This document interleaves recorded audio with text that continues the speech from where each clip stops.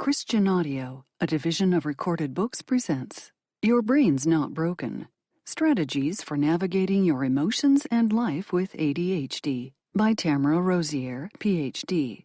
Narrated by Susie Althans.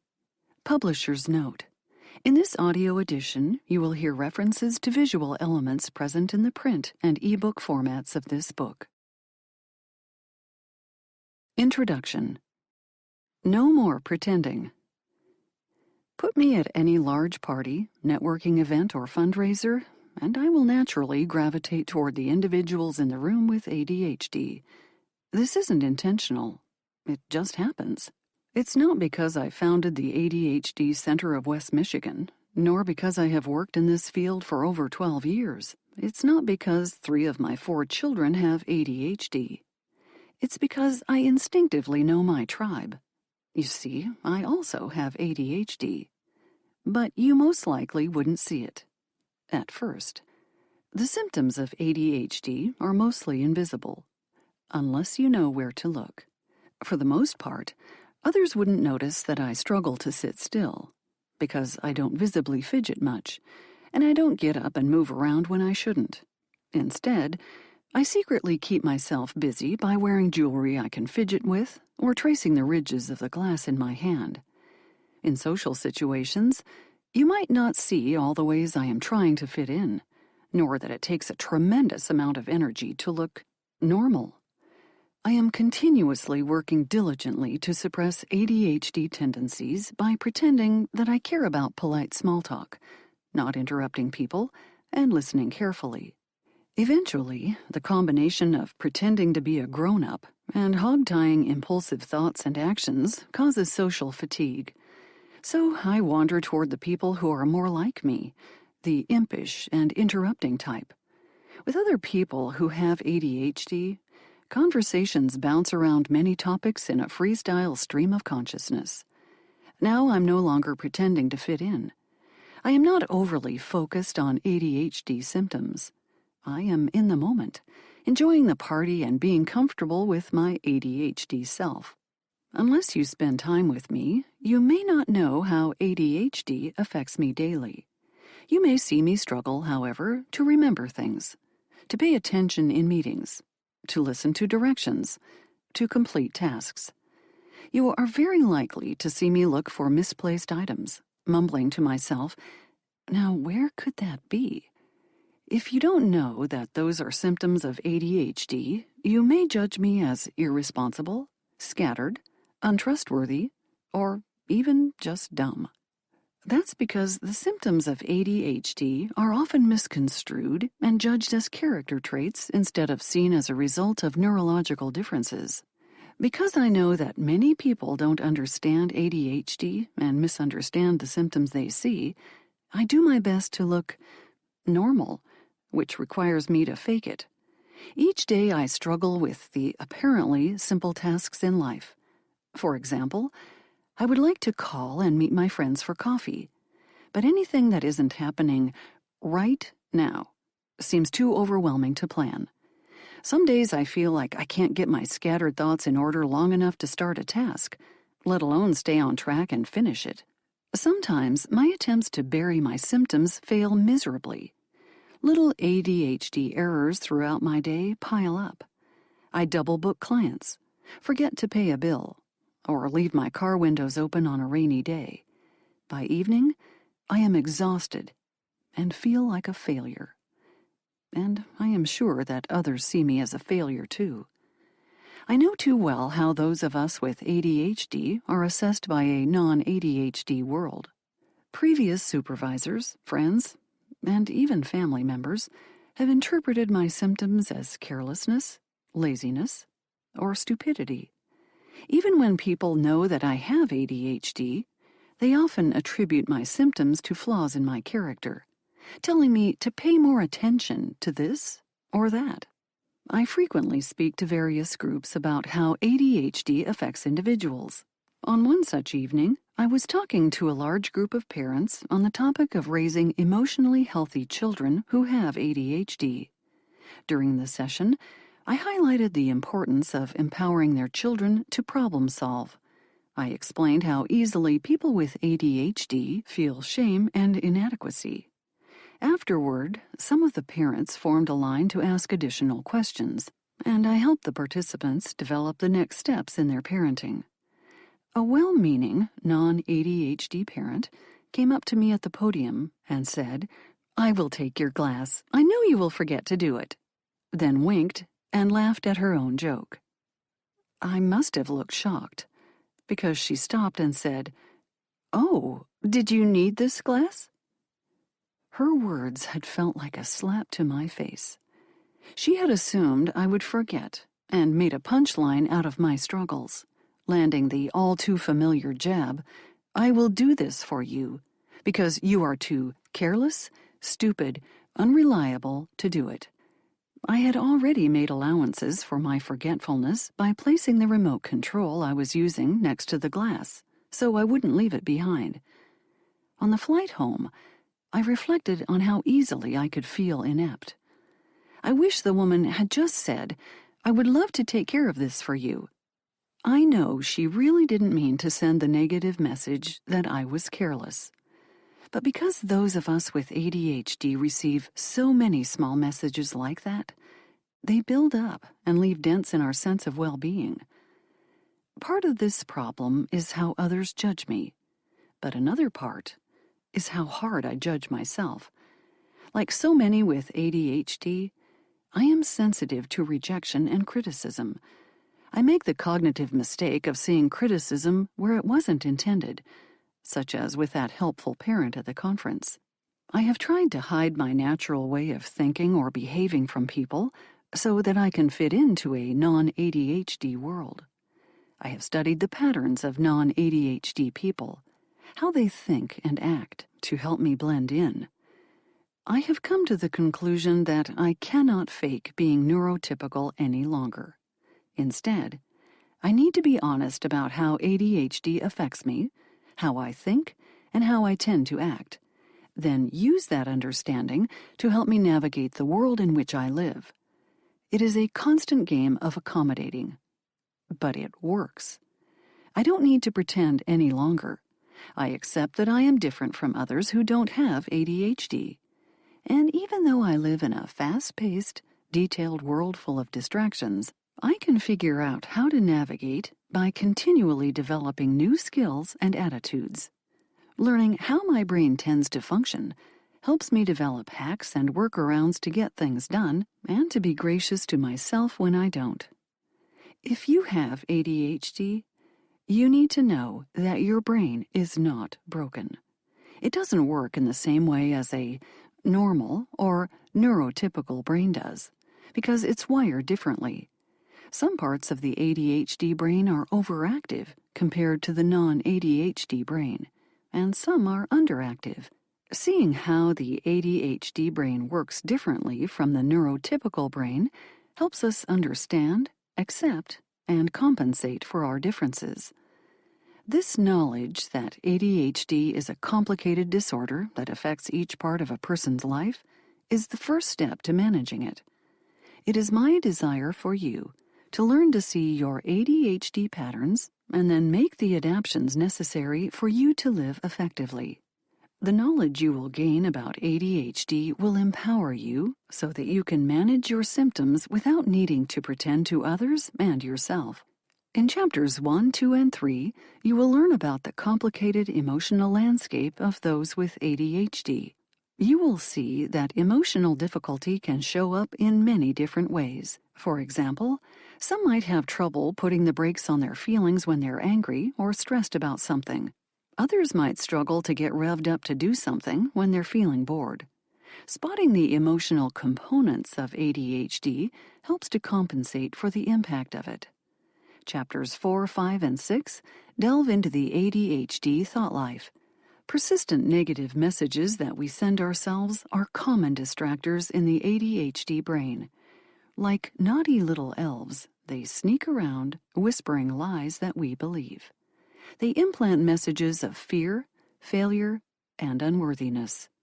You will learn how to identify these cognitive errors, address them, and move on from them. In chapters 7, 8, and 9, You will learn how people with ADHD understand time, energy, and motivation, and how to work within that understanding. You will learn how to use the Solve It grid to analyze your tasks and manage your calendar. And most importantly, to begin to approach life's details in an ADHD-friendly manner. Chapter 10 presents a way to understand how managing your emotions, thought patterns, and actions contributes to your overall level of emotional health. As the ADHD ladder of emotional health helps you see what is happening in your emotional landscape, you will be able to better manage your moment-by-moment situation and make informed choices. Chapter 11 brings up the important topic of boundaries. Personal boundaries are guidelines, rules, or limits that a person creates to identify reasonable and safe ways for other people to behave toward them. Many people with ADHD have unhealthy boundaries, which leads to difficulties in managing healthy relationships, balancing activities and rest, and coordinating appropriate emotions to match the situation. Setting boundaries can help you navigate your world more safely and efficiently. Chapter 12 looks at 3 practical areas to help you improve your ADHD symptoms: managing your sleep, protecting your peak times, and learning to rehearse tasks. Focusing on these areas will provide you with a solid foundation for creating other ADHD-friendly strategies for your life. Chapter 13 discusses how to raise emotionally healthy children who have ADHD. You can teach your child the power of self-efficacy and resiliency. Children with ADHD can grow up to be confident adults if given the necessary nurturing and skills. As the book concludes, you will have learned patience and kindness for yourself, as well as for the person you now recognize as having this disorder. Most of all, you will have confidence that although living well with ADHD has its challenges, it is possible to live productively and contentedly. 1. And then, ping, goes my brain. My brain keeps pinging, Christine said, explaining the chaos that ruled her days. Ping! Oh, I gotta remember that. Ping! I need to do that now before I forget. Ping! Do this. Ping! Ping! Ping! All day, like a berserk iPhone ringing in my head. She let out a long, heavy sigh that turned to tears. I can't handle it all. I just can't. I handed her the box of tissues on the table as she continued. Everything's a mess. My car, my apartment. I keep making stupid little mistakes. I'm tired and overwhelmed all the time. I keep telling myself, Christine, you can do better. Get it together. But it seems like I just can't. My fiancé asks how he can help me. I don't even know what help to ask for. I have so many people willing to help. But what do I tell them to do? As she talked, I could hear the frustration spilling out in her words and tone of voice that are typical in adults who share her disorder. Her complaints were far from unusual. Many of my clients, adults of any age or gender, tell variations of the same story. They are exhausted from having so many thoughts that seem to collide at the same time. They are frustrated and angry with themselves for struggling to complete tasks, even ones that seem simple. Yet many explain that they have a strange ability to hyper-focus for hours on some tasks they find interesting. And, like Christine, they often tell me that they have a tendency to overlook details, leading to errors or incomplete work. Christine has a neurological disorder that affects nearly 5% of the United States adult population. It's called Attention Deficit Hyperactivity Disorder, or ADHD. Adults with ADHD, previously known as ADD, often struggle to regulate attention and impulses due to differences in the way their brains have developed and function. Although ADHD is still often thought of as the naughty boy disease that will eventually go away with maturity, science now shows that one does not outgrow ADHD. Some symptoms can lessen or disappear as a person grows older, but that is not the same as outgrowing them. Not only does adult ADHD exist, but it also has immense impact on the quality of one's life experiences. Most people with ADHD will continue to have symptoms throughout adolescence and adulthood. These symptoms often shift as a person becomes more sophisticated in their approach to life, but the basic ADHD patterns are still present. Some people don't become better at managing their symptoms. They become better at hiding them, until they can't. I was able to reassure Christine that she was exhibiting the most common ADHD symptoms among adults: problems with working memory, trouble directing focus, struggles with organization and time management, and emotional hypersensitivity. Like many adults with ADHD, Christine had been able to compensate for her symptoms when she was younger. But as a young professional amid significant transitions in her life and increasing responsibilities, she felt the strain on her ability to cope. She had just finished graduate school, moved back to her hometown, and started a new job, and she was getting married in a month. Her difficulty dealing with everyday life is not unusual. The more someone with ADHD tries to manage the complexities of life, pursuing a career, raising a family, running a household, the greater the demand on their abilities to organize, focus, and remain calm. Though these things can be challenging for anyone, for someone with ADHD, it can feel downright impossible. "People don't have any idea how hard I have to work to do normal stuff," Christine said, tearing up again. "It's just so hard." As I listened, I heard the all-too-familiar refrain, "It's hard to be me." This refrain is not an exaggeration or symptoms of a pity party. When a person has ADHD, it not only feels very difficult to manage even the average day-to-day challenges of life, it actually is more difficult. "I feel like that too," I assured her. "Many of us with ADHD do." I am open with my clients about my own struggles. I want them to know I more than empathize with them and the challenges they face with ADHD. I live it as well. "Here's what it feels like for me," I told her. "It's like I'm at a starting line of a race. The whistle blows, the pistol fires. As I move, I stumble and fall. Confused, I look down to see why, and find that I'm missing a part of my leg. It's clear I won't be able to run like the others, but no one seems to notice my missing appendage.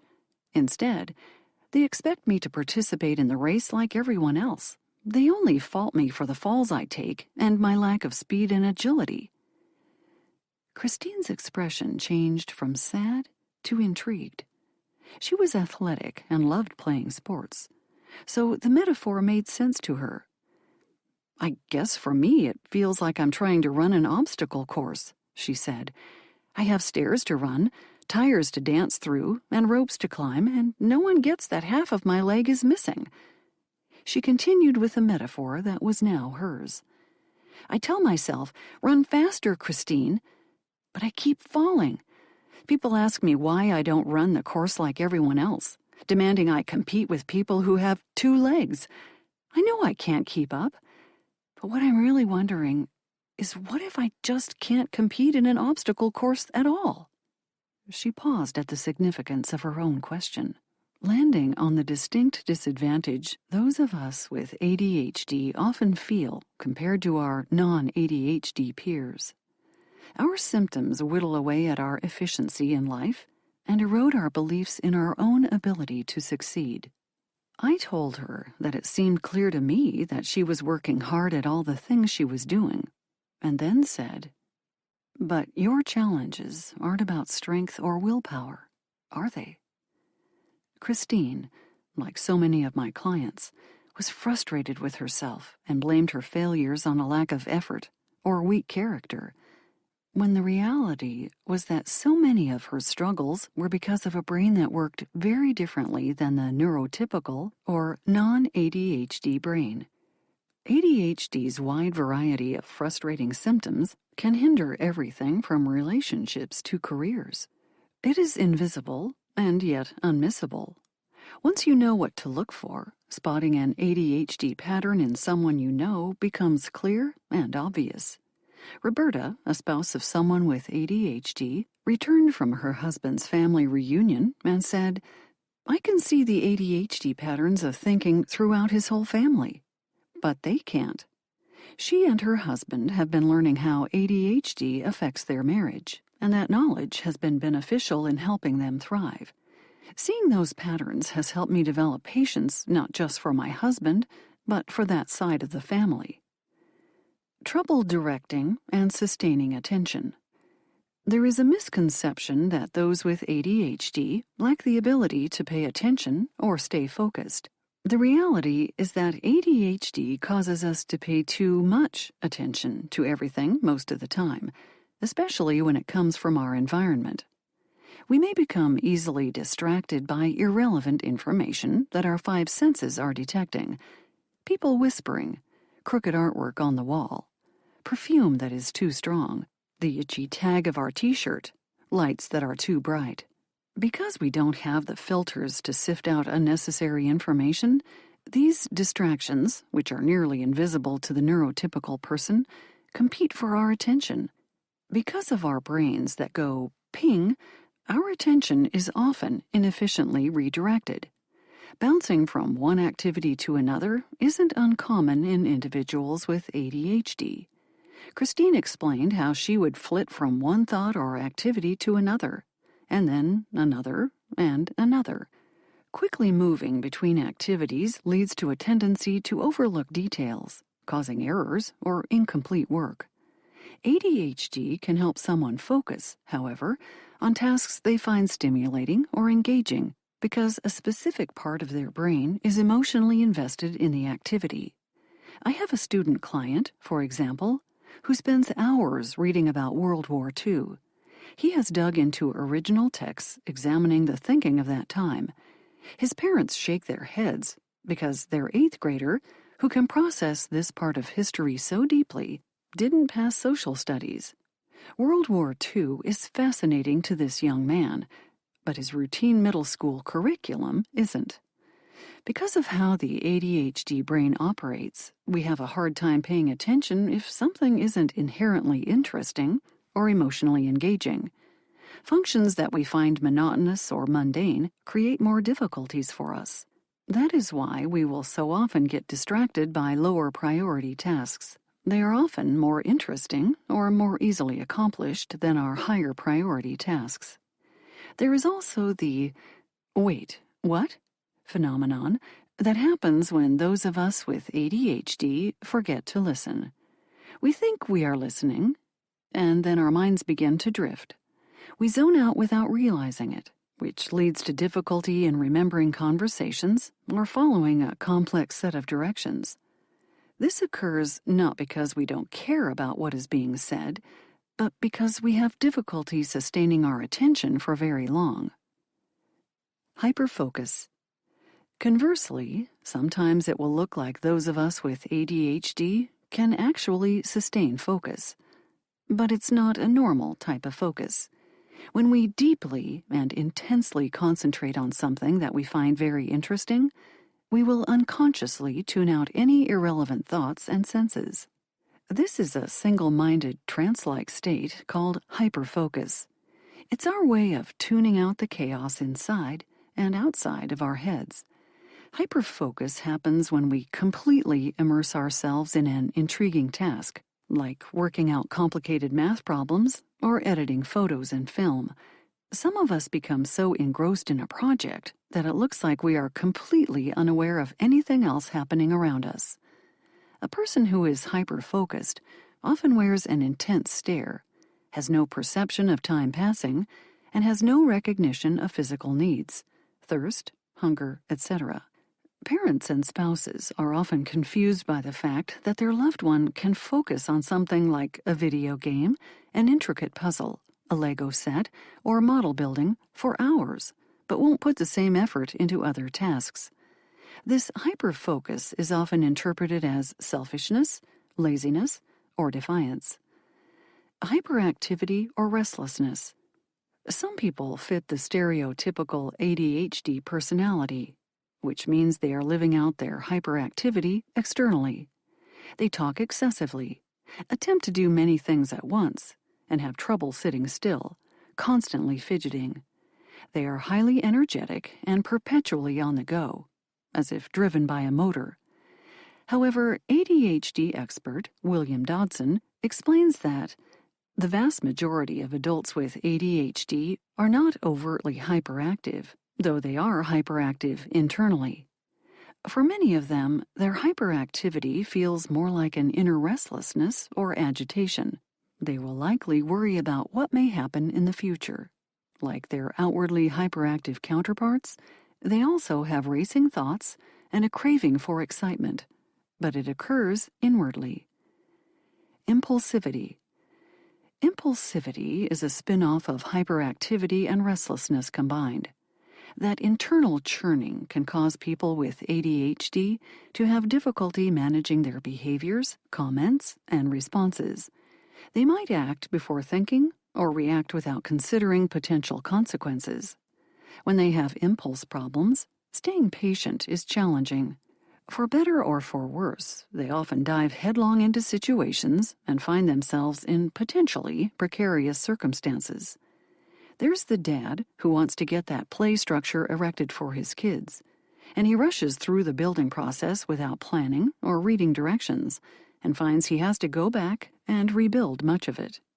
There's the man who has trouble behaving in socially appropriate ways and frequently interrupts his friends, talking over them in his rush not to forget what he was going to say.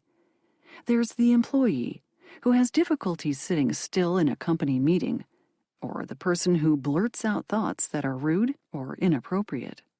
Even the repetitive questions from a spouse that can be perceived as nagging can be traced back to ADHD impulsivity.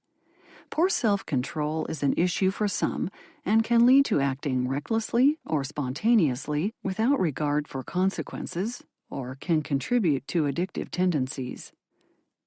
Difficulty managing emotions. Although we may not like to talk about it or admit it, many of us with ADHD have a hard time managing our feelings.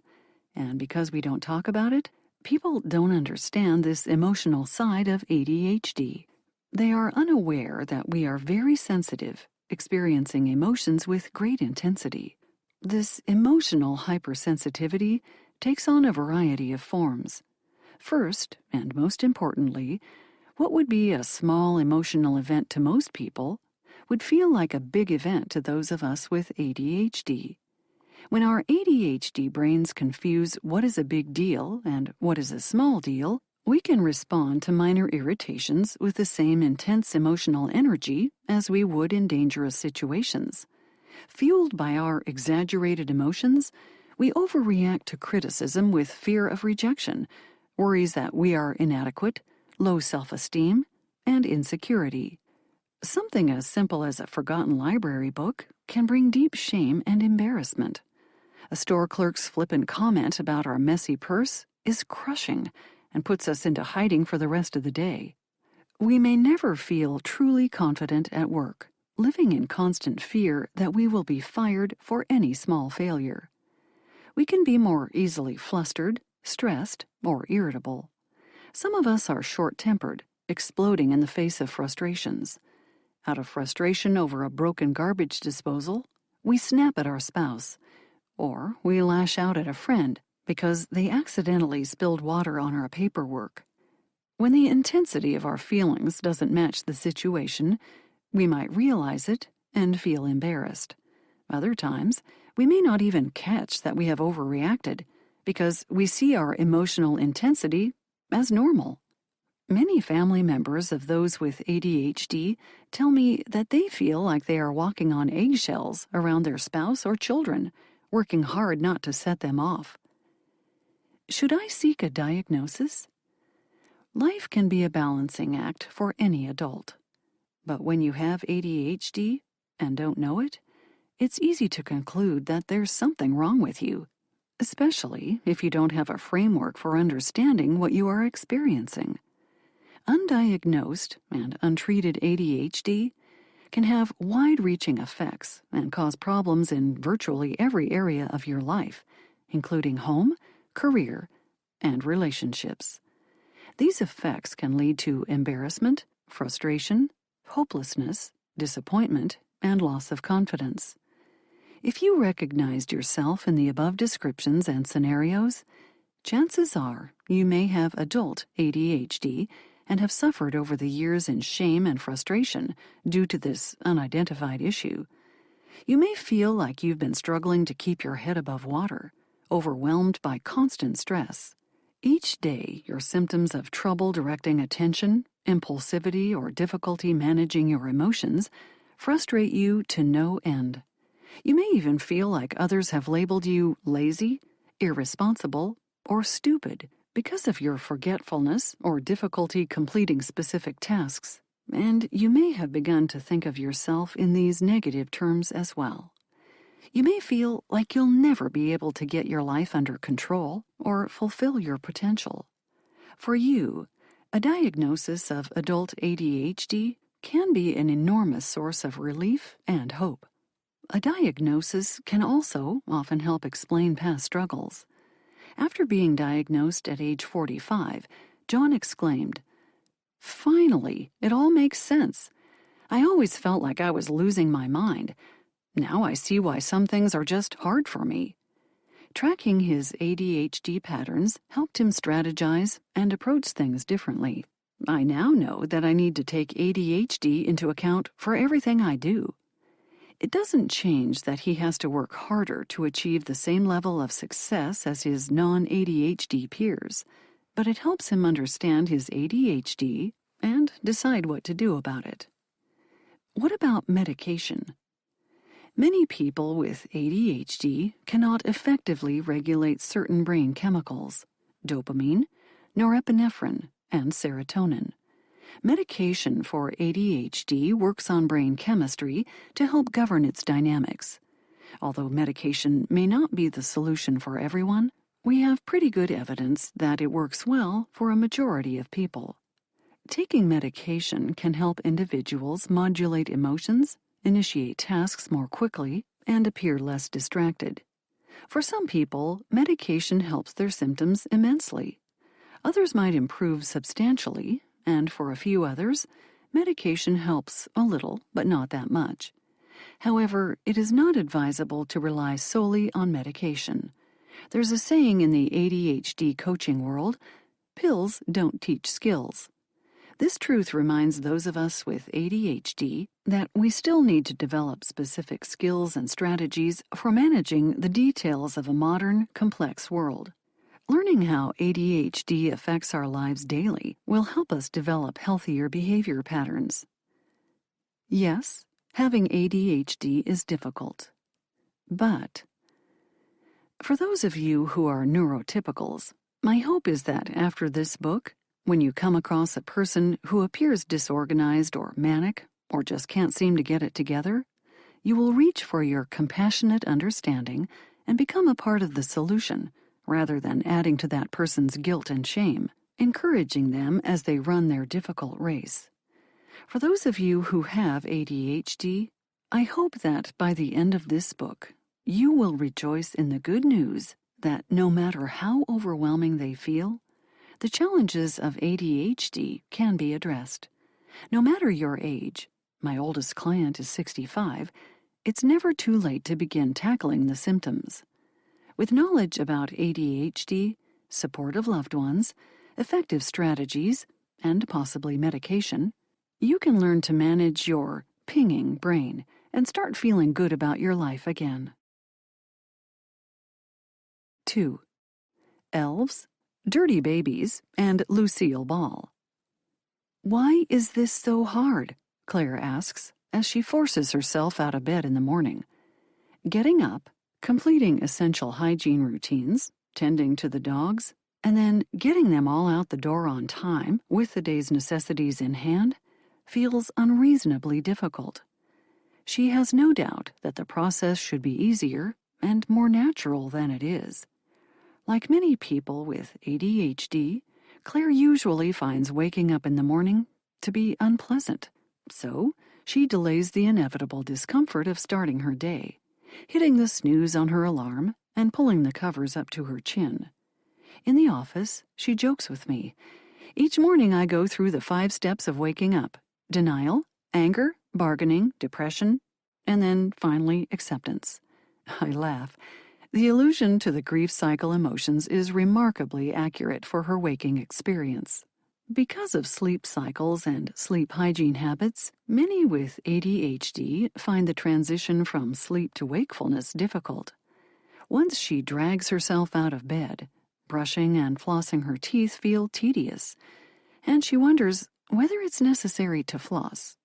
Nemo, her older German Shepherd, is reminding her to feed him soon, nudging and directing her to where the food is kept. He knows that after that, he is going to doggy daycare, so he rounds up his doggy sibling and they sit by the door, waiting. He doesn't seem to have ADHD, Claire says, amusing us both with her own running commentary. With her military husband deployed, Claire, a young professional, is left to run the house. In his absence, she finds the basic functions of life overwhelming and exhausting. She wants to be good at life, and she's annoyed that she's not.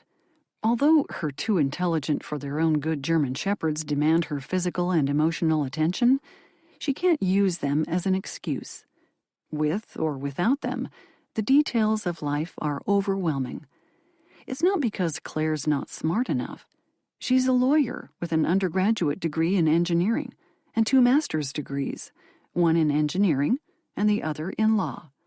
She can wrap her mind around extraordinary complex, technical aspects of her working life. But in her personal life, it's the little yet essential functions that seem to stump her. It's also not because she doesn't want to excel in the basics of her life. She does. She has a driven and ambitious personality. She is the first to arrive at the office and the last to leave. As a natural-born organizer, she is a list maker who finishes everything on those lists. A practical person who can be counted on to get the big things done. It's not because Claire is lazy either. She is typically an industrious, reliable, honest, and dutiful person. She even developed a personal value system where she determined what is meaningful and important to her. This set of principles and ideals provides her with structure and purpose, guiding her choices and behavior. If Claire's struggles are not because of her intellectual capacity, her personality, or her character, then what is the problem? She is terrible at the easy things in life because she has ADHD, and she is tired of them all.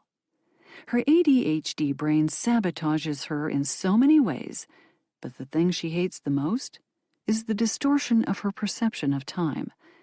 This distortion causes an inability to accurately assess the amount of time an activity takes. Predicting how long it will take to blow-dry her hair, drive downtown to her law firm, run errands, and get from point A to point B is more difficult for her than being a lawyer. These issues make her everyday experiences more difficult for her than her non-ADHD peers. Claire joins the multitude of individuals with ADHD who find simple tasks difficult. She is not the only one to wonder, am I really that dumb? Many coaches and counselors assume that to begin solving these problems, they need to address each of Claire's symptoms and fix them. I have found that it is more effective to take a different approach. I begin by asking clients to create a metaphor, a word picture, of how they see their ADHD. Although there are themes and patterns to behavior, ADHD can present very differently from person to person, and metaphors help me understand those differences. Some folks describe the destructive nature ADHD has on their lives as an uncontrollable tornado that whips through anything they try to accomplish, or as a monster lurking in the shadows. Once I understand how my clients are seeing their ADHD, we can begin to discuss ways to resolve the metaphor. Taking a holistic approach like this helps clients see the big picture, identify what can be changed, and learn to problem solve in real time. For example, before Claire could address her frustrations with her daily life, she needed to understand how she has viewed her ADHD. The first time I asked Claire to create a metaphor of her ADHD experience, she couldn't. After a few sessions, she found a way to describe it. I imagine my ADHD as a mischievous little elf that creeps in and moves things. He plays with time, using a remote that controlled the speed of time, fast forward or slow motion. Now that she could create a word picture of her symptoms, she could identify how she wanted to address them. Claire wanted to talk about her elf problem, so she created strategies to outwit her ADHD elf. The Dirty Baby and Other Mental Pictures. You want to know how I see my ADHD? Melanie said. It's a dirty baby. Melanie was in her 40s and was recently diagnosed with ADHD. Her husband and 4 boys all had it, and before the diagnosis, she thought that she was the neurotypical one, the glue that held her family together. She was good at managing schedules, keeping the house tidy, and organizing daily life for a full house. By all accounts, she looked like she had it all together, a loving wife and mother in a well-run home. She credited her 4 years in the Army with teaching her good organizational skills. There's one way to do things in the Army, and you do it that way, she explained. It just made my life easier. When she took a job as a scrub nurse in a local hospital, her structural organizational skills were cemented. She followed protocols to do what needed to be done. Yet she felt like she struggled as a nurse. I always felt different from the other nurses. Doing the smaller, easier parts of the job came so quickly to them. I worried about those details much more than the big things. As a result, I never felt like a good nurse. But in fact, she was considered by her peers to be an outstanding nurse and was recognized for her quick thinking on more than one occasion. Now a stay-at-home mom, Melanie spends her summer days protecting the refrigerator and pantry from being ransacked by marauding bands of growing boys, her sons and their friends. Since being diagnosed, Melanie said, "My life is starting to make sense now." That part of herself that she couldn't entirely trust, the dirty baby, was ADHD. No matter how many times I wash him, he's always messy. I giggled at her metaphor, and then stopped at her serious look. I really hate how the dirty baby makes me feel overwhelmed and angry. Some days, I just end up hating myself. Melanie was beginning to understand how menacing the emotional dysregulation associated with ADHD feels. Others share how their ADHD makes them feel unqualified for basic tasks. Kelly explained that she felt like Lucille Ball. As a kid, whenever I was stuck at home with a cold, I loved to cuddle on the couch with my mom and watch reruns of I Love Lucy. Her childhood memory of watching the goofy antics of Lucy fed her metaphor for her ADHD. Remember the one where Lucy and Ethel work at the chocolate factory? I laughed. It's my favorite too. In that episode, the women stop at the Acme Employment Agency, and Mr. Snodgrass places them as candy makers at Kramer's Candy Kitchen. The fiasco begins when Lucy is assigned to the candy dipping section, where she gets into a chocolate-slinging fight with a coworker. Ethel doesn't do well in the boxing room either. The best friends end up assigned to the wrapping assembly line, where their task is to wrap every chocolate candy as it goes by on a conveyor belt. The conveyor belt speeds up, forcing Lucy and Ethel to eat the sweets and stuff them in their hats and blouses. "That's me," Kelly explained. "Either I'm hurling chocolate at someone, or the conveyor belt in my life is coming so fast that I'm stuffing chocolates down my shirt." After we discussed the Lucy debacle, it was easier to develop strategies with Kelly, as I understood what she needed the most. She wanted techniques for managing what seemed to be an endless parade of daily tasks that soon came at her so fast that they felt overwhelming, and she wanted help in managing her emotions so that she didn't get into chocolate fights. Another client, Rick, talked about his frustration with himself. He told me he thought of his ADHD as a test that he didn't study for. I hate that I don't feel prepared for anything, even when I try to plan. As a result, I let people down. The constant feeling that he couldn't keep up led him to feel that he was living behind a mask. I'm ashamed of who I am, so I try to show the world a different version of me by hiding the parts of myself that I find embarrassing. So I wear a mask that shows an organized, calm, and confident me. My own ADHD metaphor comes from my favorite field day activity as a child, the three-legged race. My best friend, Mindy, and I practiced during our spring recesses for the event. We used our belts to strap our legs together, draped one arm over the other's shoulders, and began. 1 and 2 and 1 and 2, we chanted as we worked together. Our efforts paid off. In 3rd grade, we won first place and received a blue ribbon.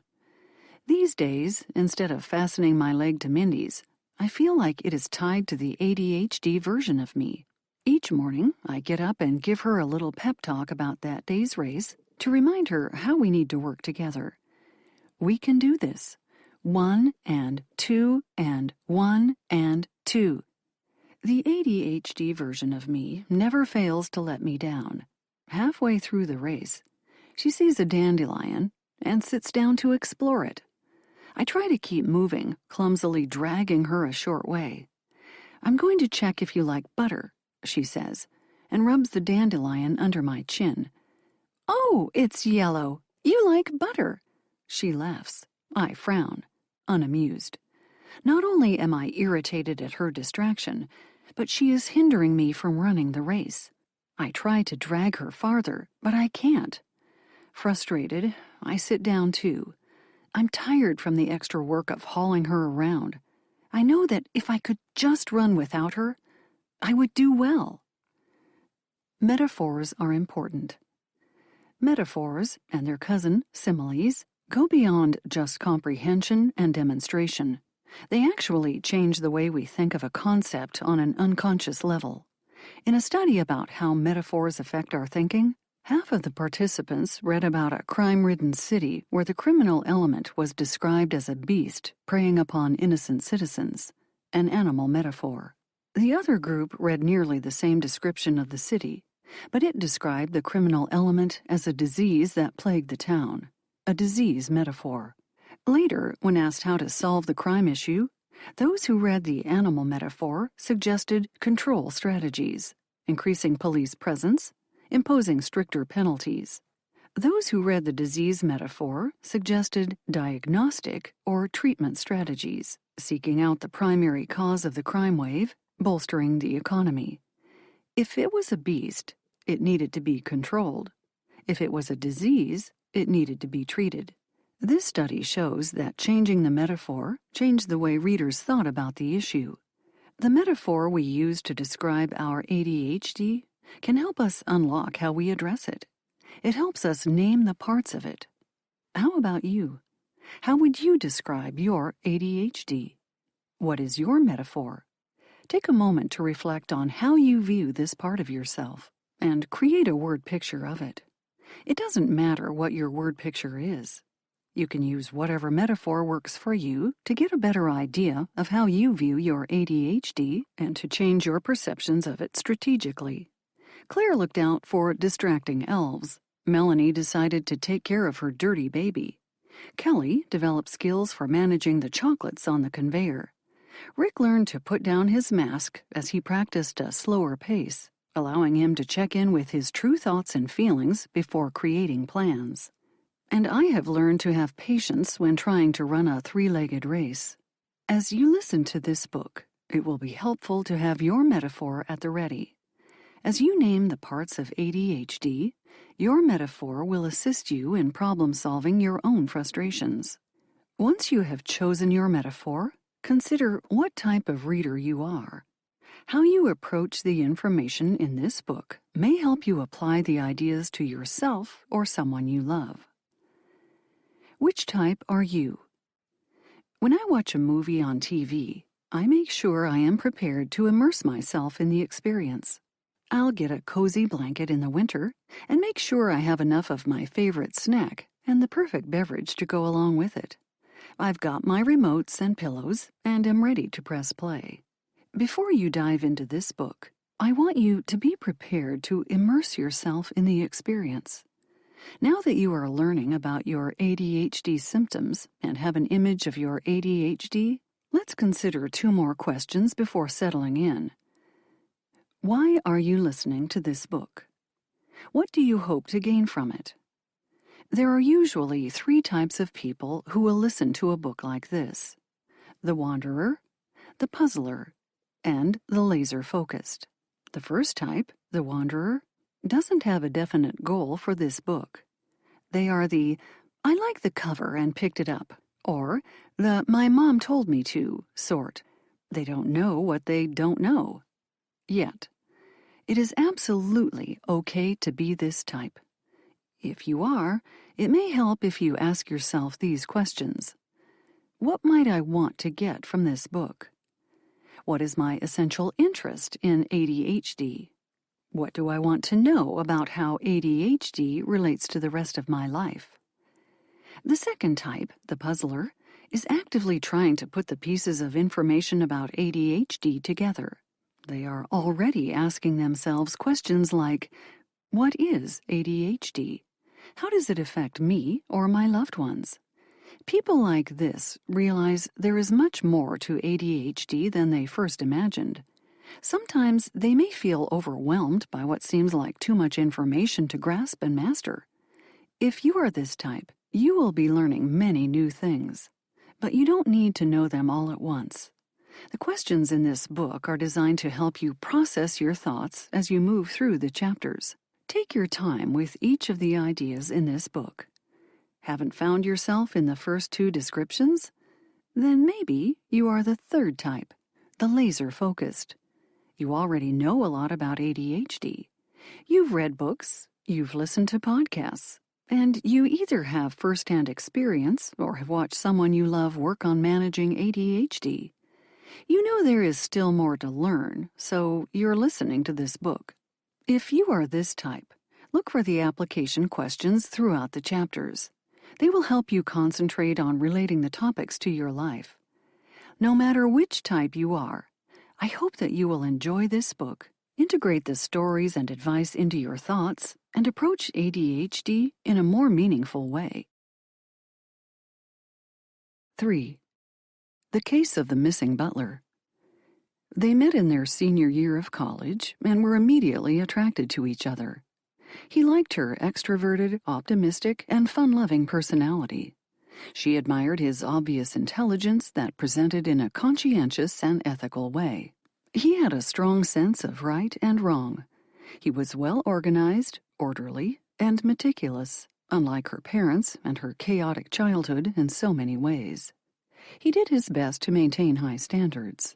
So, when Todd proposed on a chilly May afternoon during a hike on the Lake Michigan sand dunes, Becky said yes. Becky and Todd married and did the things that young couples do. They established a life for themselves. They worked on their careers, bought a house, and started a family. They made a very nice living in a Midwestern city. He was moving up in the engineering company where he put in full days, and she was a full-time mother with an interior design business on the side. They lived in a lovely house and were active leaders in their church. Their 3 children were excellent representatives of the lives they'd built, smart, athletic, and witty. From the outside looking in, you might be impressed. They had it all. But they were in trouble. Todd had a short fuse. Seemingly minor irritants would trigger a screaming fit, leaving Becky feeling unsure of what had just happened, and he seemed worse with unstructured time. Weekends and vacations became a nightmare for Becky as small miscommunications turned into 3 days of bickering, scolding, or worse, not speaking at all. Becky recalled one time she questioned why he was taking a particular route home. I was more curious than anything. I assumed he knew something I didn't. He met her inquiry with accusations of her being controlling and confrontational. That led to a 5-day fight in which he refused to speak to her. He didn't speak to her during family meals, during bedtime rituals with the children, or even during the couple time set aside at the end of each day for them to just be together. Sometimes he had quick rebounds. There were times when Becky, still licking her wounds from his harsh words spoken before breakfast, would get a cheery phone call at noon from Todd, wondering how her day was going. It was as if nothing had been said, she recalled, as if it had never happened. Becky, confused and becoming bitter, often thought, "This moody, irrational man is not the intelligent, well-organized man I fell in love with." She was exhausted from the emotionally tumultuous ocean of her marriage. She considered separation, and even divorce, but decided to stay in the relationship. It seemed best for the kids, and she did love him. Then Becky's life became even more complicated. Her oldest son, Ian, was having difficulties in high school. Up until this time, he had straight A's. Now he was barely keeping up C's. He was temperamental, too, in different ways from his father, but like his father, always over minor irritations. Things that her other kids would brush off, Ian would hold on to. If he felt slighted somehow, he would ruminate and stoke his sense of disparity or injustice. When Becky went looking for answers, a teacher suggested that Ian may have ADHD. Becky couldn't figure out how the teacher had come up with that diagnosis, but took her son to a doctor anyway. There she learned the teacher had been correct. Ian's intense feelings, low frustration tolerance, agitation, and quick temper flares were part of the emotional aspect of someone who has ADHD. The more Becky educated herself about the emotional side of ADHD, the more her experiences with her husband started making sense. Up until now, she had considered ADHD to be a naughty boy disease caused by poor parenting. She learned that ADHD is a lifelong issue that is not caused by poor parenting, but rather by the ADHD brain, which works very differently than a non-ADHD brain. Many of the problems she was seeing with her son and her husband fit into the examples of ADHD emotional dysregulation symptoms that she read about. As she researched the disorder, she learned about the disturbing and painful emotional landscape of those with ADHD. Intense emotions. Many times, individuals with ADHD feel strong emotions that appear extreme or exaggerated to others. Recent research reveals that those with ADHD can become significantly more frustrated, can lose their tempers more frequently, and are generally more excitable than non-ADHD individuals. The fluctuating and distorted emotional responses contribute extensively to challenges in home life, school, and careers. For the most part, these big emotions are normal in every way, except for their intensity. This difficulty managing emotions can show up in a variety of ways. Some might have trouble putting the brakes on their feelings when they're angry or stressed. Others might use emotions to rev themselves up to accomplish something when they're feeling bored. Those who struggle with emotional regulation tend to become quickly frustrated by minor annoyances, fret too much or too long about small issues, feel a sense of urgency to get something they want in the moment, have difficulty calming down after becoming annoyed or angry, feel deeply wounded or take offense at even the most gentle criticism. When Becky saw this list, she recognized both her son and her husband in it. The list helped her consider that maybe Todd wasn't an angry jerk after all. Even though his actions were painful to others, he may not have understood what was happening to him. Like a light switch. Folks with ADHD are often like a light switch when it comes to their emotions, motivations, and actions. When presented with a task, they will most likely respond with one of two settings or emotional responses. On, intense emotion, passionate, fixated, highly motivated, or off, little or no emotion, disinterest or little motivation. Becky observed, either Todd totally cares about something, or he doesn't care at all and doesn't want to do it.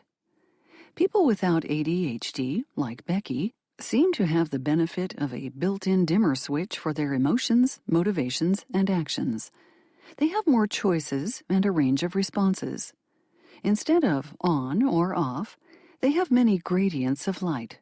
Their ability to modulate gives them the advantage of having a meh response to a task. When asked to take out the trash, they are likely to think, I don't really want to do it, but meh, I will. The hard work of remembering. Many individuals with ADHD have an inadequate working memory, which may explain, in part, the light switch effect. Short-term memory acts as a kind of post-it note for temporary recall of information being processed at any point in time. We use the post-it note as a place to remember and process information at the same time. Those with ADHD have tiny post-it notes with inadequate adhesive. One client quipped, I use invisible ink on my post-it notes. That is to say, it is challenging to hold, access, and use the information in the short-term memory and working memory. As a result, those with ADHD often appear disorganized, short-tempered, or impulsive. One afternoon, my husband, his brother, and I were watching our kids play skee-ball. We had told the kids that if their combined scores added to a certain amount, we would buy them ice cream. We often presented silly challenges like this to our children. My ADHD husband started patting his pockets for his phone, saying, We're going to need to write this down.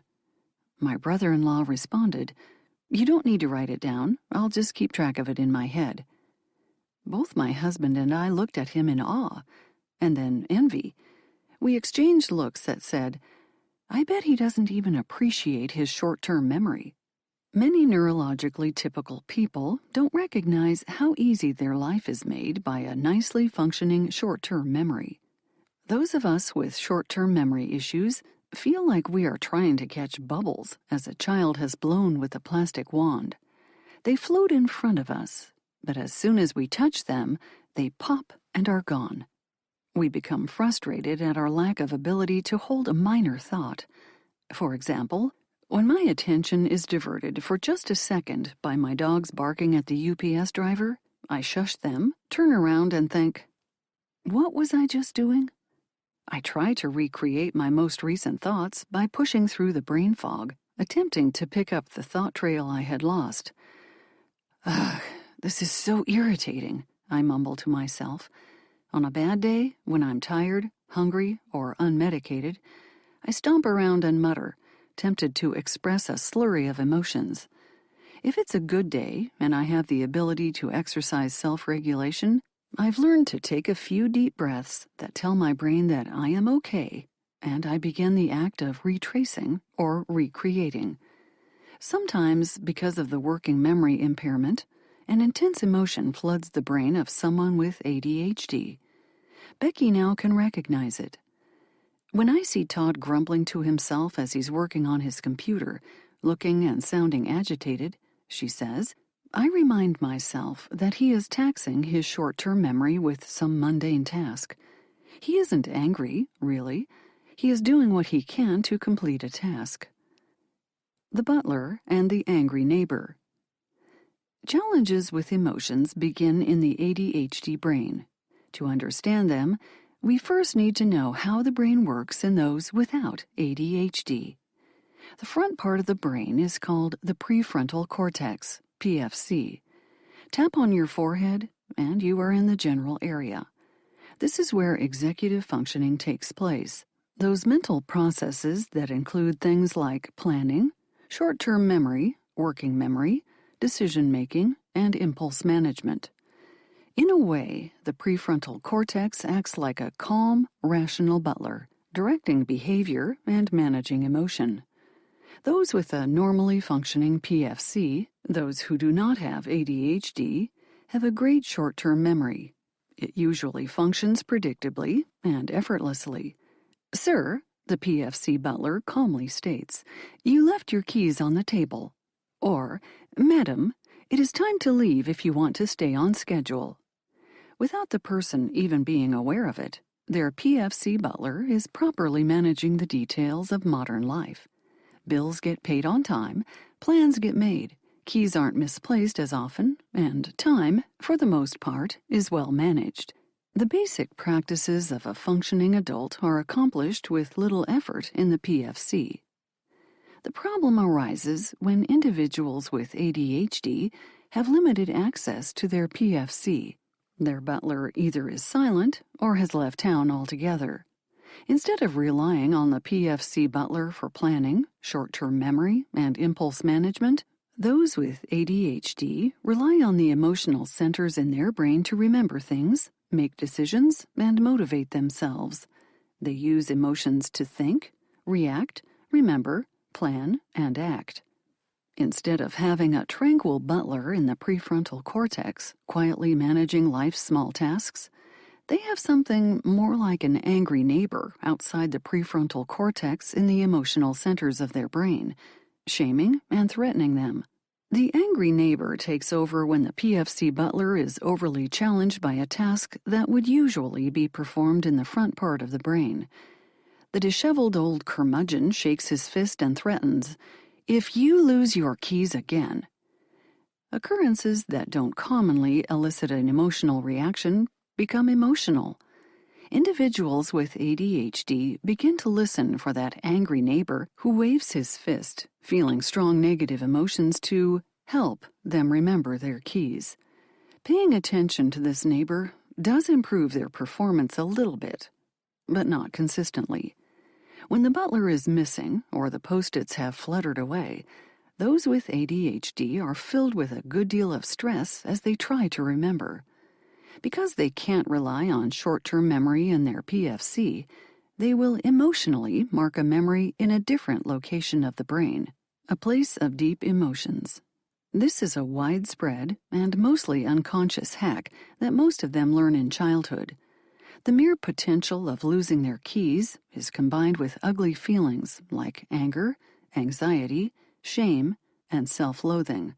The ugly feeling leaves a longer-lasting trail to remembering the location of their keys than their damaged working memory ever could. When they rehearse that negative feeling, they are creating emotional pathways to help them remember their keys in the future. Having to remember in this manner is energy-intensive, but sometimes it might be all someone has, especially if they don't take medication. In Chapter 6, we will discuss how those with ADHD have learned to harness those big, negative emotions to motivate themselves. The effect of big emotions. "I wish I hadn't punched the wall," 25-year-old Cameron said. He cradled his wrapped hand as he described a recent episode when he lost control of his emotions. "I had no idea I felt so strongly." He stopped, his brow furrowing. Did I feel strongly? I could make up reasons why I lost it. But did I really feel so strongly that I would go ballistic? What was that? Cameron had experienced a hijacking by an intense emotion, an event not uncommon for those with ADHD. Many clients tell me stories about the surprising strength of their emotions that blindside them, blocking their ability to think in a rational way. Because these emotions change at lightning speed, the person doesn't have time to reflect or analyze before speaking or taking action. Instead, they become overwhelmed, fasten on to that intense emotion, in Cameron's case, anger, and crowd out other relevant information that might help them modulate a response. When this happens, they are embarrassed by the strength of their emotions and ashamed of the way they feel and the problems created by their emotional reaction. Many try to hide this emotional intensity, with mixed results. When I met Todd for the first time, he told me, "I get feedback at work that I can be cold, that I have no feelings. Of course I have them. Inside, I feel deep anger and feel like screaming at someone for screwing up or delaying a process. But I can't let my emotions out as strongly as I feel them. I've done that before. and had to apologize to my team. It was humiliating. So I've learned to shove those emotions aside. It's not easy, that's for sure. Ignoring the magnitude of feeling is not an adequate solution. One can't simply stuff emotions and expect them to dissipate. Those emotions will find a way to unstuff themselves, usually at an inopportune time. Todd was a good example of how that works. He clasped his hands and stared at the floor, saying, "When I'm home, it's the opposite. Becky tells me that I have too much emotion." Becky nodded. I could understand if he's upset at big things, but Todd flies off the handle over minor issues. He slowly shook his head. "I'm not sure what to do.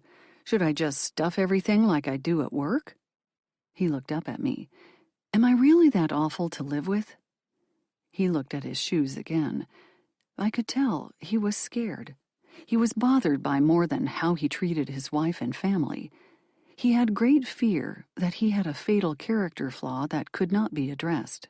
He was afraid that his big emotions made him a bad person, and he didn't know how to manage them. He didn't see many options and felt broken and hopeless.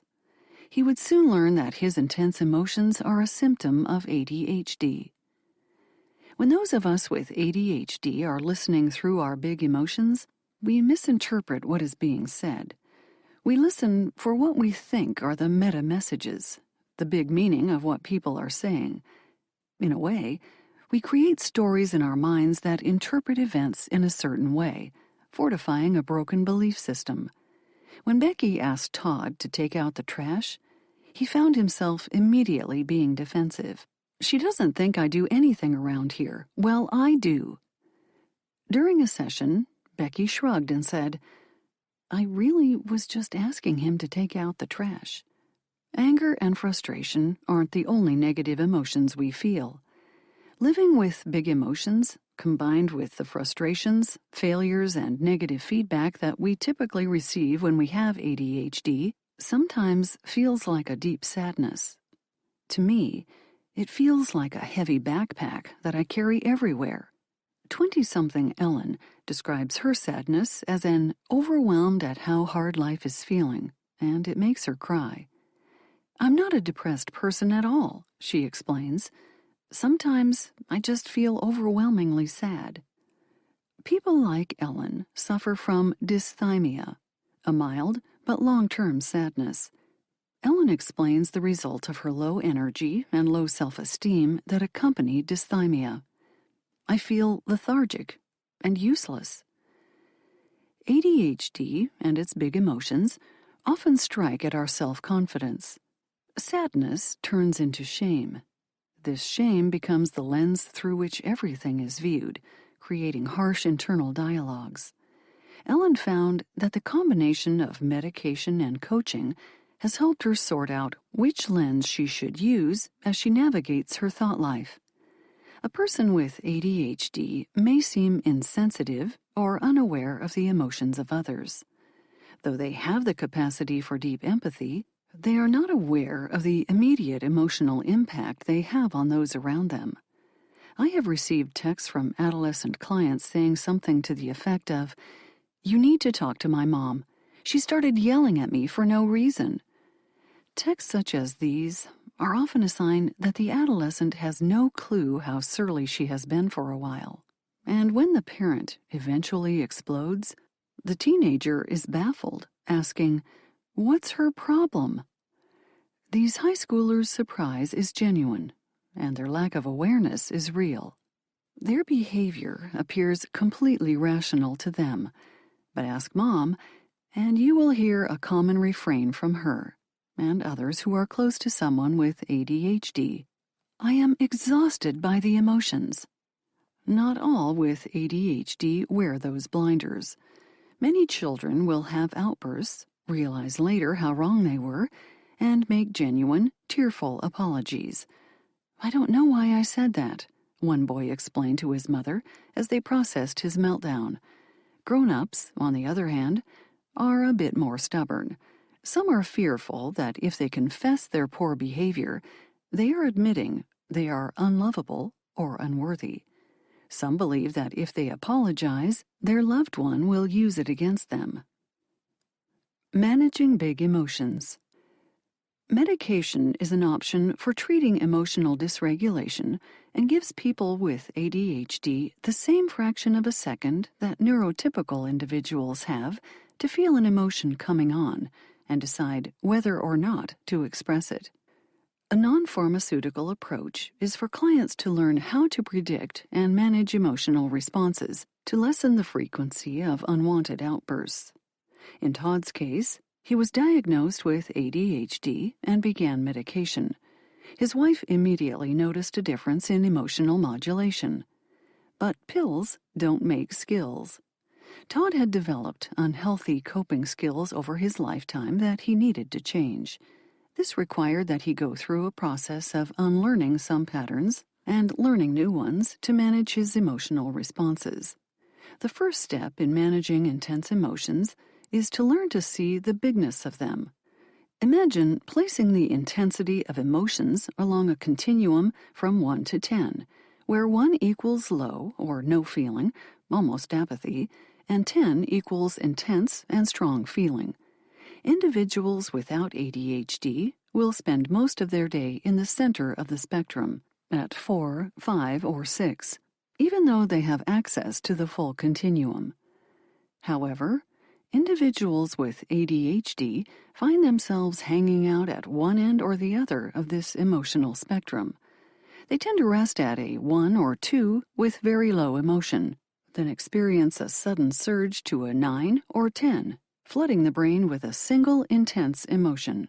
And because those with ADHD get confused between a big deal and a small deal, it doesn't take a big issue to swing them to the far end of the continuum.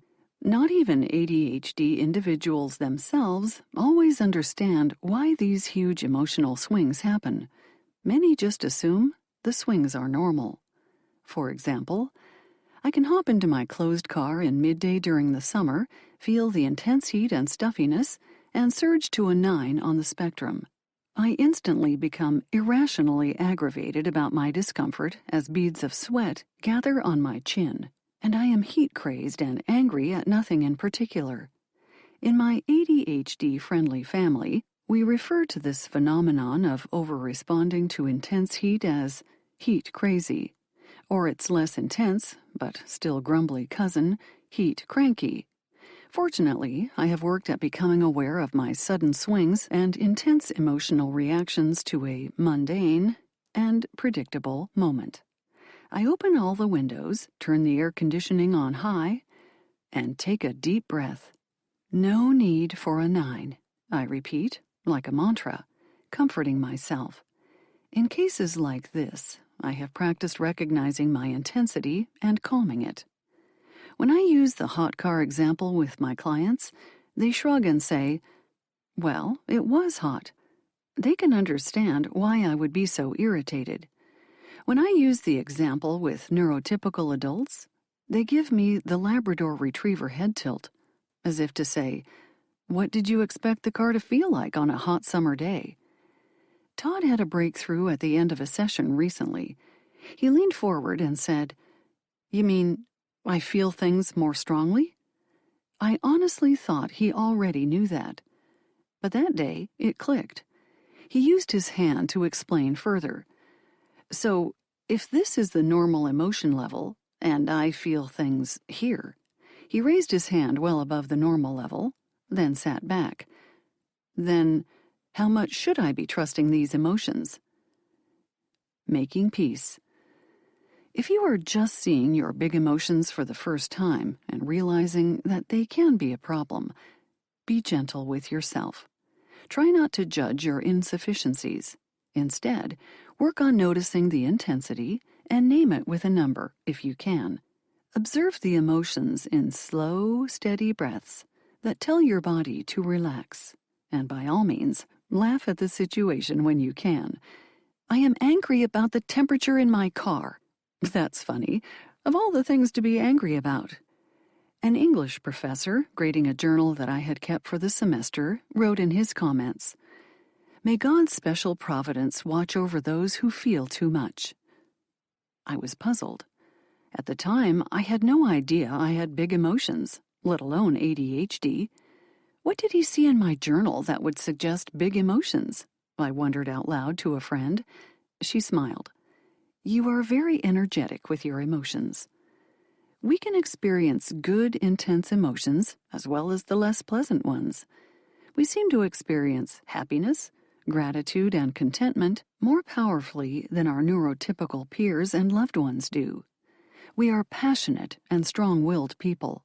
Some of my clients learn to love their intensity and teach their emotions to fly in formation, like planes maneuvering together in a disciplined, synchronized, predetermined manner. After all, there is nothing wrong with people experiencing intense emotions and wild fluctuations unless they are damaging relationships, using poor problem-solving skills, or harming themselves. Some clients don't enjoy their ardent emotions and are more comfortable releasing them in breathing and calming techniques. As we work on the negative aspects of having big emotions, we heal the wounded parts of our self-worth and self-confidence. By increasing our self-awareness and finding new coping skills, we decrease our old, dysfunctional ways of engaging with life. It's definitely hard work, but worth the effort. 4. Following the Rabbit. In Alice's Adventures in Wonderland, Lewis Carroll writes about a young girl named Alice who follows an intriguing white rabbit under a hedge and into a large hole. Carroll tells us that the rabbit hole went straight on like a tunnel for some way, and then dipped suddenly down, so suddenly that Alice had not a moment to think about stopping herself before she found herself falling down what seemed to be a very deep well. Many of us with ADHD often feel like Alice. We pop down a hole to follow a thought, and then another, almost related idea appears. One concept transforms into another, and then another. Our thoughts move so quickly that we don't think of stopping ourselves, and before long, we find ourselves far away from our initial idea or task. Today, when people say they went down the rabbit hole, they are usually referring to getting sucked into spending way too long reading about or researching something on the internet. For those of us with ADHD, though, rabbit holes are a description of our daily thought process as it takes twists and turns, tangents, and digressions. Most people who have ADHD have a divergent thinking pattern that makes falling down rabbit holes a way of life. Divergent, in this case, means tending to develop in different directions, usually at once. Though the technical name is divergent thinking, some people might refer to it as out of the box, nonlinear, or creative thinking. Those with ADHD naturally gravitate toward this type of thinking. Their minds generate ideas far beyond rote thinking or expected boundaries. Monkey, monkey, underpants. The key aspect of divergent thinking is having a thought that begins at one point and then propagates in many directions, usually simultaneously. Ben, a 50-something client, described his divergent thinking as a whole bunch of rabbits that get out of their pen all at once, and I don't know which one to chase. Trying to chase all those errant rabbits can be energy draining and overwhelming unless a person learns to manage their thinking. All of my clients can describe times when they fell down the rabbit hole, when one thought led to another and another. Even if they haven't read Alice's Adventures in Wonderland, they share Alice's feelings of wandering through the forest, falling down a hole, and landing in unexpected adventures. As a result, their inner monologue can sound a lot like Lorelei from the comedy-drama series Gilmore Girls, as she sits down to write an important letter. I thought I'd just sit down and write. Whatever comes. No judgment. No inner critic. Oh, that was a bad idea. Because my brain is a wild jungle full of scary gibberish. I'm writing a letter. I can't write a letter. Why can't I write a letter? I'm wearing a green dress. I wish I was wearing my blue dress. My blue dress is at the cleaner's. The Germans wore gray. You wore blue. Casablanca, Casablanca. Such a good movie. Casablanca. The White House. Bush. Why don't I drive a hybrid car? I should really drive a hybrid car. I should really take my bicycle to work. Bicycle, unicycle, unitard. Hockey puck. Rattlesnake. Monkey, monkey, underpants. Finally, in exasperation, Lorelei declares, "It's a big bag of weird in there." Anyone with ADHD understands the monkey underpants type of situation we end up in. And because it affects every aspect of our lives, we may feel confused, exhausted, and sometimes dumb. Instead of calling it a big bag of weird, I want you to know that if you resonate with Lorelei's monologue, you probably use divergent thinking more than you use convergent thinking. Everybody is capable of both types of thinking, depending on the situation. However, it's natural to lean more toward one or the other when approaching problems and projects. Some people have a natural preference for divergent thinking. They are the people who love to come up with new ideas.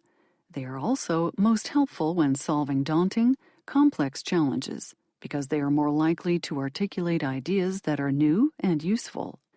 Neither style of thinking, convergent or divergent, is superior, but knowing the differences between the two will help you understand yourself and develop stronger thinking habits. Those with divergent thinking patterns are naturally intrigued by how ideas are connected.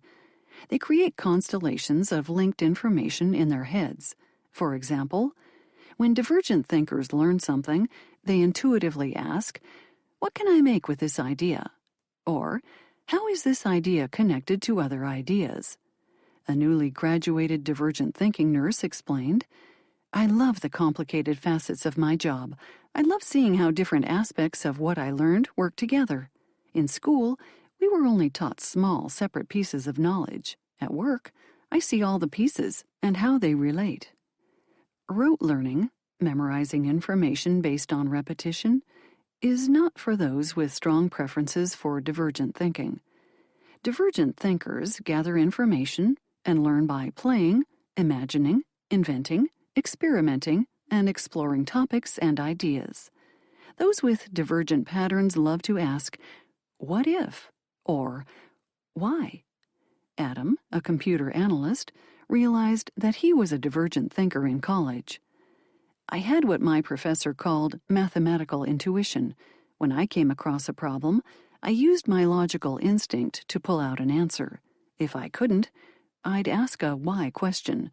I realize now that I was kind of a nightmare as a student. In my high school calculus class, I kept asking questions like, how can the sum of a bunch of partial derivatives somehow measure the way in which a vector field spreads out?" He shrugged. I really wanted to know why. Adam didn't learn through the traditional step-by-step explanation. Instead, he relied on insight that comes from using divergent thinking. Understanding why and how helped him learn the challenging material. As you may have guessed, many K-12 teachers lean on a traditional style of thinking and therefore find these types of students difficult to teach. They are more like Alice's sister and learn in a concrete, sequential manner. Alice's sister. The rest of the world, it seems, is not like the imaginative Alice we encounter in Wonderland. They prefer a different way of thinking called convergent thinking. Convergent thinking is the thought pattern that brings together information that focuses on solving a problem, especially one that has a single, correct solution. Alice's older sister is a good representative of convergent thinking. In Alice's Adventures in Wonderland, Carol begins the story with his main character, Alice, drifting off to sleep, while her older sister gives her a history lesson. After Alice awakens from her fantastical dream, she runs off to have tea, leaving her sister to think. Eventually, Alice's sister drifts off to sleep and finds herself in Alice's dream world. Instead of allowing herself to be completely immersed in the fantasy world, she views it in a detached manner, only half believing herself in Wonderland. She remains grounded in reality, aware that she had to but open her eyes again, and all would change to dull reality. And the strange sounds of the dream world would change, she knew, to the confused clamor of the busy farmyard. She restricted her thoughts to those that might be correct and realistic, not fanciful or imaginative. Alice's sister sorts through her experience in Wonderland differently than Alice. She uses her convergent thinking style to analyze, judge, and decide what she is seeing and hearing. Those who use this style tend to evaluate ideas and then make decisions about which ones to discard. Through the convergent sorting process, some ideas will get tossed out because they're too expensive, too time-consuming, too unrealistic, or too far outside the box, or they require too many resources. Put simply, convergent thinking is the process of strategically weeding through those ideas to find the solution. We all use both divergent and convergent thinking throughout our lives, but we have strong preference as to which is our default pattern. Studies suggest that we begin our lives as more divergent thinkers. Children have a high divergence capacity that is reduced as they move into adulthood. Typically, as the use of convergent thinking increases, reliance on divergent thinking decreases. The neurological and physiological differences associated with ADHD make it easier to utilize divergent thinking patterns, so those with ADHD tend to rely on that pattern throughout their lives. The benefits of a possibility brain. Divergent thinkers have possibility brains. Their minds naturally explore and elaborate on ideas, examining what could be. This divergent thinking has many notable strengths. Those who rely on this pattern tend to be more curious and creative, and they conceptualize ideas unusually and uniquely. ADHD minds with divergent thinking patterns often have an insatiable curiosity manifested by the tendency to ask why and to seek connections. This curiosity is fueled by the fascination with many aspects of life that those with ADHD have. One time, at a friend's house, Jody listened to her friend talk about the chickens and ducks she was raising. "I had so many questions," she remembers. Intrigued by the particular breed of the chicken her friend chose, the Sussex chicken, Jody asked why she wanted to raise that type. Another guest at the table asked, "Do you like chickens?" His question seemed to convey the meta-question, "Why are you so interested in this?" Jody laughed. "Not especially. I'm just extra curious about everything." My clients continue to amuse and amaze me with their extra inquisitive natures. Because they are eager to know and understand, they teach themselves things that they find interesting. 9-year-old Ava began our session with the fascinating question, factoid, "Did you know that wombat poop is square?" I nodded, because I actually did know that. Then I said, "What I don't know is how it gets to be square." She knew. Using her hands in a crunching motion, she explained that the wombat intestine's elasticity helps sculpt the feces into cubes. "They don't have round anuses," she finished matter-of-factly. Ava was curious about animals, so she was always reading about the animal kingdom. She had a voracious appetite for this subject and wanted to learn as much as possible. The curiosity within her divergent thinking was going to be a great asset to her as she continued to develop her scholarly pursuits. Note: because my own inquiring mind wanted to know, I looked up that information later. Not only was she correct about how the feces was formed, but at that time, it was a new scientific discovery. Creative, original, and elaborative. Many divergent thinkers throughout history are known for their production of ideas that are unique or unusual. Einstein, Galileo, Mozart, and Da Vinci all had possibility brains. They saw things, did things, heard things, and created things that no one else had. My favorite example is the artist, inventor, scientist, engineer, and writer Leonardo da Vinci. His notebooks show us his vast interests, experiences, and talents, and point to his divergent thinking habits. As an engineer, da Vinci conceived ideas vastly ahead of his time, conceptually inventing the parachute, the helicopter, an armored fighting vehicle, and the use of concentrated solar power, along with so many other things. As an artist, he developed methods of representing space, three-dimensional objects, and the human figure that changed the world of art. Thankfully, you don't need to be a Da Vinci-level genius to express your divergent thinking. You have the same streak of originality that he did each time you compose, create, design, integrate, rearrange, reconstruct, reorganize, and revise. However, not all creativity is apparent. Many individuals with ADHD are considered by others to be creative, although they may not feel like they are. Gabe was diagnosed with ADHD in his 40s. I couldn't understand why my professors in college kept calling me a creative, he said. He never considered himself particularly creative. I don't paint, draw, or make creative things. I'm in science. But his colleagues note how, as a chemist, he often devises new, original ways of doing things or thinking about things. He won an award for his innovation for analyzing soil content. He laughed as he said, "I wasn't trying to innovate. It came naturally. It just made sense."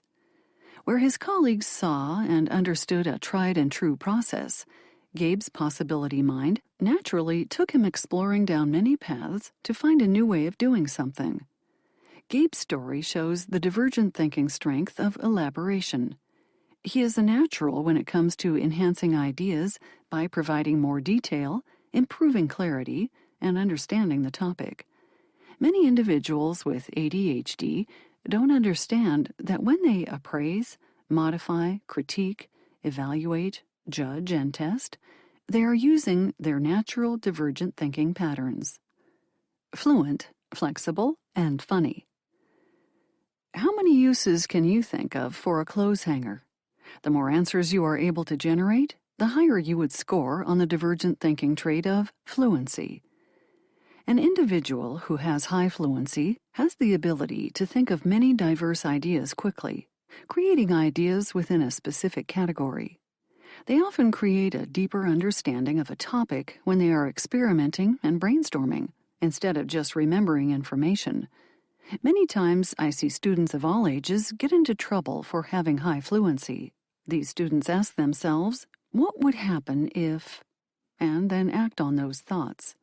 One 11-year-old had a possibility brain that led him to conduct many unsupervised experiments that caused damage to property or people.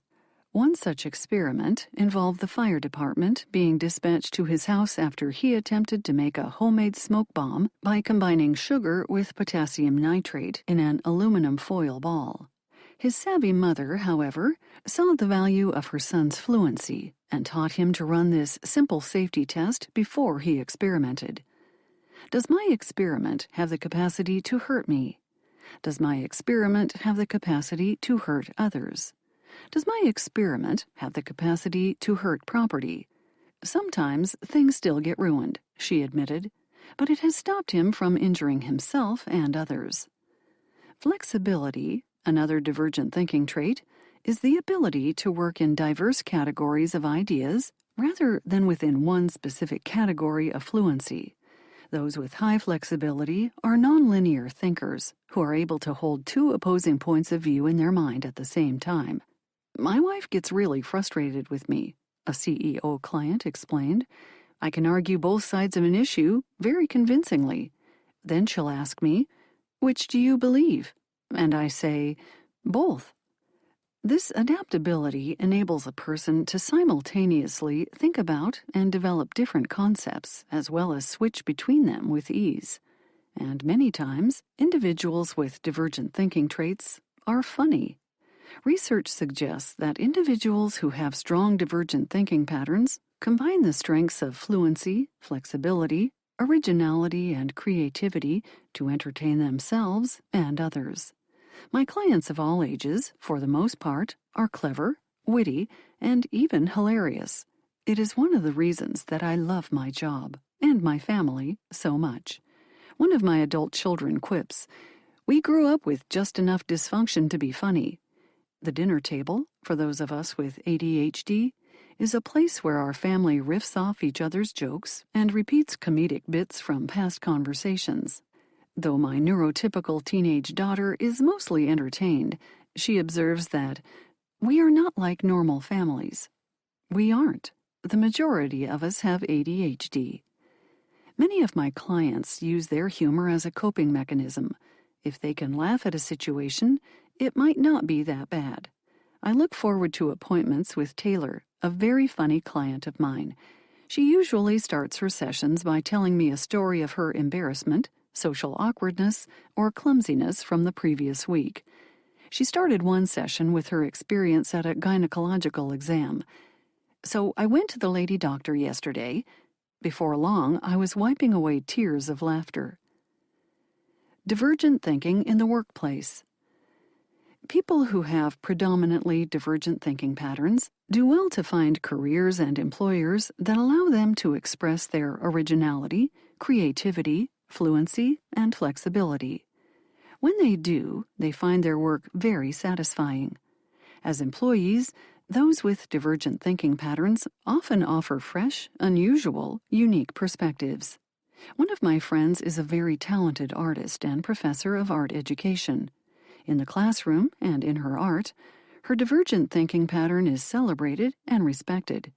It wasn't until she entered into administrative roles that she felt the tension between convergent and divergent thinking in the workplace. Because of her divergent process, she approached problem solving through what she called an organic method. She usually sensed problems or gaps in information, identified the difficulties, and sought solutions through trial and error or by forming hypotheses. But that wasn't how the rest of her convergent thinking colleagues worked. "My colleagues are so rigid," she complained over lunch. "They think there's only one way to solve problems." Her divergent thinking trait of originality, the ability to look beyond obvious solutions and generate novel ideas and responses, wasn't as appreciated among leadership as it was in the classroom. Andrew, a physician, was drawn to the emergency department largely because it was where the excitement, interest, and action were. His job gave him the opportunity to use his divergent thinking traits: creativity, elaboration, fluency, and flexibility. He quickly gathered patient stories and medical information, explored many possible solutions, ran tests, and created connections between ideas. "He is an excellent diagnostician," his supervisor told me. Andrew had the capacity to conceptualize the abstract, multifaceted, and intricate ideas his patients presented. His supervisor told me, "He's brilliant." But the "but" in this situation said that Andrew was not managing the downsides of his divergent thinking. His supervisors wanted to minimize patient waiting times and to work quickly. They grumbled that he ordered too many tests and was too slow in making decisions about patient care. Andrew was getting stuck in his ability to expand on an idea, embellish it with details, and create an intricate plan, the divergent thinking trait of elaboration. Because he was more interested in careful diagnostics and differentials, Andrew was not completing his charting in a timely fashion. Instead of keeping up with his notes and codes on patients as he went along, he delayed the task until the end of his shift, or even the next day. This created a problem for the hospitals. Without Andrew's notes, they couldn't create bills for their services. The downside of divergent thinkers in the workplace is that they often annoy those with whom they work. The ideas generated by the trait of originality could be interpreted by supervisors and coworkers as too unrealistic or too abstract. Many neurotypical coworkers complain that a divergent thinker's fluency causes all sorts of issues. I commonly hear that my clients are overloading people with information, proposing too many ideas, and asking too many questions. Flexibility in the office, especially in leaders, can be interpreted as not sticking to one idea, ambivalence, or faltering, rather than being seen as possibility thinkers that are able to adapt to a variety of options. My clients who find themselves in the molasses swamp of elaboration, getting stuck in all the details and planning in order to be extremely careful, test the patience of their coworkers and employers who just want them to complete their tasks. Dancing through a minefield. If you tend to lean on your divergent thinking patterns, you need to be aware of and understand the cognitive errors that you may be prone to make, or you will find yourself dancing through a minefield. One wrong dance step, and you lose a leg, or more practically, a job. Watch for these common rabbit holes in your divergent thinking. 1. Using only divergent thinking. I was working with a pastor, Paul, who gave beautiful sermons. His congregants would approach him after church and tell him how his words blessed them and challenged them to grow. Behind the scenes, though, his family and staff were very frustrated with his seeming inability to complete the sermon in a timely fashion. Lovingly, they tried to create structure and deadlines for him to follow. It didn't work, and you can guess why. Paul had a strong affinity for divergent thinking. He loved the part of the sermon preparation that involved exploring the texts, reading commentaries, and reflecting on the meaning. That's the divergent stuff. Creating the outline, committing to a focus, choosing what to omit, and sticking with all of his decisions have to do with the less fun and less interesting convergent process. Let's face it, those of us with ADHD use divergent thinking patterns because they are more interesting and fun. But we need to balance ourselves by using convergent thinking too. Both convergent and divergent thinking are important for creative problem solving and project planning, which means we should have time set aside for each. The real challenge is to know when to switch gears from our natural divergent track to thinking convergently. 2. Being interested only in big challenges. It was the most painful piano recital I have ever attended. My client Mark, a very smart but hides-it-well type of student, sat at the piano to play Pachelbel's Canon in D, a common song for piano students. He began his senior recital with a familiar melody, then stopped and started over again, and stopped, and started again. It was the clunkiest version of the song that I have ever heard. It was like we were witnessing him practice the piece instead of perform it. His teacher finally intervened and told him not to start over again, but to continue from a certain point in the music. It was dreadful. Later in the recital, the teacher introduced Mark and explained that he would be playing a piece he had chosen. He sat on the bench and arranged his music. Then, with focused swiftness, he began. His hands fluttered up and down the keyboard with a focused passion. The music was wonderfully complicated, expressive, and technically impeccable. I was transfixed by the music and stunned by the musician. Afterward, I congratulated him on his playing. He nodded, pleased with himself. Thanks. As he showed me the music, he mentioned the name of a Belgian composer that I didn't catch. His sheet was dark with notes and included marks I didn't recognize. It's new complexity, he said. I nodded and was about to ask another question when we were interrupted. A week later, in our session, Mark explained that new complexity is a type of music that has compositions that are often atonal and highly abstract. New complexity is most well known for the use of extraordinarily complex notation, which places serious demands on the performer. What about the first piece? I asked. The teacher made me play it. It's really boring. At the recital, Mark had made a common cognitive error. Those who use mostly divergent thinking are often drawn to more complex and difficult endeavors because they are interesting. The easier tasks, many of them convergent, still need to be completed, But because they seem too easy or boring, those with ADHD will often neglect them. 3. Being in love with your divergent thinking. I am the creative. Everyone else needs to do the details, Amelia said. It was true. She was creative. She designed expensive and beautiful jewelry for her shop downtown. I make everyone else do the grunt work, she joked. Amelia had come to me for coaching about running her business. Her husband didn't want to do it anymore, and she couldn't keep employees for more than 3 months. She wanted to create her jewelry and also have full decision-making power over her business. But she didn't want to be dragged into the weeds, as she put it. She wouldn't answer phone calls, was late for appointments, and forgot to pay employees on time. Her store lost business because of her behavior. Her lack of willingness to do any work that required convergent thinking frustrated and confused her employees. After weeks of talking about convergent and divergent thinking, I gave her direct feedback.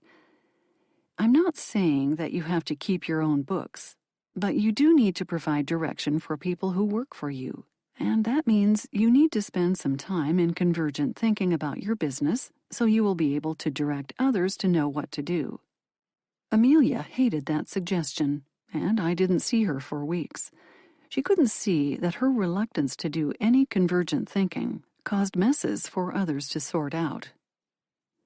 4. Being fixated on your potential. 20-something Juan was a smart and congenial guy, and he was an achiever. He demanded a lot from himself, making rules and setting goals. But Doc, I can still hear him say, I know I can do so much. What is my potential? And how do I know if I'm reaching it? For him, potential became a 4-letter word. Many smart individuals like Juan struggle with the problem of potential. Parents and teachers have told them consistently that they have so much potential. Their divergent brains dream of opportunities and accomplishments. They know they have a high capacity to succeed, yet are confused by their inconsistent achievement. Even after diagnosis, they deny the impact that ADHD has on their performance. Rather than acknowledge the complexity that ADHD adds to any task, they ascribe their struggles to reach their goals as character flaws. They become frustrated and anxious when they are unable to realize their potential. Each time a client goes down that road, I ask, what do you want to do about it? We then use convergent thinking to make plans to achieve their goals. When we achieve specific goals, we know that we have stepped closer to our ideal potential. Doing something about our capacity usually involves convergent thinking. 5. Dealing with imagination plus anxiety. Our wonderfully vivid imaginations combine with our anxiety and fears to create monsters, cognitive distortions that torture us. We let the monsters that we create take over our rational thoughts. Because every single client I have ever seen has identified this trap, I will spend the entire next chapter talking about the monsters we create. 6. Having no patience for non-divergent activities. This shouldn't be so hard, my husband grumbles as he attempts to make an appointment online. His impatience with mundane tasks quickly shifts into irritation and agitation. People with ADHD tend to believe that mundane tasks should be quick and simple, so they resent it when those tasks take time and energy. Their impatient, emotional responses bubble up from their divergent thinking pattern and aren't useful in the moment. 7.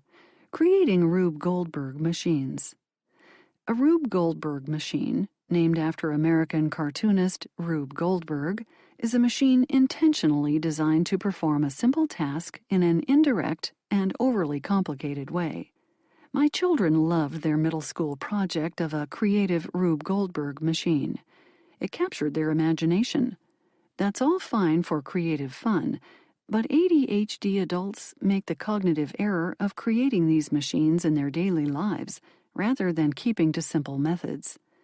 Many adults with whom I work unconsciously create convoluted ways of completing a task while exerting maximum effort. For example, Maria wanted to clean up her kitchen, to do the dishes and declutter the counters. In order to do that, she reasoned that she needed to first clean out all of the cupboards and drawers. She loaded her counter with baking pans, cookie sheets, measuring cups, and mixing bowls as she removed items from each cupboard. Then, looking at the mess, she decided that she needed something to motivate her to complete the task. Listening to The Office on her iPad sounded perfect. But before she could do that, she would have to find her password to the account because one of her children had accidentally logged her out of it. She called her husband at work and asked, "Do you have the password for Netflix? I need to clean the kitchen." That is an ADHD Rube Goldberg machine. Most of the time these machines are overly complicated, are distracting, and just don't work. Maria's simple task was to do the dishes and clean off the counters. Instead of converging the task and just doing it, Maria spent the day preparing to do the work, making the project lengthier and more complicated than it needed to be. Apply the KISS principle whenever you can. When I catch myself making a Rube Goldberg machine, I say, keep it simple and straightforward. I take a deep breath and slide into a convergent mode. 8. Getting stuck in problem finding. Given our tendency toward imagination and expansive thinking, those of us who depend on divergent thinking are problem-finding geniuses. Christine can tell you all the ways that something will go wrong with her own personal game of what if. Although this game is her attempt at planning in the divergent thinking pattern, she is actually getting stuck in the problem-finding stage. Her brain circles the drain of finding more and more problems to consider, and soon she gives up, feeling anxious, sad, or just tired. Problem finding is only the first stage. Eventually, she needs to shift from problem finding to convergent problem solving. Problem solving is where we narrow choices and choose a direction. Making a decision feels very challenging when we try to rely only on divergent thinking. Many of my clients complain, "There are so many options. How do I know the best one?" When they use divergent thinking, all ideas are treated equally regardless of context or applicability. Projected goals, rules, directions, or criteria are often neglected as divergent thinkers tackle a problem from multiple perspectives to find original solutions. But decision-making takes both divergent thinking and convergent thinking. 9. Not monitoring your divergent pattern. Emily took a quick bathroom break from painting her basement with her husband. While in the bathroom, she flossed her teeth. She looked down at Maggie, who was staring at her with the adoring eyes of a dog in love with its human. She sat on the floor to cuddle her bundle of cuteness. Her phone buzzed with a TikTok from her sister. She responded with a "ha-ha" tap back. Then she checked her email and saw Target's promotional ad. She thought she should probably go to Target that day to purchase some of those sale items. Her husband walked into the bathroom with a paintbrush still in hand, paint smeared on his pants, and asked, "Are you okay?" Emily looked up from where she still sat on the bathroom floor. "It's been 45 minutes, he said. This is the most common error of all. We pop down a rabbit hole and forget where we are supposed to be. We need to maintain a meta-awareness of which type of thinking we are using and question if it is effective in the moment. What are your most common divergent thinking errors? Instead of wringing your hands each time you make one of these errors, learn to spot them as soon as they occur and shift your thinking and your actions. Learning to shift. Imagine your supervisor gives you the task of organizing a fundraiser event. You start by brainstorming creative ideas. Happy hours with famous speakers, a tropical island-themed night, a fashion show, a 5K run, a silent auction, or a black and white party. From there, you move into convergent thinking. Evaluate the options and settle on the ones that work best for your constituents. That's how successful projects should progress. Too often, project managers rely on one type of thinking for too long. Many books have been written cautioning the reader not to be so eager to pin down a plan, which doesn't allot time for imaginations to run wild. Those of us who prefer divergent thinking have the opposite issue. We love the exploration of ideas so much that we forget to shift to the convergent process. To paraphrase the book of Ecclesiastes, there is a time to generate ideas and a time for evaluating them and moving forward. I watch as many of my clients attempt to do both types of thinking at once, but they only end up frustrated with themselves. Trying to think both divergently and convergently at the same time is counterproductive. Mixing the two is like putting your foot on the gas at the same time as the brake. Jillian, a young professional, has learned this well. Each day at work, she sorts her tasks into two groups. There are tasks that are only convergent, returning emails, finishing budgets, and stuff like that. But the social media work that I do for my organization is fun and mostly divergent. I save those tasks like treats for the end of my day.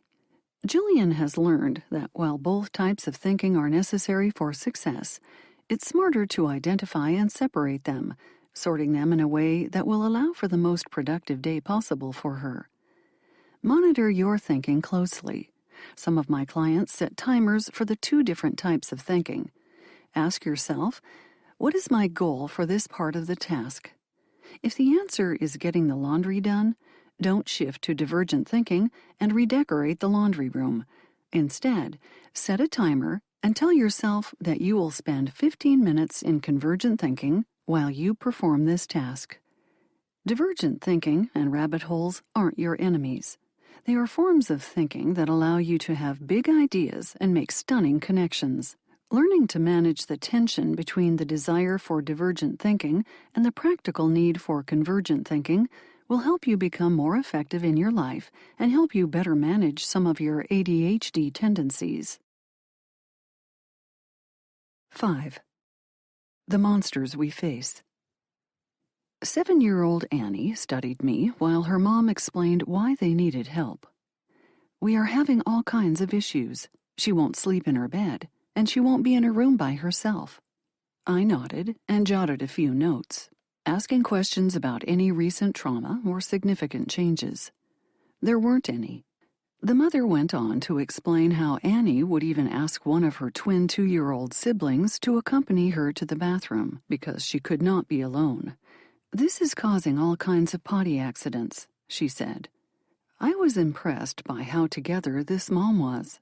She was frustrated with her child's behavior, but for a woman with 4 children, ages 7 and under, she seemed to be calm and very thoughtful about how she parented in spite of this challenge. She was willing to do whatever she needed to problem-solve this.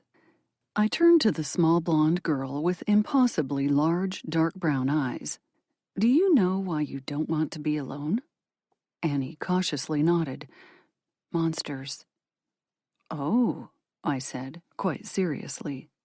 I leaned toward her and confided. I understand the monster problem. The monster problem, in whatever form it takes, is common among children with ADHD, as they tend to have brilliant imaginations. When they get anxious, their anxieties get trapped in their inventive brains as they try to understand something outside their frame of reference. Those inventive brains can concoct a story that causes the anxiety to turn into full-blown fear.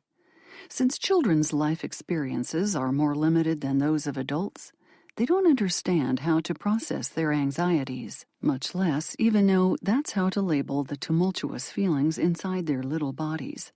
So, in a sense, Annie's monsters were real. They represented all the things in her world that were overwhelming and not understandable to her as a first grader. And these things don't have to be big traumas. They can be as small as missing recess because you were talking in class, or being embarrassed by a teacher asking you a question that you don't know the answer to. Annie's monsters seemed to emerge when she was tired and not distracted by activities, so it made sense that they appeared regularly at bedtime. Like with many adults with ADHD, her monsters didn't come out during the day, simply because she was busy and not looking for them. She did what so many kids and adults who have ADHD do. Instead of releasing the day's thoughts, concerns, and worries toward the evening, she would examine and obsess on them to the extreme. "Yep," I told her, while she sized me up. "I had a monster problem too when I was your age. I used to try to leap onto my bed so that whatever was under it couldn't catch my feet. Although I never saw them in the basement, I was pretty sure there were monsters there too." She gave me a hearty nod. She understood that well. "What have you tried to do to keep them away?" She shrugged. "Nothing." Like so many people dealing with anxiety and fear, Annie forgot, or didn't even know, that she could do something about them. She had more authority over fear and anxiety than she understood. Knowing that Annie was listening, I turned to address her mom and said in my most adult, clinical-sounding voice, "Have you tried monster spray?" Fortunately, the with it mother kept pace and replied in a steady tone, "No, but we could try it." I turned to Annie again. "I don't think you can kill the monsters, but you can keep them away." I explained how the monster spray works. Even though it smells good to us, monsters think the spray stinks and want to stay away. I described how skunks spray a terrible smell to get other animals and humans to stay away. Annie wrinkled her nose, so I knew she'd smelled a skunk before. Again, her mom had my back and said to her daughter, "You know how I put peppermint oil on cotton balls in the basement to keep spiders away? It's like that." "Would you be willing to use the monster spray?" I asked. "It sounds like your mom already has the ingredients for it." Annie seemed skeptical, but nodded slowly. Addressing her mother again in my professional tone, I gave the instructions for making the monster spray. 12 drops of peppermint oil and 5 ounces of water in a glass spray bottle. Mom nodded seriously, taking a pen and paper to make note of the recipe. She and I spent the rest of the session covering other parenting topics while Annie played on the floor, building a house with some magna tiles. As her mom and I were wrapping up the session, Annie's small voice interrupted. "What if it doesn't work?" "It will," I reassured her. "But there's a different spray recipe for problems with the hairy kinds of monsters. That spray uses lavender." I paused for a moment, looking out the window, as though thinking. I turned back to her and said, "Oh, and one more thing. Your little brothers may have a monster problem too. Would you be willing to help them? Maybe share your spray and explain things to them?" This time Annie nodded with the type of pride that an older sibling has when asked to share her expertise. The next day, her mom left a voice message for me. The monster spray worked. Annie slept in her bed, took a shower by herself, and didn't have any crying fits. Reminding Annie that she had authority over her fears helped her keep them at bay. Adults have monsters too. When I shared Annie's story with another client who has high anxiety, she understood Annie's plight all too well. Elizabeth, a young professional in the nonprofit world, explained, "When my husband is traveling, I won't shower without locking the door, and I won't go in our basement at all. Even when he is home, I hate the furnace room of the basement so much that I refuse to go in there." Elizabeth is an example of how our ADHD-related anxieties leach into our imaginations. Although rationally, she knows that the furnace room in her basement isn't haunted, she has so many generalized fears that her imagination goes wild with possibilities. Renaissance philosopher Michel de Montaigne seemed to know something about the imagined monsters we face when he wrote, "He who fears he shall suffer already suffers what he fears." In other words, when someone worries that something will happen, their mind and body are already experiencing the very thing they are fearing, as though it is currently taking place. Just like Annie, Adults with ADHD have monsters too. Two of our natural ADHD tendencies, divergent thinking patterns and lack of emotional regulation, collide to create vicious and scary monsters from everyday occurrences. Monsters in the spice aisle. Ben described a recent grocery shopping event. I needed to find bay leaves, but I was already dreading it because I hate the spice aisle. It's so overwhelming. As I followed the overhead signs, the questions began. What if I can't find bay leaves? Am I looking for a box or a bottle? What does a bay leaf look like? What will my wife use them for anyway? Could I buy a substitute? How would I know what a substitute for bay leaves would be? Do we really need them? I've never seen her use that spice before. You can already detect Ben's divergent thinking style as he relayed this experience. Remember from Chapter 4 that divergent thinking is the tendency to explore many directions of a thought in a spontaneous, free-flowing, nonlinear manner.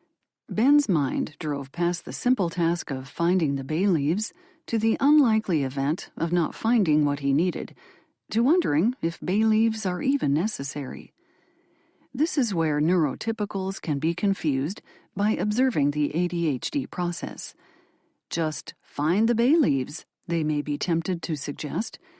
It seems absurdly simple. And for non-ADHD folks, it is.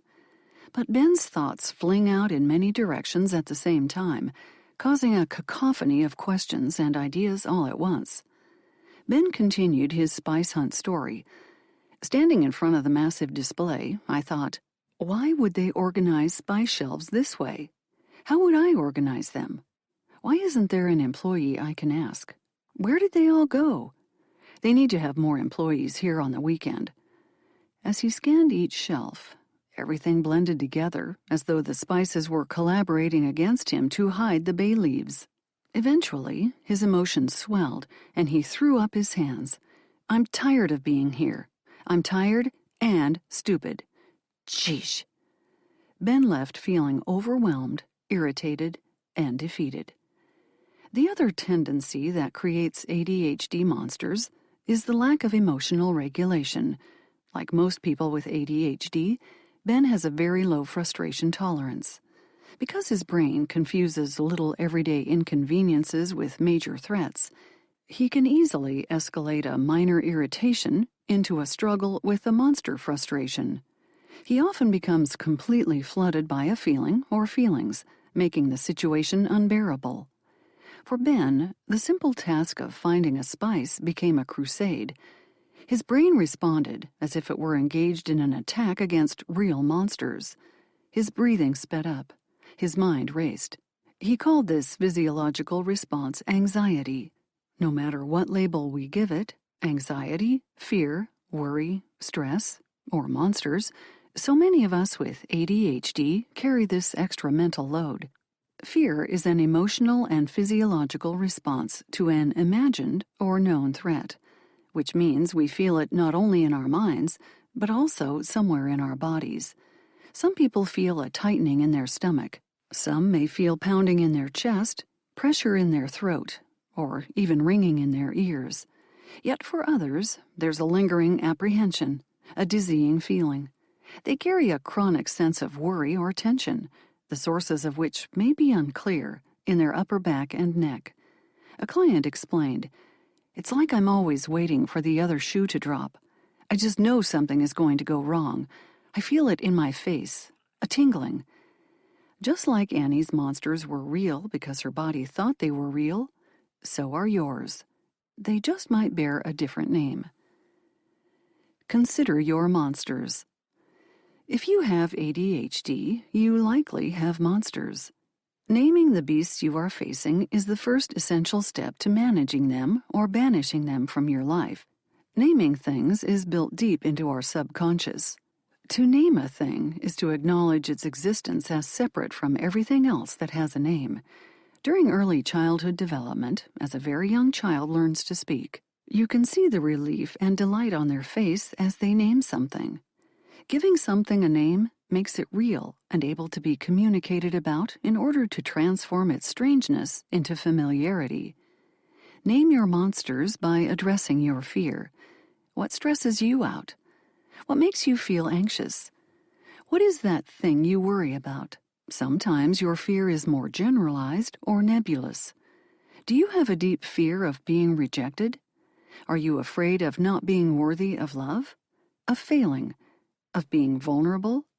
Of not having the support you need? Name it. I'm afraid of my child dying, Tanya told me as she was naming her monsters. She had worked through years of infertility and was finally blessed with a beautiful baby girl. The dam to her emotional regulation broke when the new mother held her precious newborn. She had never felt such intense emotions. At the same time, she was willing to die for this person she had just met, and to kill for her. Then she began to wonder, what would I do if my girl died? Her daughter is now 18 years old, and Tanya still quietly fights the monster each time her daughter leaves the house. My monster is losing my daughter, she said to me, then tilted her head. But it makes sense. I love her so intensely, and I have a great imagination that assumes the worst possible outcome. I made a monster. Where do your monsters hide? Ben found one of his monsters in the spice aisle of the supermarket. How about yours? Do they hide in new situations? In social situations? In your email folder? On your phone? Locating where your monsters hide is a way to anticipate and confront them. I find that I avoid listening to messages on my phone for the simple reason that I don't know what will happen. I get overwhelmed at even the thought of listening to unexpected calls and then having to follow up. When I see messages on my phone, I can feel the beast menacingly peeking at me. So I grab a cup of tea and relax, telling myself that I can face whatever is in that voicemail box. When do your monsters appear? For Annie, they seem to appear mostly in the evening when she was tired. For Elizabeth, they appeared to her when her husband left for business travel. When do the monsters affect you? When you walk into a room of unknown people? When you face an unexpected or expected confrontation? When you do something new? Finding your monster spray. The purpose of any good monster spray is to remind a person that they have more authority over their anxieties, worries, stress, or fears than they realize. How can you remind yourself that you have more power over the racing thoughts, foreboding images, and torturous specters than you understand? One way to do this is to notice where in your body you feel your anxiety, worry, or fear. Your brain is telling your body that it believes you are in some sort of peril. Some people feel their stress monster in their chest. Do you feel your heart pounding against your rib cage? Do you have chest pain? Do you have shortness of breath or sensations of being smothered? Some feel the anxiety in their head. They feel unsteady, flushed, or lightheaded. Many people feel it in their stomach, experiencing nausea or abdominal distress. One of my daughters experienced intestinal issues when she was nervous before a sporting event. She sat quietly in our minivan, fretting while her gaseous stench gave her away. I would sniff and then name it for her.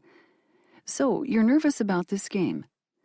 Learn to listen to and respond to your body's signals. Henry, an analyst, explained in a session, "When I wonder if I'm feeling fear or anxiety, I've learned to check in with my body. It is then that I realize I'm breathing like someone is chasing me." He showed me his posture when that happens, hunched over, as if to protect his vital organs. When I recognize this, I straighten out my body, breathing more slowly. It's like I can feel my brain chemistry change along with my posture. Another client realized that he felt intense stress while at his desk at work. Once he noticed it, he said, "I learned to relax each muscle in my face and then move down my body, relaxing each muscle." The secret to this strategy is cueing your body to relax so that the brain can follow. Take slow, deep breaths, changing posture so that your back is straight, Or distract your mind by watching that funny talking dog video on your phone. Teach your body to relax, telling your brain that it is not in danger. People find great ways of managing their mental monsters. A midlife professional client learned that his ADHD brain often thinks that situations are significant threats when they are not. So he has developed a way to bring himself back to the center. When I feel threatened, vulnerable, or insecure, I repeat to myself, there is no danger, there is no threat. From there, the discomfort lessens. Another client asks herself, is this a big deal bucket item, or does it go in the small deal bucket? Although it usually feels big, I try to verify that it actually belongs in the small deal bucket, so I change how I think about it and move it to the appropriate bucket. The secret to this type of monster spray is the capacity to discern a real threat from a smaller sense of discomfort. One of my clients, a therapist, went ahead and made her monster spray. Literally. I love the smell of lemongrass, so I thought, why not? She describes a learned sense of release when she sprays it. I relax, and then I am open for discovery and adventure. Her clients now associate the bright green color and lemony citrus smell with her office. Some days, now that I am not working with as much ADHD type of anxiety, I forget to spray it, and my clients will ask for it. Maybe it has become a monster spray for other people too. After the spice aisle incident, Ben learned that his formula was slowing his movements while breathing slowly. Elizabeth found that she could talk to her husband on the phone and then listen to calming music as she went about her evening activities. For Tanya's fear of losing her daughter, she realized that her recipe was simple. She caught the dreadful thought and called it out for what it was. I have this fear because I love deeply and am very imaginative.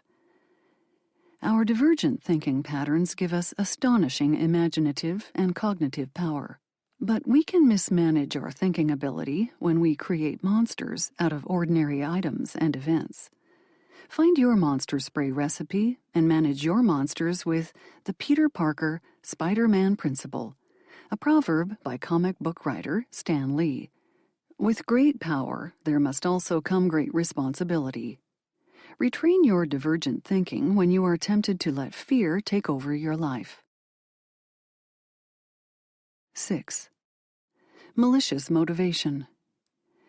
If you have ADHD, there are several reasons why it is difficult for you to accomplish things, and none of them have to do with laziness or not trying hard enough. Most researchers agree that the ADHD brain is wired toward having low motivation for everyday tasks.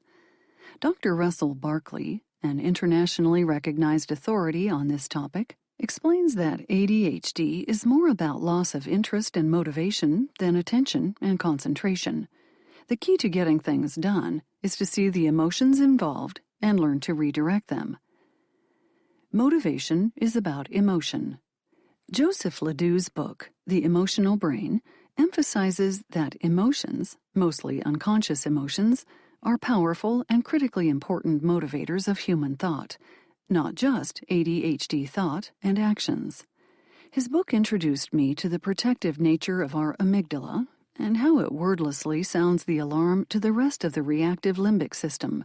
It changed how I thought about emotions and motivation. Then along came psychiatrist William Dodson, who built on the notion of how important emotions are to the ADHD process. After specializing in treating adults with ADHD for more than a quarter of a century, he has determined that their motivation is affected by two aspects of ADHD: an interest-based nervous system and emotional hyperarousal.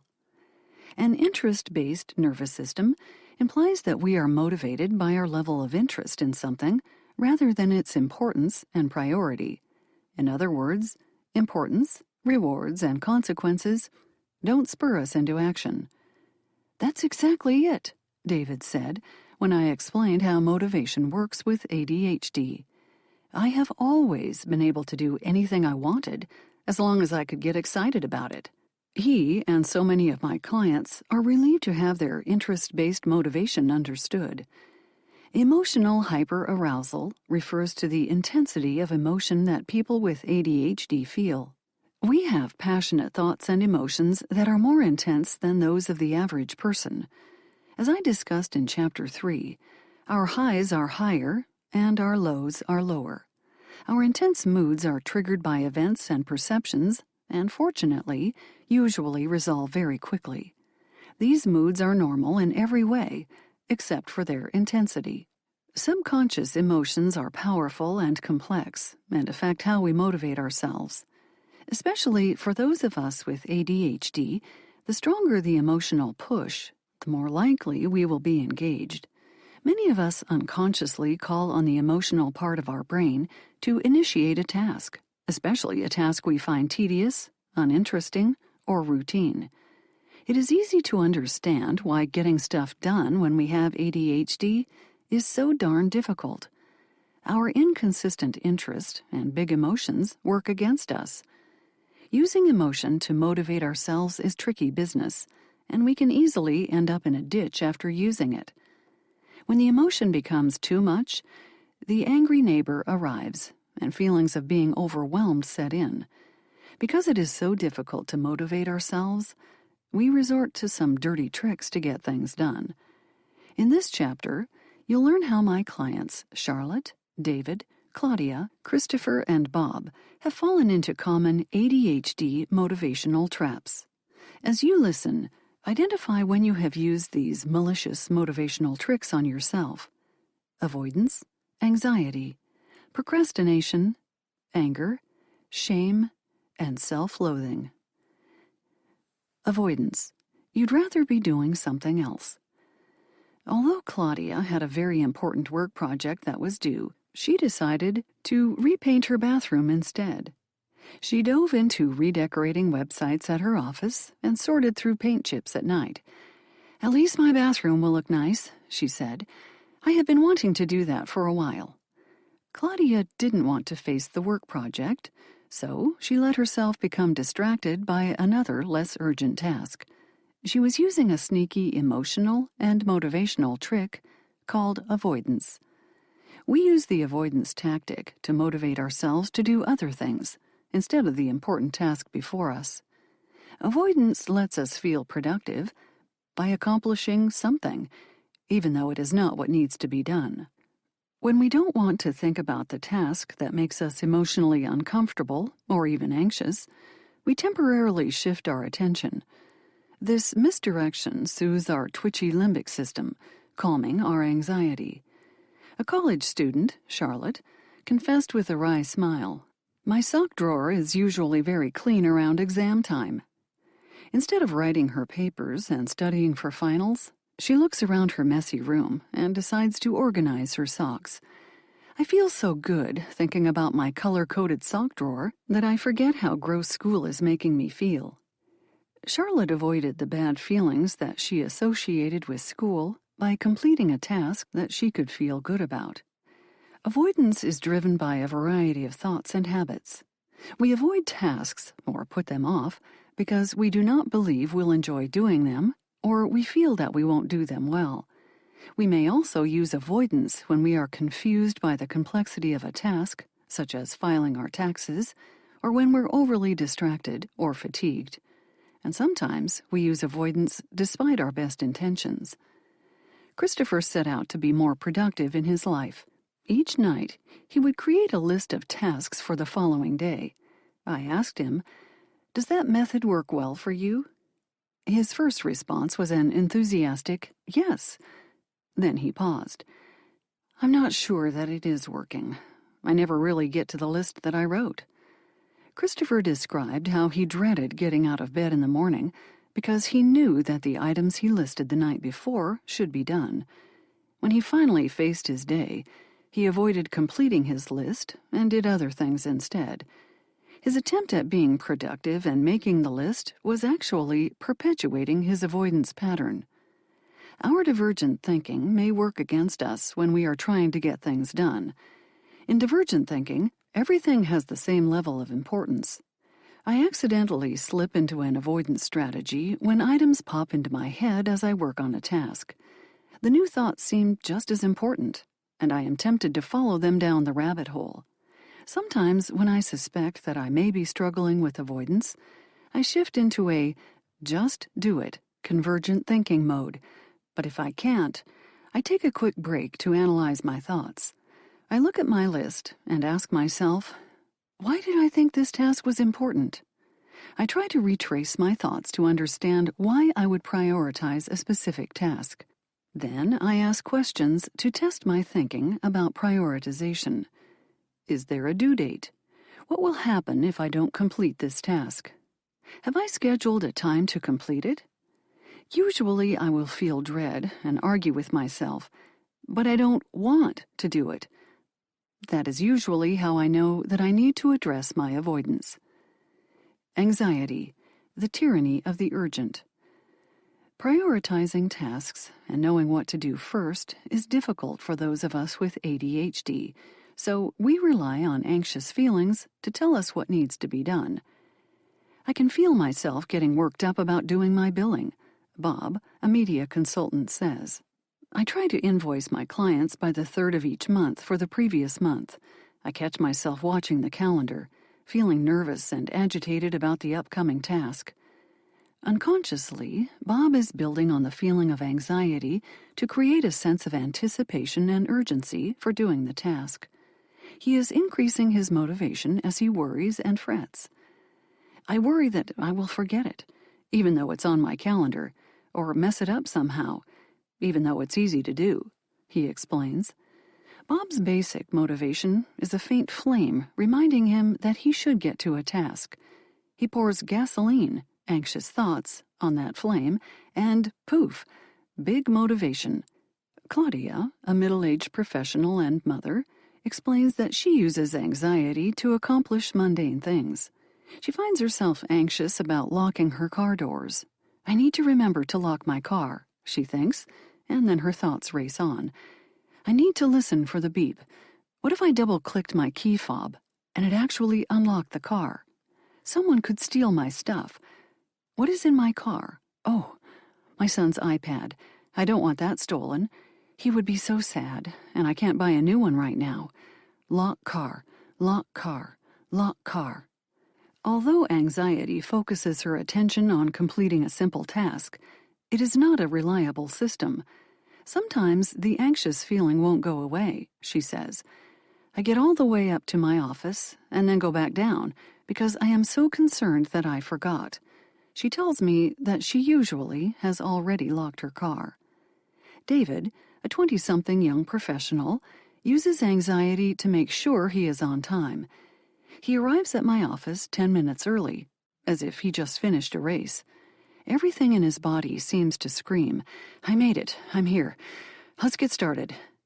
His leg bounces as he sits in the waiting room, and his eyes dart about the area. He appears to be on high alert. I don't know how or why it started, he says. He explains that he grew up in Singapore and wasn't overly focused on being on time. But after college in the U.S., I have a preoccupation with not being late. I will not allow myself to be late. Lunch with a friend? I'll be 10 minutes early. A job interview? If I'm not there at least 15 minutes beforehand, I feel panicked. I feel compelled to be prompt. But when does having a propensity for timeliness turn into something more? Am I neurotic? David used his emotional hyperarousal system to govern his timeliness. It is another way that those of us with ADHD manage ourselves with anxiety. Our error is to use this strategy as our primary motivation for action. In order to go places and get things done, we find we are urgency junkies, having become overly reliant on the emotionally salient feelings of the urgent. We use anxiety to move us into action and to increase our performance. I like to call it just-in-time planning, Charlotte says jokingly, then frowns. Actually, it's exhausting. Though we may be successful in our reliance on a sense of urgency, our results become inconsistent over time and across domains.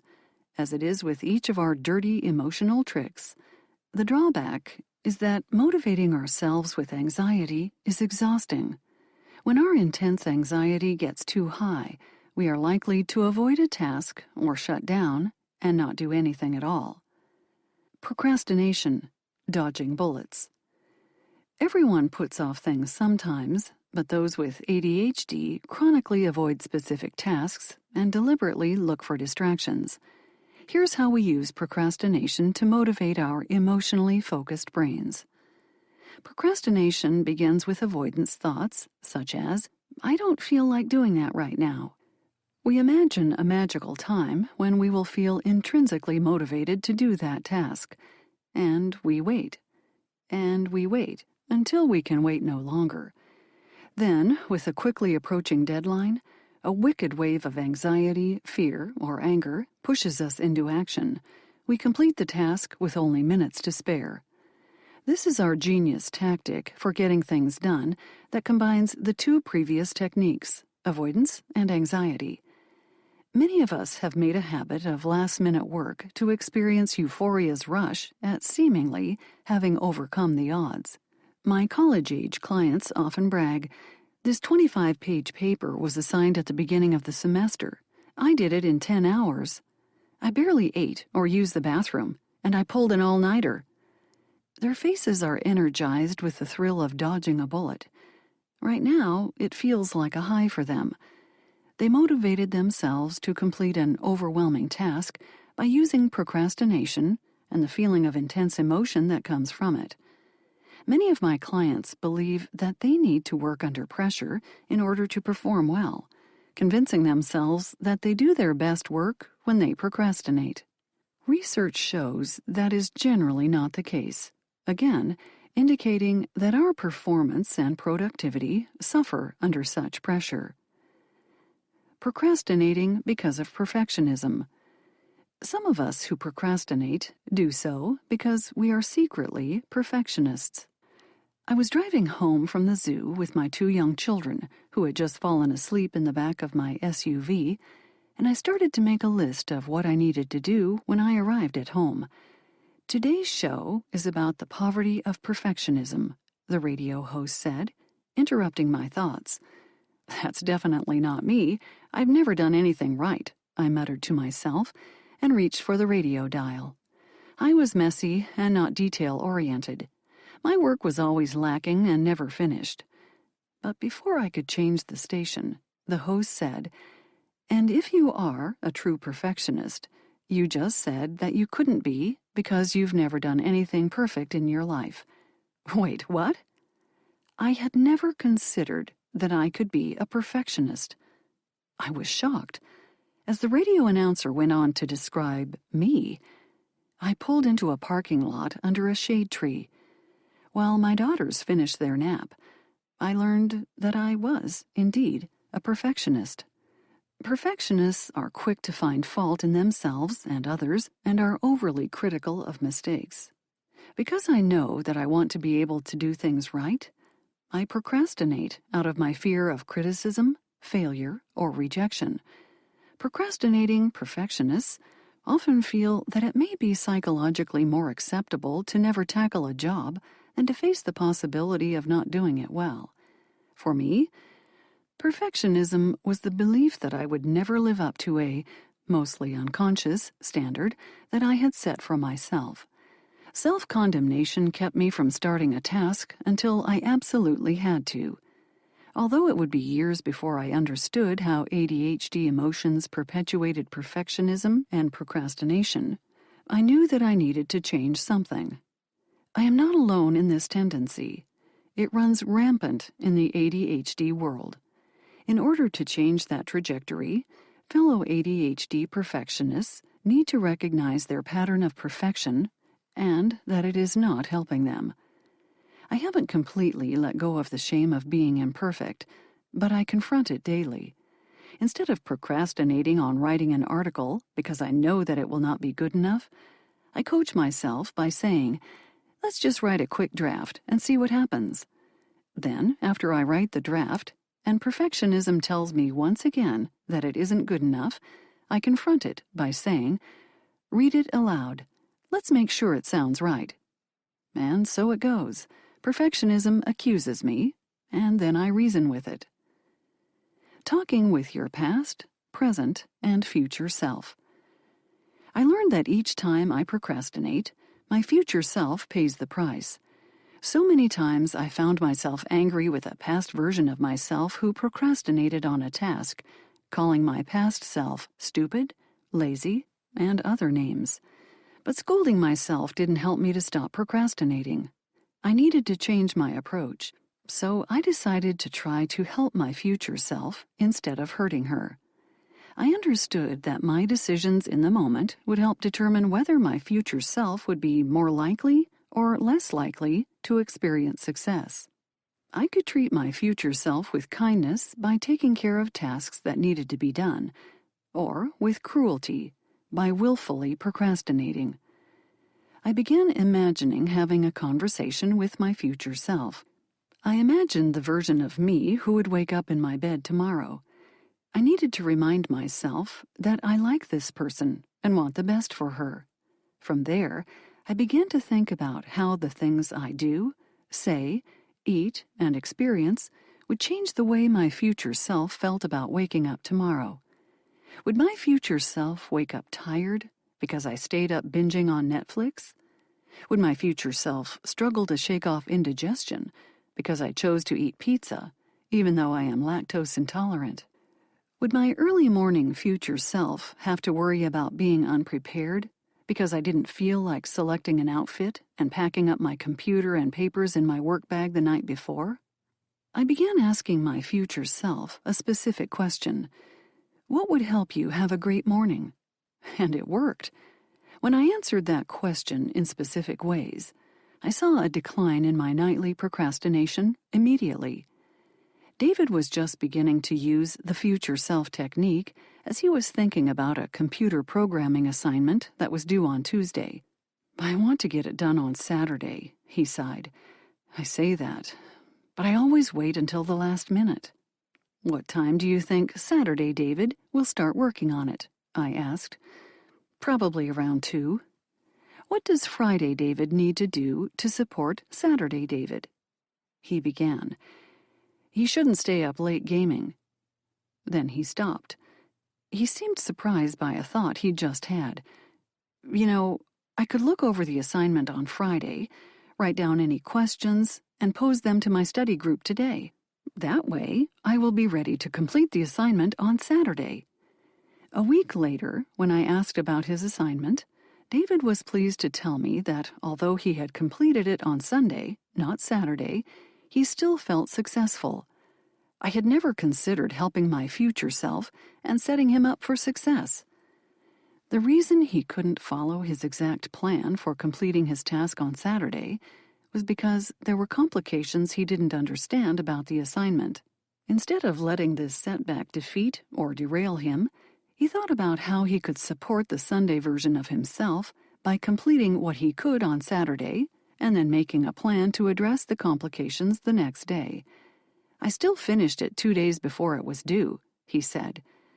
Applying this new attitude of being considerate and supportive of his future self, he didn't slip into his old familiar pattern of ignoring the assignment until the deadline.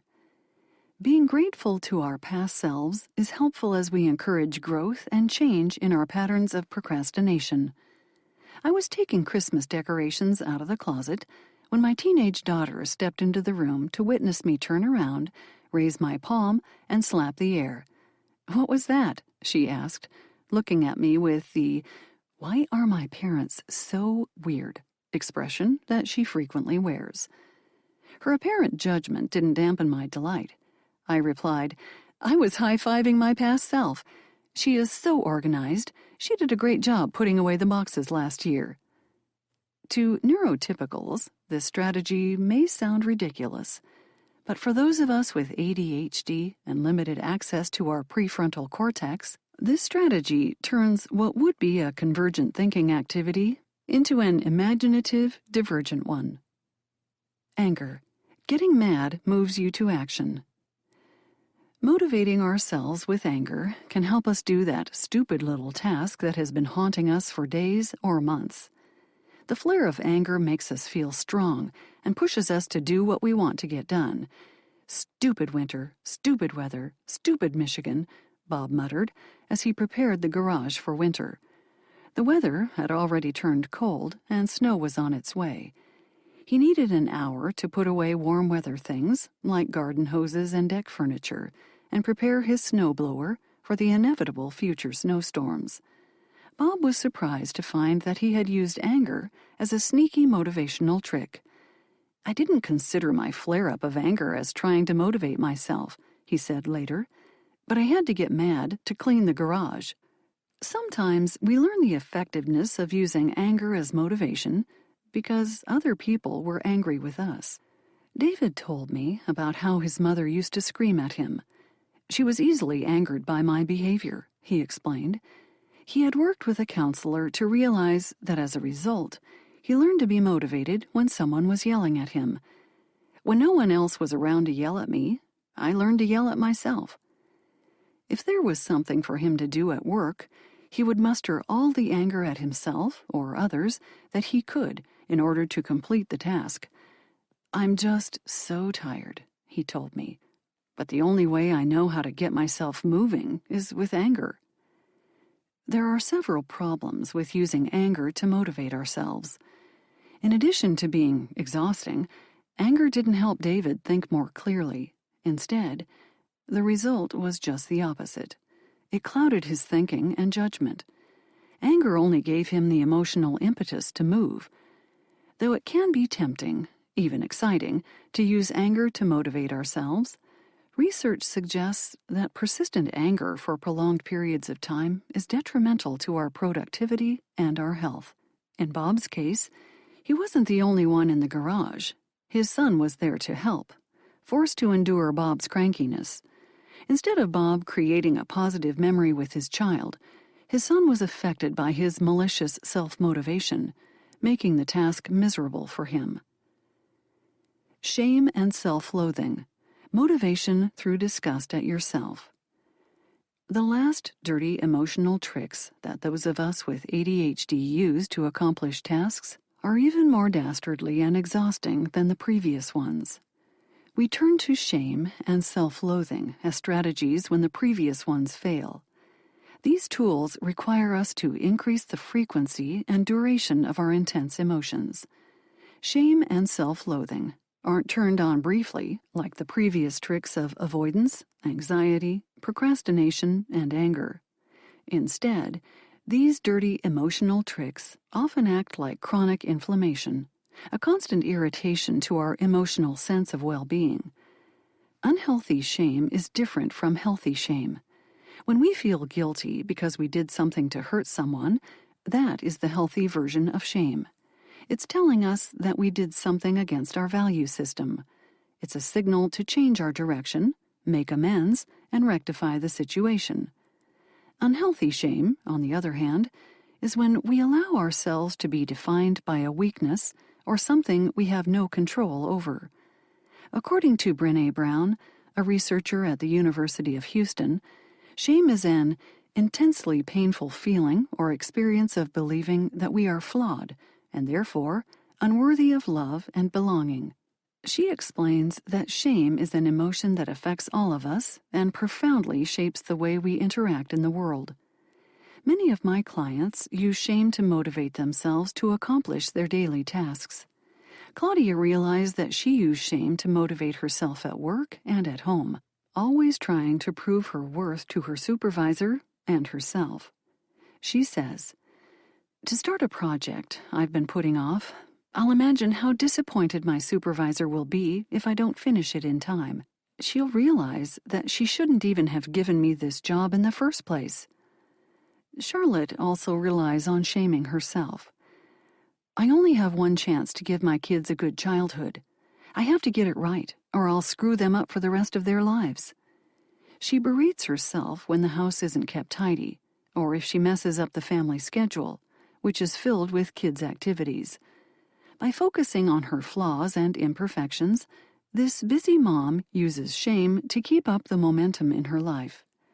Using shame to motivate ourselves, we tend to rehearse the ways that we are incomplete, damaged, incompetent, weak, and stupid. Taking those broken beliefs, we challenge ourselves to prove that we are not those things. It is a sucker's game. Though a task may be completed eventually, we experience no win because we still feel exhausted and emptied by the shame we carry. Sometimes the habit of motivating ourselves with shame turns into a steady practice of self-loathing. Commonly, it manifests itself through us belittling or undervaluing ourselves. Disguised as discipline, self-loathing is done for the sake of teaching ourselves a lesson, to motivate ourselves to just do better. David explained how he used self-loathing to improve his financial situation. I hated the fact that I didn't have more money.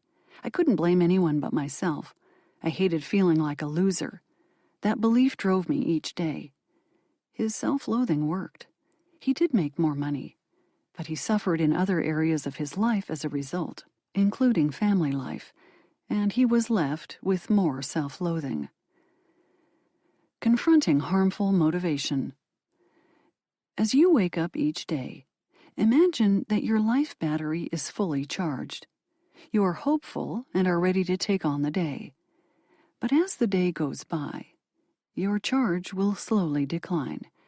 Each poor emotional motivational technique you use drains your battery rapidly and leaves you feeling physically and emotionally exhausted. This is how malicious motivation is costly to you. Address the emotional manipulations you use to motivate yourself. Breaking the pattern of using them takes commitment to retraining your brain. It is going to take work to learn new habits of thinking, but you will be able to do it. 1. Begin by assessing your current usage. Which emotional tricks are you using to motivate yourself? When do you tend to use them? How do you use them? What are the negative effects of using avoidance, anxiety, procrastination, anger, shame, and self-loathing in your life? 2. Try this experiment. Set an alarm for an hour from now. When the alarm goes off, write down an emotional trick you used or were tempted to use during that time, whether at work or at home. Set the alarm again and repeat. Look for patterns in your thinking. 3. Commit to restricting the use of these destructive mental habits and motivations. If you are like I was, struggling with a sense of self-worth, you may want to talk to a professional. A coach or counselor who is specifically trained in the area of ADHD can help you acknowledge, address, and stop using these strategies. 4. Enlist the support of a trusted confidant. Ask your spouse or a friend to give you feedback when they see you using one of these tactics. Teach them to ask you a question that will alert you to your error, such as, "Are you using a malicious motivational tactic right now?" 5. Learn new tricks. As you confront and slap away your impulses to use avoidance, anxiety, procrastination, anger, shame, and self-loathing to motivate yourself, you will want to reframe how you can inspire yourself to move forward. You can even employ 2 aspects of ADHD, an interest-based nervous system and emotional hyperarousal. Now what? It is reasonable to ask, if I can't use these strategies, then what can I do to motivate myself? Each of us needs to find our own successful strategies. What works for me may not work for you. You need to create your individual owner's manual to spark interest that leads to action. The rest of this book will stimulate and guide your thinking as you do this. 7. Solving motivational murders. I know what I want to do, but I can't seem to do it, my clients often say during their first appointments with me, and I don't know why. They are talking about the lack of the "just do it" command button that most neurotypical people seem to have in their heads, but that my clients feel is missing. And with no "just do it" button, those with ADHD experience the act of tackling a to-do list in a very different way than those around them. In the previous chapter, we discussed how we use malicious emotional techniques to wrangle our big ADHD emotions into motivating ourselves to accomplish tasks. There are a few other challenges that kill or mess with our motivation, which is affected by how we experience time and our fascination with shiny, fun tasks. Before we can learn how to motivate ourselves in an ADHD-friendly way, we need to understand how our brains work and how we generally frame our world. A big ball of wibbly-wobbly timey-wimey. I don't have an internal chronometer, I explained to friends years ago when we made plans to go to the beach. I'm not sure why, but I don't sense the passing of time like other people seem to. This much I did know. I needed their help to let me know when to transition to the next activity, so I clued them in. It will help if you give me a heads up when we need to leave. Even before I knew that I had ADHD, I understood that I did not have an accurate sense of time. I can't judge what time it is, and I can't tell you how many minutes or hours have passed since I began a task or activity or last checked the clock. My understanding of time fits much better with the 10th Doctor from the British science fiction television program Doctor Who. He explains how time works. People assume that time is a strict progression of cause to effect, but actually, from a non-linear, non-subjective viewpoint, it's more like a big ball of wibbly-wobbly timey-wimey stuff. Time is, well, timey-wimey for me. I don't perceive it as a sequence, but as a diffuse collection of events that are viscerally connected to the people, activities, and emotions involved in them. If you have ADHD, this time issue is not in your imagination. Time is more like a big ball of wibbly-wobbly timey-wimey stuff for you, too. Research shows what those with time blindness already know. Individuals with ADHD have an impaired perception of time. Researchers add that this is a substantial component of ADHD. When it comes to practical approaches to time perception and its evaluation, we have difficulties with time estimation, knowing how long something will take, and discrimination activities, knowing what to do when. Although we have a general feeling that time passes, we feel disconnected from it, especially when completing tasks. This means we are poor judges of how long tasks take. We either overestimate the amount of time or underestimate it. When Owen told me about a plumbing project he was going to do at home, he said the famous line that those of us with ADHD all say, "It really won't take that long." He thought it would take about 30 minutes. I smiled and said, "Walk me through the steps you need to take to complete this project." As he did, I could see the realization on his face that this project was going to take longer than he thought. He hadn't added the trip to the hardware store, clearing out the area beneath the sink and the cleanup afterward. As a general rule, I tell my clients to multiply their estimate of how much time something will take by 3, unless it's unloading the dishwasher. The dishwasher probably takes 15 minutes to unload, I guessed one day, and I set a timer to see if I was right. I had been reading research about individuals with ADHD inaccurately judging time and wanted to test it for myself. I unloaded the dishwasher and looked at the timer on the stove. It still had 10 minutes left. I was astonished to learn that it took under 5 minutes. I timed myself unloading the dishwasher for the next few weeks, and it was always under 5 minutes. Like so many with ADHD, I dreaded the small duties around the house, unloading the dishwasher, hanging wet clothes on hangers to dry, and watering the tomato plants on the deck. They seemed so tiresome. Because we dislike pesky little chores so much, we tend to overestimate how long they will take to complete. This lack of time perception leads to a significant disadvantage in everyday life and often impedes performance at school or work. When one of my daughters with ADHD, Brooke, was in 2nd grade, her teacher told her to watch the clock and leave for reading support at 10:15 on Wednesdays. Each Wednesday, she forgot to watch the clock and get to her special class, and as a consequence, she lost her midday recess. Neither she nor her teacher had any idea that there was such a thing as time blindness, but both felt the effect of Brooke having it. Expectations that students will have a basic awareness of time, like leaving the class at a certain point, are common in elementary and secondary schools. Teachers will ask students who are working on a task to provide an estimate of how many minutes remain until they complete it. This technique is meant to help students learn about time, but for those with ADHD, it creates an unfair assumption about their ability to understand time. This time problem continues throughout their lives. Teachers, professors, and supervisors assume that those with ADHD have an intact perception of time, but they don't, and that lack can cause them great embarrassment. Although they can learn strategies for getting to places on time and calculating how much time tasks take, it will always be a strategy to employ, not an innate understanding. Curious and shiny. Here is an unconscious principle those with ADHD live by. Fun things get my attention, and therefore, fun tasks get done.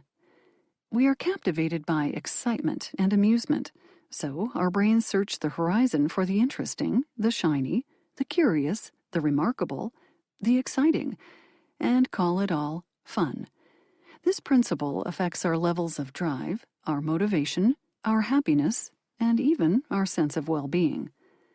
Though researchers think that several parts of the brain may be associated with the symptoms of ADHD, one area is particularly interesting when we talk about the idea of fun.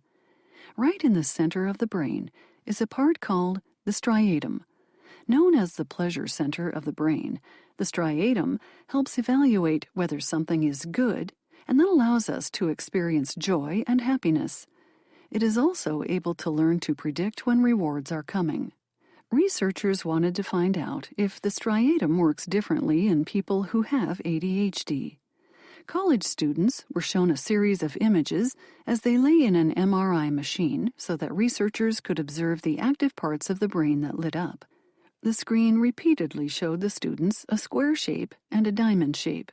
After the diamond shape, sometimes a glass jar with coins appeared. The students were told that they would get some money on a gift card each time they saw the coins. But every time after the square shape was shown, a big X on the glass jar would appear, showing that they wouldn't get any money that time. As the college students saw different shapes and outcomes, researchers could see where their brains became more active.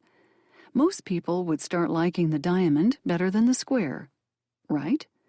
They would begin to get excited when they saw a diamond because they knew what was coming next, a monetary reward. That seems logical, doesn't it? And that is how it played out for the students who did not have ADHD. The striatum lit up, became more active, when they saw the diamond shape and waited for the image of the coins to appear. It was anticipating the cue that good things are coming soon. An interesting thing happened, however, when researchers viewed the scans of the students who had ADHD. Their striata didn't light up as much when they saw the diamond shape, even though it preceded the coin image, indicating a reward would be coming soon. The striata in these brains didn't become active until the students actually saw the jar with coins. The striata of those with ADHD responded most when they actually received the reward, not while they were waiting for the reward. The subjects in this study reacting to the actual rewards instead of the rewards coming in the future shows that the ADHD brain apparently lacks predictive abilities. Ugh. That's a problem for us as we attempt to begin a task. Without those brain signals in the striatum telling us that good things are coming and there's a reward just over the horizon, it's hard to begin or continue doing tasks and chores that are challenging or not so much fun. For example, you know that you need to complete your sales report for the month, but you just saw a new season of your favorite show dropped on Netflix. The show is exciting, much more exciting than your tedious report. So you decide to watch the show. The results of the experiment suggest that for those with ADHD, anticipation of a reward means nothing to their striatum. It takes the actual rewards or fun events to light up the striatum with excitement. But for people who don't have ADHD, even before the actual rewards arrive, the striatum is buzzing with activity in response to signals that promise rewards will be coming. The difference in how the striatum works between these two groups of people is important because all of us, both humans and other animals, tend to repeat behaviors that are rewarding. If the striatum sends chemical signals that good things are coming, even tasks that aren't very enjoyable can be experienced as rewarding. Then a person is more likely to do the same thing again. For example, a neurotypical person works hard to finish a sales report, and his supervisor praises his timeliness and the thoroughness of his work. The next month, his striatum may already start becoming active during the time he is completing his worksheet, because his brain is expecting that same response from his boss. That helps sustain his focus and actions. People with ADHD are more likely to repeat behaviors that bring actual and immediate rewards, like getting a good laugh from friends or getting fast food in a drive-thru. The problem is that most of life doesn't work that way. We must tackle the difficult to get to the reward, or we must accomplish the mundane to get to the fun. Learning to manage the rewards around us might help the striatum to become more active in ways that could help us accomplish what we want. Our lack of time perception, our search for fun, and our inability to anticipate delayed gratification seriously interfere with knowing how and when to get things done.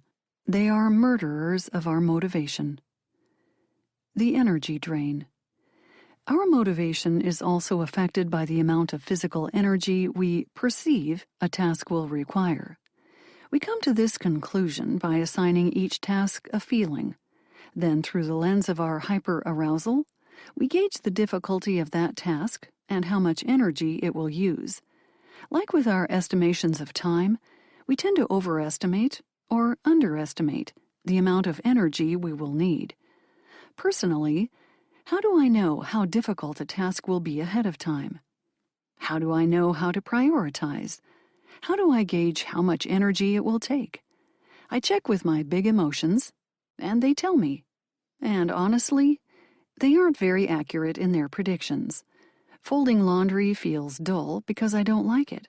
So I think it will take a great deal of energy to complete. But I like vacuuming because of the neat lines that I can leave in the carpeting. It feels satisfying and doesn't seem to take any energy at all. When I enjoy the tasks, I tend to consistently underestimate how much energy will be extracted from me. After working 4 consecutive 12-hour days, I say to my husband, "Wow, I'm tired. How can I be this tired?" To him, it's logical why I am ready for bed at 8 o'clock. For me, though, because I love my job and deeply enjoy working with clients, I forget how much energy it takes to coach and to accomplish the other tasks in my day.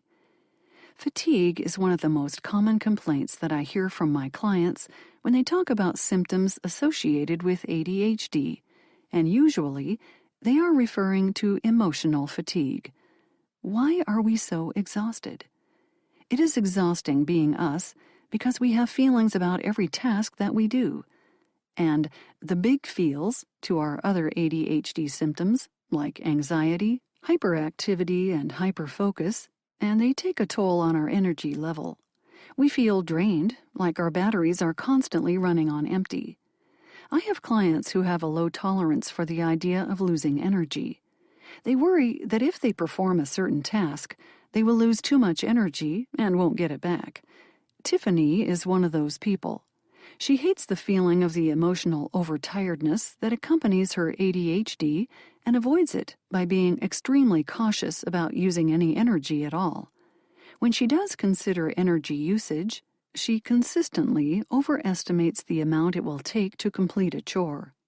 Thus, she is reluctant to begin her chores, saying she fears she will get in too deep and hyper-focus on the task.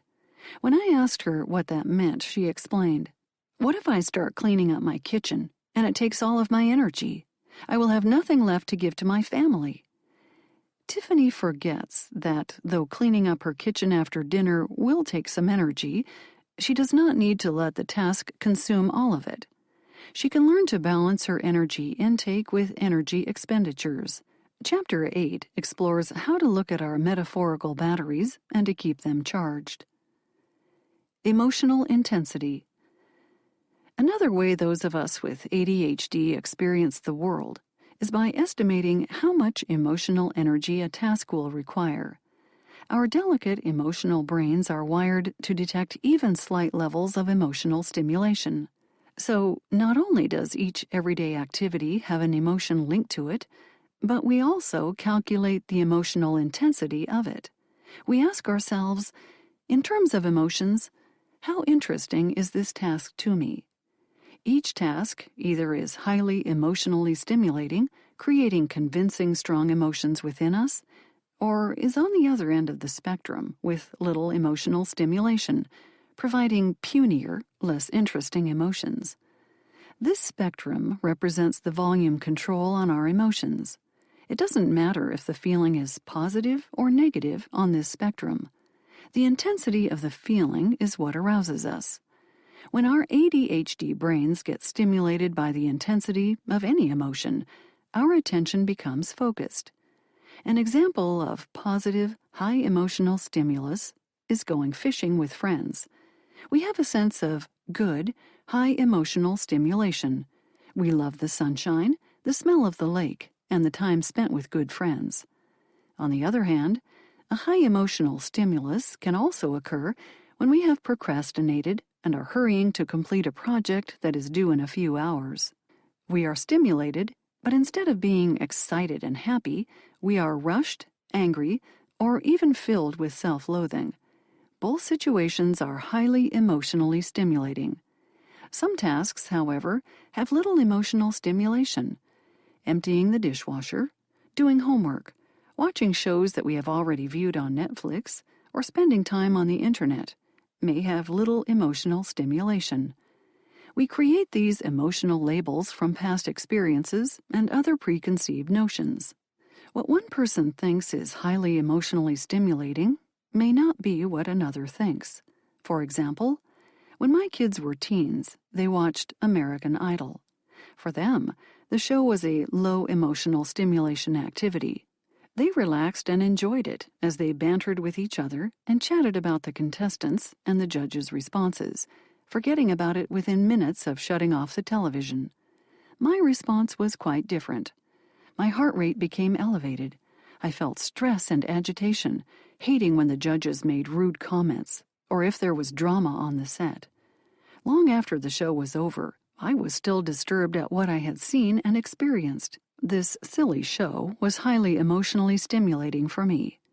When I present the emotional intensity continuum to a large group, those without ADHD look puzzled, and someone will ask, "Are you saying that people with ADHD don't want to do something until there is a high emotional stimulus attached to it?"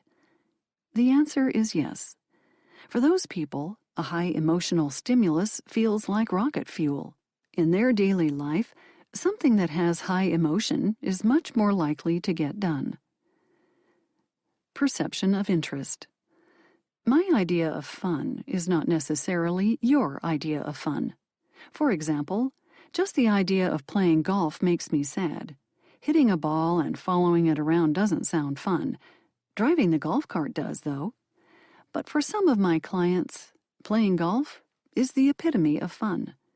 When I present this concept of fun, not fun, to large groups, I can tell who has ADHD and who doesn't, just by their responses to the concept. Individuals with ADHD smile and nod vigorously, as if they are saying, "Yes, yes, that's how it works." They have an immediate reaction and know that they have strong preferences for fun. They know that they are likely to build their whole days around what sparks their interest. Non-ADHD individuals, on the other hand, nod slowly with a hint of confusion in their expressions. They are not driven by the need for fun and seem to respond moderately. Sure, I like fun. It's true that those without ADHD also distinguish between fun and not fun.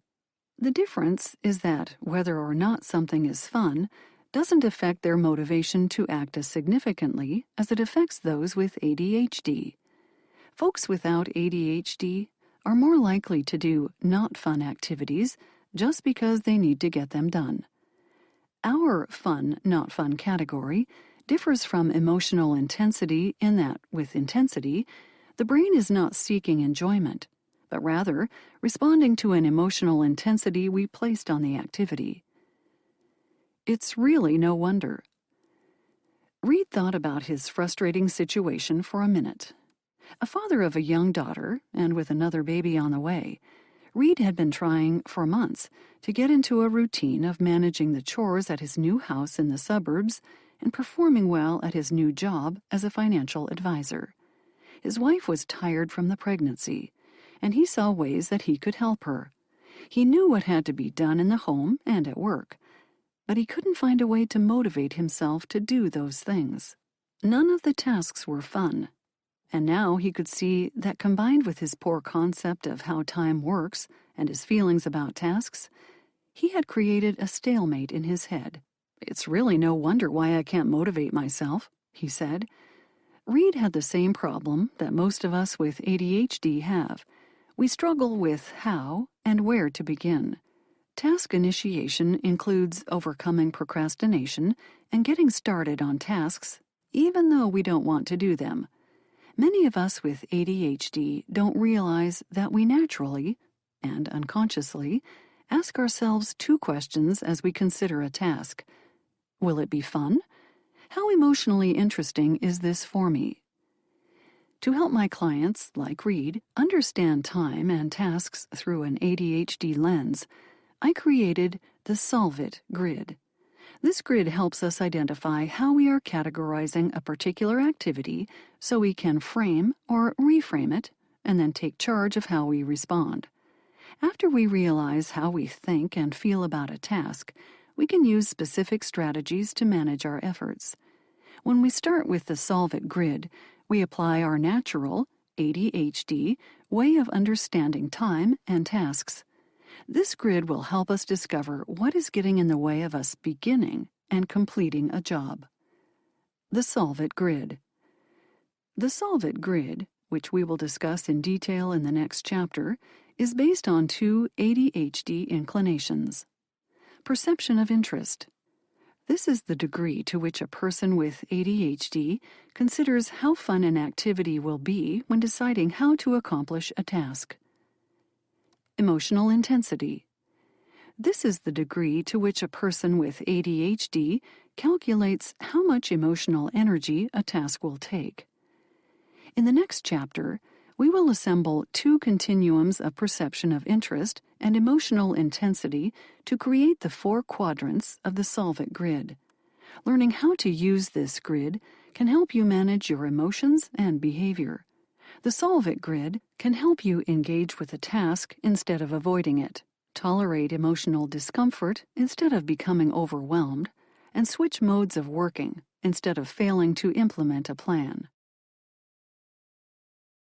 8. Living on the grid. "I'm on 10% power," I warned my husband while we talked over the phone. My old iPhone had a weak battery. Because it took such a long time to charge and drain faster than I wanted it to, I was usually aware of the percentage that I had left.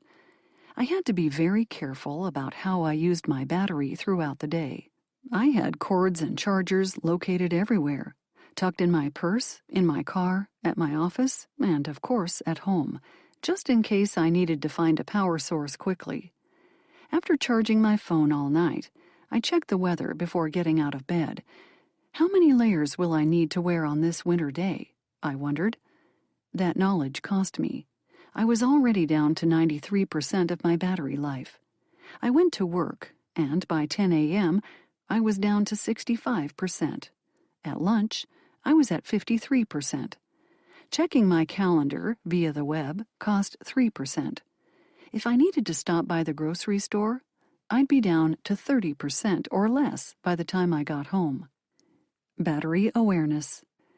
We all have our own internal limited battery energy, but those with ADHD find that their battery, like the one in my old cell phone, is prone to becoming more quickly and easily depleted from activities that others may not find taxing at all. Duties that I find tedious, like answering emails, invoicing clients, going grocery shopping, and returning phone calls, can feel as though they drain at least 50% of my daily battery. For some people, those activities might consume only 5% of their daily battery allotment. When I manage my energy and recharge at frequent intervals, my battery is less likely to die, lose all power, and I am more productive throughout my day. Everyone has a different set of activities that drain them. For some, meeting a friend for coffee can be enriching, but also exhausting. For others, spending a great deal of time alone reduces their battery percentage. Planning a complicated meeting can energize some and deplete others. Knowing what charges our batteries and what depletes them is vital for our physical and mental health. If we don't pay attention to the amount of energy we lose, our batteries die, and we feel discouraged, sad, even dysphoric. As I discussed in the previous chapter, those of us with ADHD have difficulty seeing and managing energy expenditure. So we are especially in need of a way to frame our tasks that will help us become energy efficient.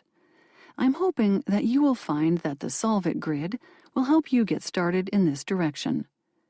We discussed in the last chapter how we instinctively classify activities as fun or not fun, and how we use high-intensity emotions or low-intensity emotions to accomplish those activities. The Solve It grid will help us identify how we are categorizing a particular activity and to take charge of how we respond. After realizing how we think and feel about a task, we can use specific strategies to manage our batteries, our energy, and efforts. The Solve It grid. High emotional stimulation. Not fun. Red. High emotional stimulation. Fun. Green. Low emotional stimulation. Not fun. Yellow. Low emotional stimulation. Fun. Blue. The red quadrant. The red quadrant is where we subconsciously place tasks and activities that aren't fun for us, but are highly emotionally stimulating. You may wonder, how can something be not fun and yet get my emotional attention and energize me? If you recall from Chapter 6, we use malicious emotional tricks like anxiety or anger to help us complete a job. When we tackle an activity in this quadrant, we work ourselves into a heightened emotional state in order to complete the task. For example, procrastination, delaying a job until it requires immediate attention, is a way of dealing with a task in the red quadrant. When we've procrastinated too long, we get anxious and feel like we now need to respond quickly, causing an adrenaline rush. At first, red feels energizing because of that initial rush, but ultimately, operating for too long in this quadrant, no matter what emotion is used, is exhausting. However, it can also be addictive because our frantic feelings are connected to a sense of achievement. It's not long before we learn to rely on those frenzied actions to be productive.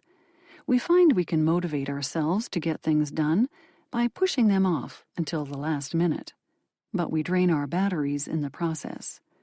Mark discovered that he was addicted to red tasks. He said that he felt more effective and alive when he waited to start a report until an hour before it was due, didn't fill his gas tank until it was nearly empty, or completed urgent matters at his job. He overloaded his calendar, procrastinated, and then pushed himself to deliver at the last minute. Even his hobbies reflected his obsession with red. He loved skydiving, motorcycle racing, and boxing. "I like speed," he boasted at our first meeting. "It's how I like to get things done. Last year, I increased my sales by 15%. Success means never slowing down. It sounds as though Mark is succeeding well in his job. But clearly, there's an issue, because his supervisor recommended that he make an appointment with me. Although Mark couldn't see it, others were affected by his behavior. And contrary to what he believes, Mark can't thrive while living mostly in the red quadrant. He will burn out, and his battery will take a long time to recharge. Spending time in the red quadrant isn't wrong, but spending too much time there has severe effects on our minds and bodies, leaving us feeling tired and possibly resulting in burnout. At the end of this book, I've included a helpful tool titled Your Life on the Grid to help you assess where you are and how to navigate moving between the colors on the grid. For the moment, let's just look at things in the red quadrant. Write your answers to the following. My tasks that are usually in the red quadrant. What is it about these tasks that make them red for me? The yellow quadrant. A high school senior, Nora, looked at the Solve It grid that I had drawn on a small whiteboard in my office. Which quadrant do you avoid the most? I asked her. Like most clients who see this grid for the first time, she pointed to the yellow quadrant. It contains tasks and activities that aren't fun and are not emotionally stimulating. Why is this the one that you avoid? I asked. Without hesitation, she said, This quadrant is boring and repetitive.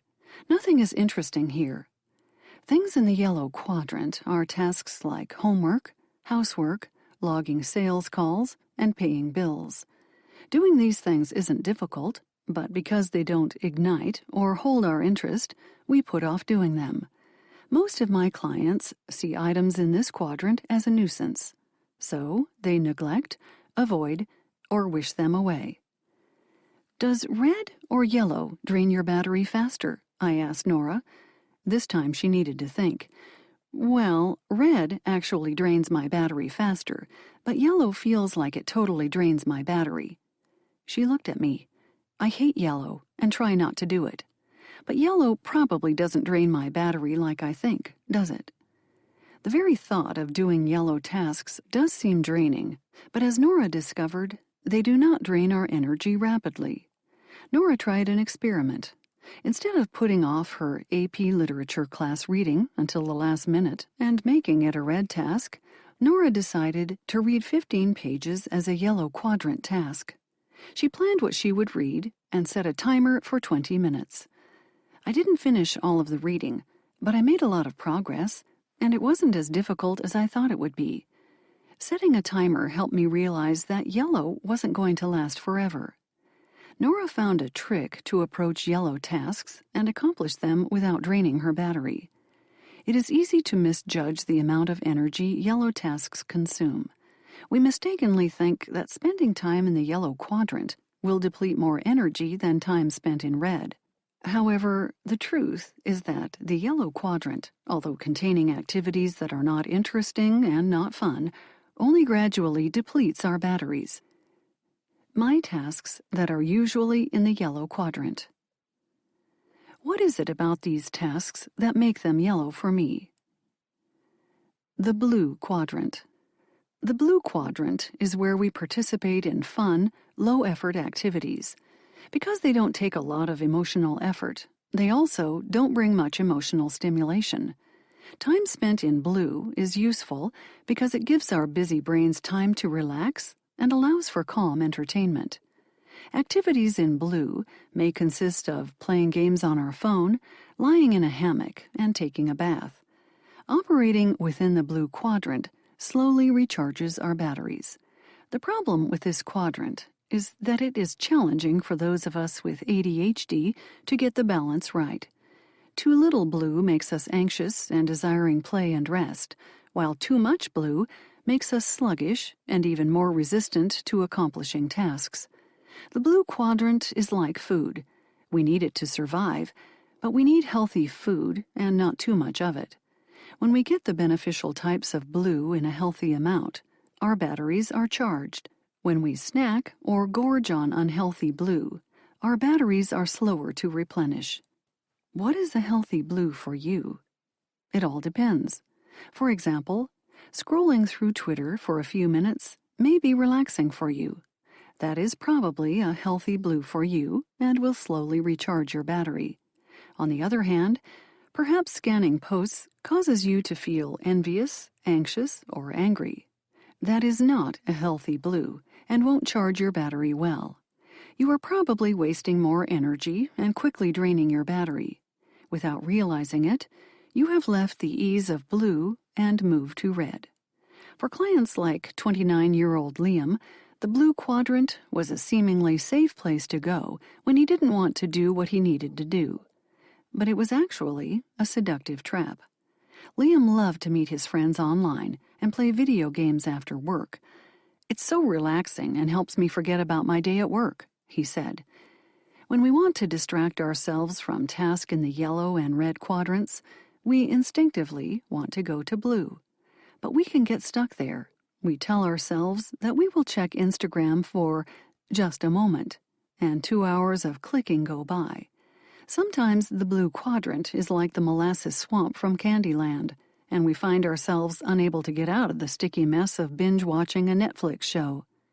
This "just one more" approach to life keeps us stuck in blue. For Liam, the blue low-key fun became problematic because he spent too much time in this quadrant and not enough in varying activities. My tasks that are usually in the blue quadrant. What is it about these tasks that make them blue for me? The green quadrant. The green quadrant is our very happy place. It includes activities that are fun and emotionally stimulating. Green gives us space to build relationships, reflect on personal growth, be creative, and enjoy our lives. It often refocuses our purposes and goals, reminding us what is truly important. In this way, green has a transformative effect. Green activities can include spending time with family and friends, going for a walk on a beautiful day, seeing beautiful artwork, or watching the sunset. We feel refreshed, more hopeful, and closer to our authentic selves. One of my favorite green activities is having a meal with our whole family.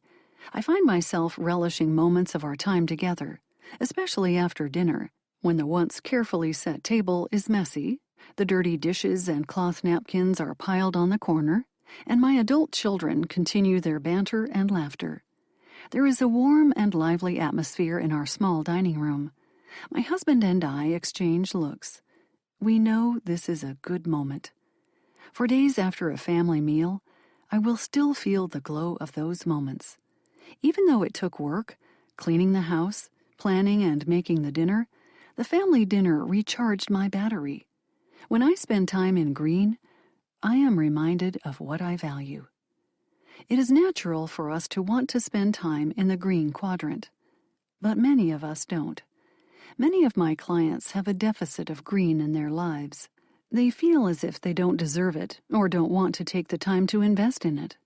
In a workshop where I presented the Solve It grid, one participant said, "I punish myself all the time by not allowing green time into my day."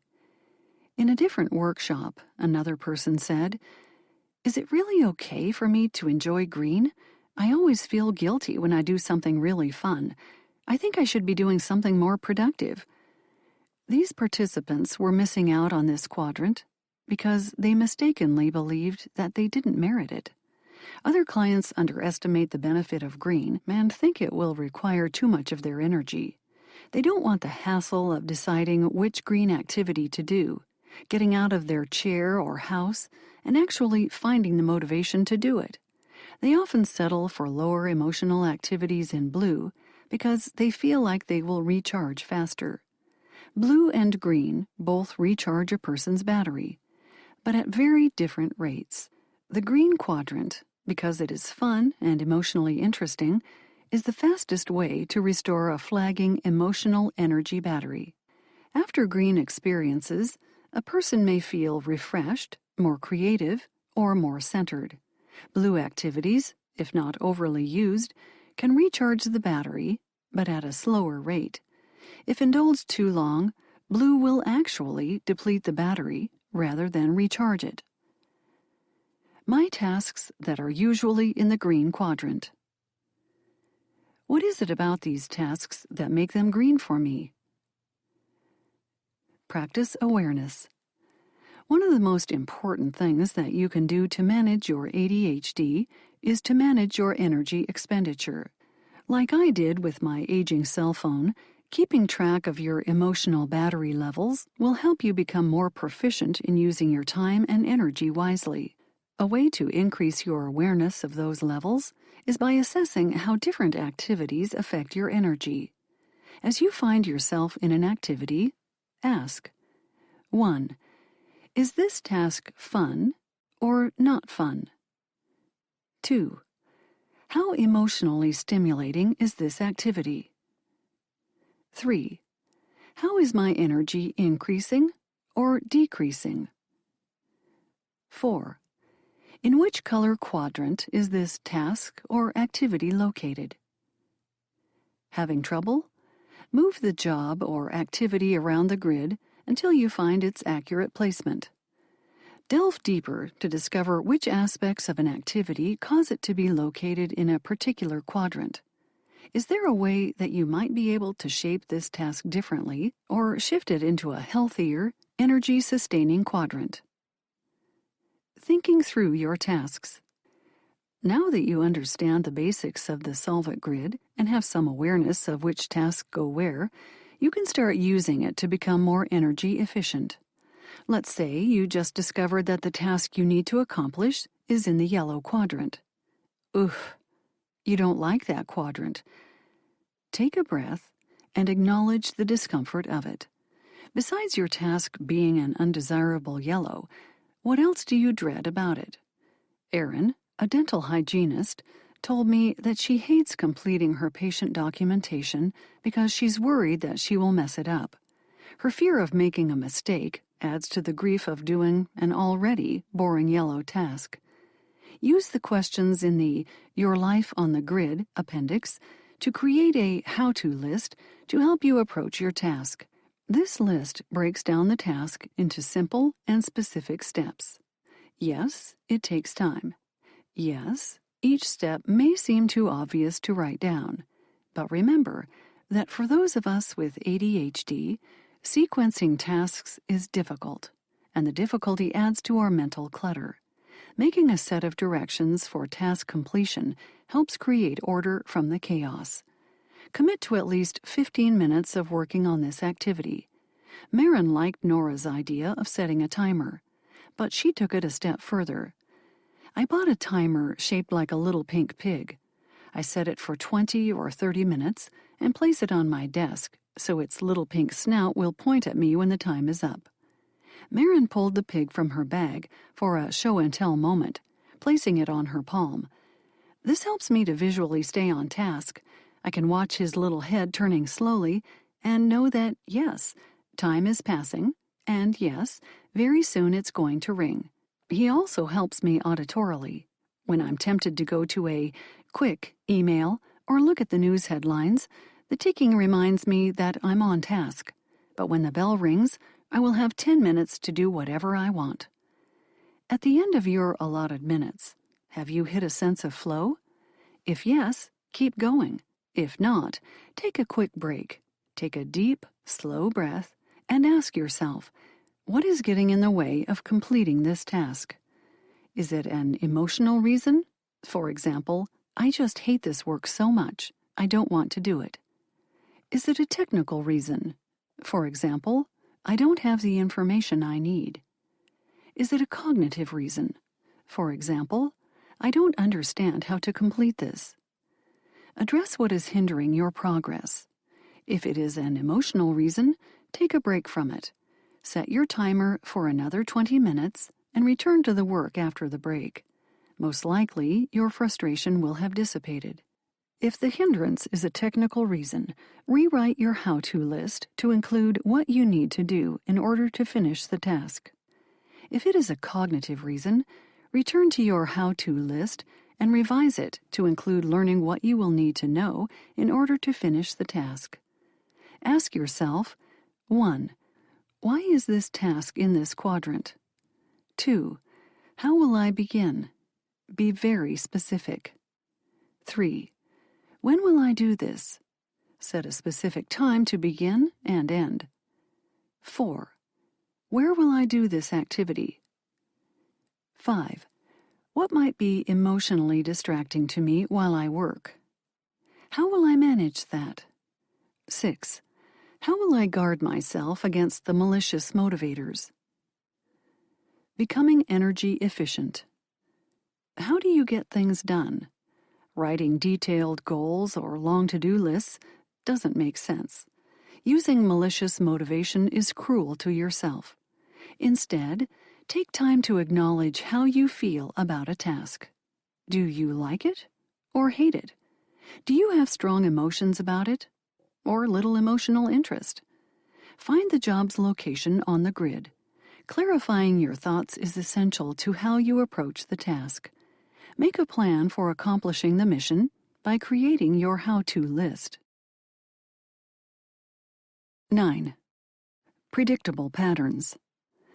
For those of us with ADHD, mindfully managing our battery usage helps us accomplish more tasks and feel better about ourselves. Unfortunately, though, we get stuck in behavior patterns that keep us from using our resources well. Our unconscious patterns feel comfortable to us, so we don't realize how damaging they are to our energy levels, productivity, and relationships. We can use the Solve It grid to help evaluate our mistaken beliefs, create better habits, and improve our performance. When we examine our behavior in different quadrants, we learn what ensnares our thinking. As you consider the following patterns, identify which patterns you use. The need for speed pattern. Operating in the red quadrant is like pushing the panic button in your body each time you need to complete a task.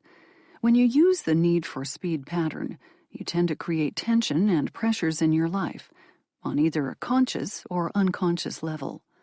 Responding to a self-manufactured crisis triggers the body's stress response. When you rely on this pattern, you get a rush that comes with excitement. You might say that you work best under stressful circumstances. Though that may be true, it comes at a high cost. This pattern places incredible stress on your body, especially the nervous system. If you use the need for speed pattern, you are writing checks that your body eventually won't be able to cash. Remember Mark? He was the go-getter in the previous chapter who preferred to get things done in the red quadrant. He loved life in the red and was exhilarated by hitting life hard and fast. He was rewarded for this addiction for a while because his coworkers saw him as a strong leader. Over time, though, his coworkers and his supervisor grew tired of his constant push to excellence. Now, after 2 decades of living at this breakneck speed, Mark realizes there are costs. At a recent doctor visit, he was surprised to learn that even though he was in great shape, he showed signs that his body was in constant stress. "I couldn't believe what I was hearing," Mark said in his quick-paced staccato. "I trained so hard." His doctor strongly advised him to find ways to slow down. Mark needed to address his need for speed pattern before the consequences became severe. See how you score in the need for speed pattern. Give yourself 1 point for each yes answer. 1. Do you always seem to have a crisis going in your life, real or overblown? 2. Does getting angry help you work better? 3. Are you always rushing with a packed schedule? 4. Would others say that you often have dramatic conflicts or outbursts of intense emotion? 5. Do you feel guilty if you use your spare time to relax? 6. Do you need to win to derive enjoyment from games and sports? 7.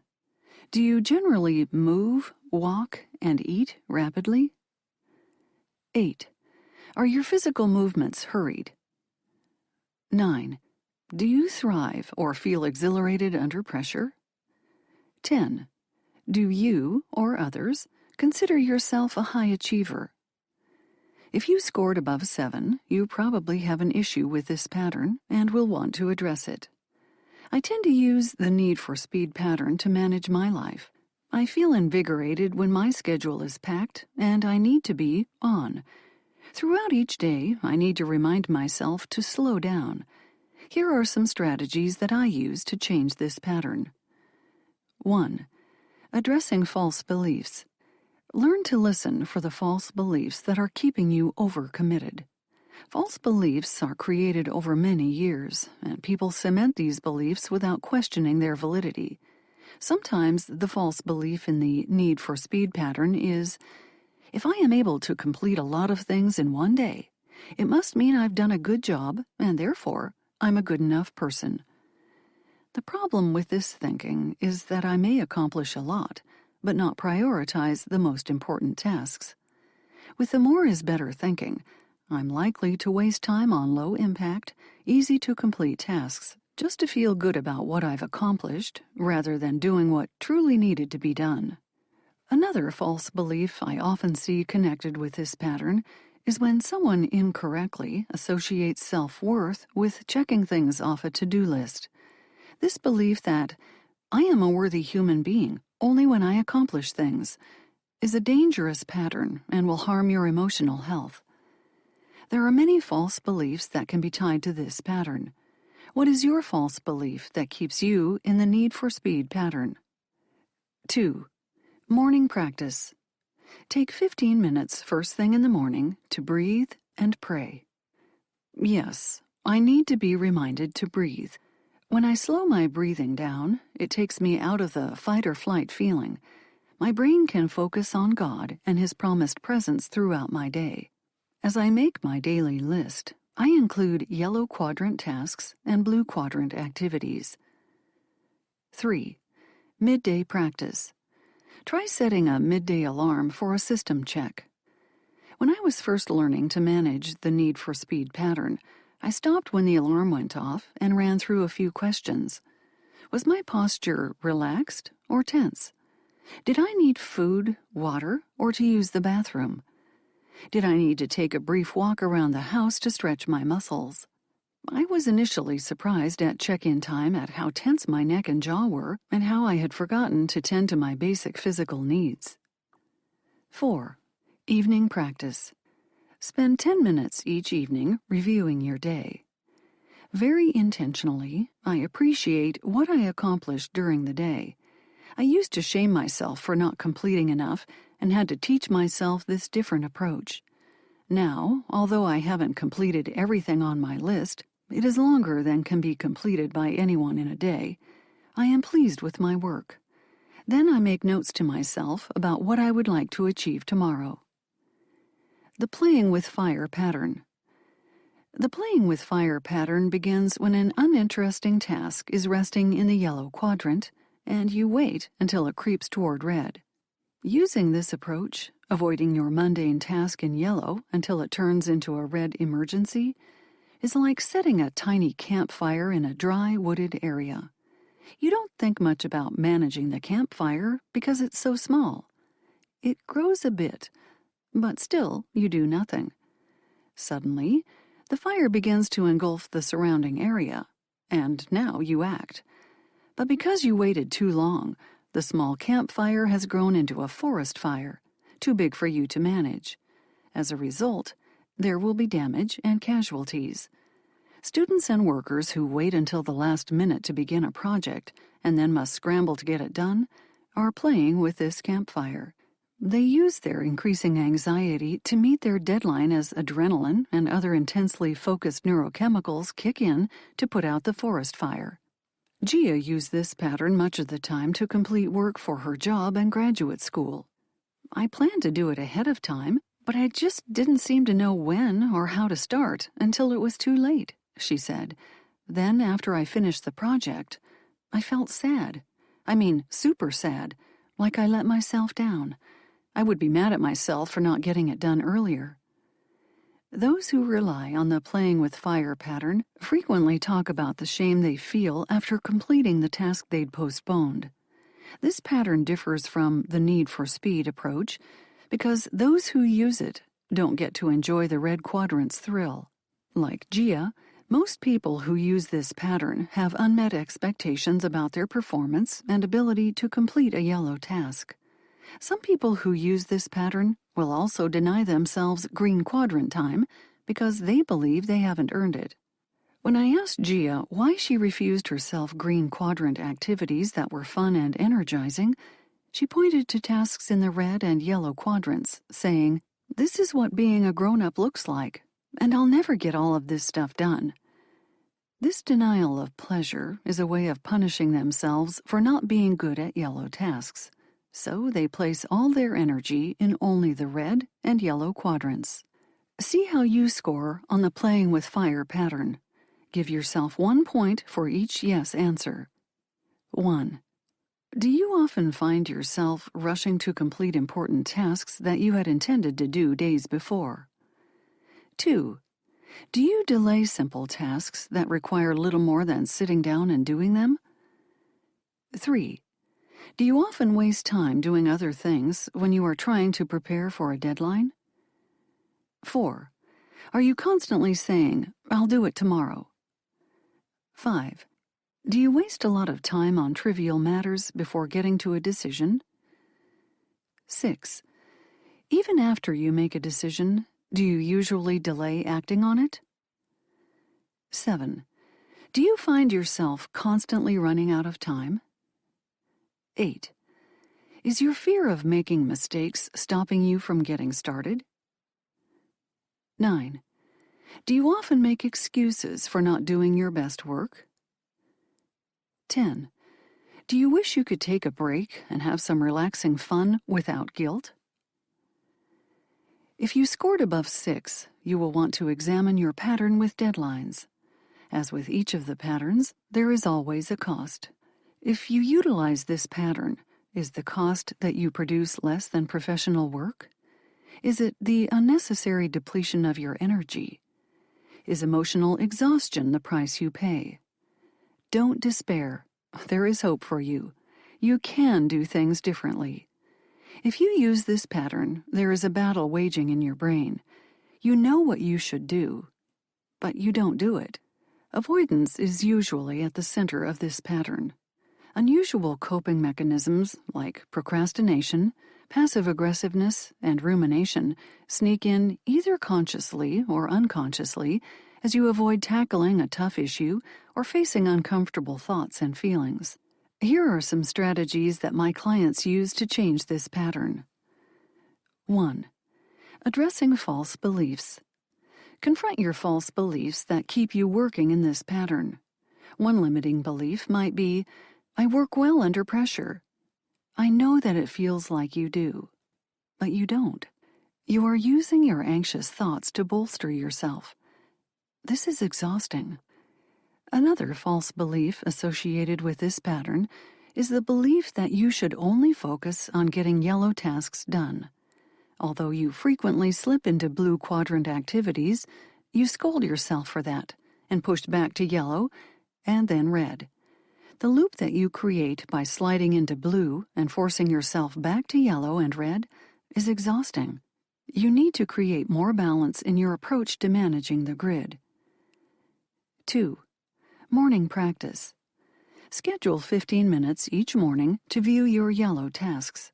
I suggest you limit your yellow tasks to only 3 to 5 items. What makes something a yellow task? Is there a task that seems boring or otherwise yucky? Ask yourself why you are tempted to avoid that task on your list. Break the ugly yellow task into small, how-to steps. I often hear my clients say when talking about yellow tasks, "I don't even know where to start." This is because very often, the job that they are procrastinating on feels too big or too vague. Take the time to write the steps out, no matter how small they seem. This simple practice will help you see how to complete the task. Make an agreement with yourself that you will work on the yellow item for 20 minutes. If after that time you haven't gotten into the flow of it, then move to a different task. 3. Midday practice. Review your yellow list. How many of the items on your list could move to the red quadrant if you delay them? Gulp. I just thought of a few on my list that I have conveniently let burn. How can you address these tasks now instead of waiting for the feeling of urgency? 4. Evening practice. How well did you stay out of the red quadrant today? Were you able to think more clearly when you weren't in that quadrant? What key behaviors worked for you through yellow quadrant tasks? Were you more aware of the times when you were slipping into blue quadrant activities? What did you do to refocus your efforts? Although you may not have finished everything on your list, appreciate what you did accomplish. It was a long list. The red, blue, and back again pattern. In this energy pattern, we move from the red quadrant to the blue and then back to red. Tasks in the red quadrant seem to hold us in a frantic, frenzied state. We tell ourselves that we are the most productive there, and we work there for as long as we can. And then we flop to blue because we are tired, depleted, and sometimes even sad. Then we muster our anxiety, anger, or whatever strong emotion we need to spur us back to red. I used this pattern for years, and sometimes am tempted to return to it. For me, it looks like this. I work diligently all week, long hours, with no margins for blue or green. Then on Friday evening, I sink into my sofa, mumble something about leaving it all on the field this week, and slip into a catatonic state. I am in for serious veg time. Then Monday morning, I am scared out of bed by all that I need to do and go right back into the red quadrant. The problem with this approach to life is that the all-or-nothing pattern robs you of emotional balance and leaves you missing out on the sweet moments of life. There was a time in my life when I was teaching college full-time, writing a dissertation, and taking courses, and I had 3 children, ages 3 months, 7 years, and 9 years. I had so much to do, and it felt like everything depended on me. One day, I sat to watch a television show with my kids as the baby slept on my chest. It was the first time I had stopped all day. I could feel my breath matching the slow breathing of my sleeping infant. My eyes closed as my chin rested on her sweet-smelling head. I was starting to drift off when I heard my always observant 7-year-old note in a loud whisper, "Have you ever noticed that Mom is like a doll? If she tips over, her eyes shut." This pattern is different from the need for speed pattern, which is for adrenaline junkies who engage in red effectively all day and rest just enough to continue in red the next day. The red, blue, and back again pattern has days or weeks in the productive red quadrant, followed by days or weeks in the unproductive blue. The telltale sign of this pattern is intense behavior 1 minute and a blithe attitude the next. See how you score on the red, blue, and back again pattern. Give yourself 1 point for each yes answer. 1. Are you very competitive and self-critical, only to suddenly flip and become complacent? 2. Do you strive relentlessly toward goals without feeling a sense of joy in your efforts or accomplishments? 3. Do you find at times that you know you should be doing something productive, but are too fatigued mentally or physically to do anything at all, only to press yourself into hyperaction a day or 2 later? 4. Do you get wound up quickly and overreact sometimes, but other times you just don't care? 5. Do you experience a driving, persistent sense of urgency to complete tasks? 6. Do you find yourself flipping between being incredibly impatient some days and very tolerant on others? 7. Do you look like you have 2 speeds, on and off? 8. Do you sometimes forget to enjoy the journey? 9. When you realize that you forgot to enjoy the journey, does that make you feel sad or down? 10.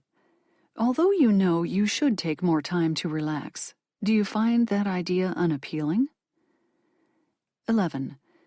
Do you stop and rest only when your body tells you that you must, through sickness, fatigue, etc.? If you scored above 7, you will want to think about how you can balance your energy use. As with the playing with fire pattern, if you utilize this pattern, is the cost less than professional work? Is it a complete depletion of your energy? Is the price you pay the emotional exhaustion you feel? Fortunately, people who use this pattern are natural problem solvers. Here are some strategies to help you address the challenges of this pattern. 1. Addressing false beliefs.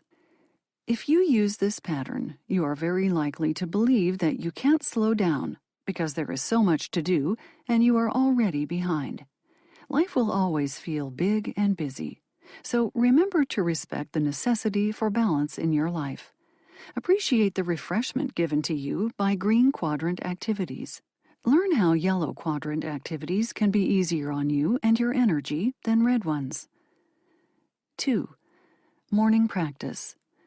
As you decide what to include in your day, make sure that items from the yellow, green, and blue quadrants are represented on your list. Think about why it is important to have all these quadrants represented throughout your day.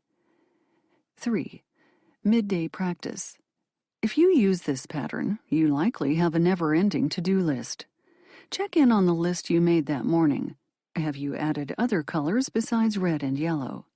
If not, how can you add a few minutes of another quadrant now? 4. Evening practice. End your workday at a set time. Reflect on your relationships. Your having only 2 speeds can be difficult for those who live and work with you. Your intense activity one day and exhaustion the next may confuse or even drain others. Make a list of the relationships that are important to you and then schedule green time with those people. The nothing but blue pattern. TJ had a nothing but blue pattern. He looks like an easygoing person who just wants to enjoy his life. I first met TJ when he was 23 and living at his parents' home. Although he was smart, he was convinced that neither college nor training school would be a good fit for him. He spent his days hanging out with his band, playing first-person shooter video games, planning campaigns for Dungeons and Dragons, and working part-time delivering pizzas. "I'm not sure that I know what I want to do," he explained, "so I don't do anything."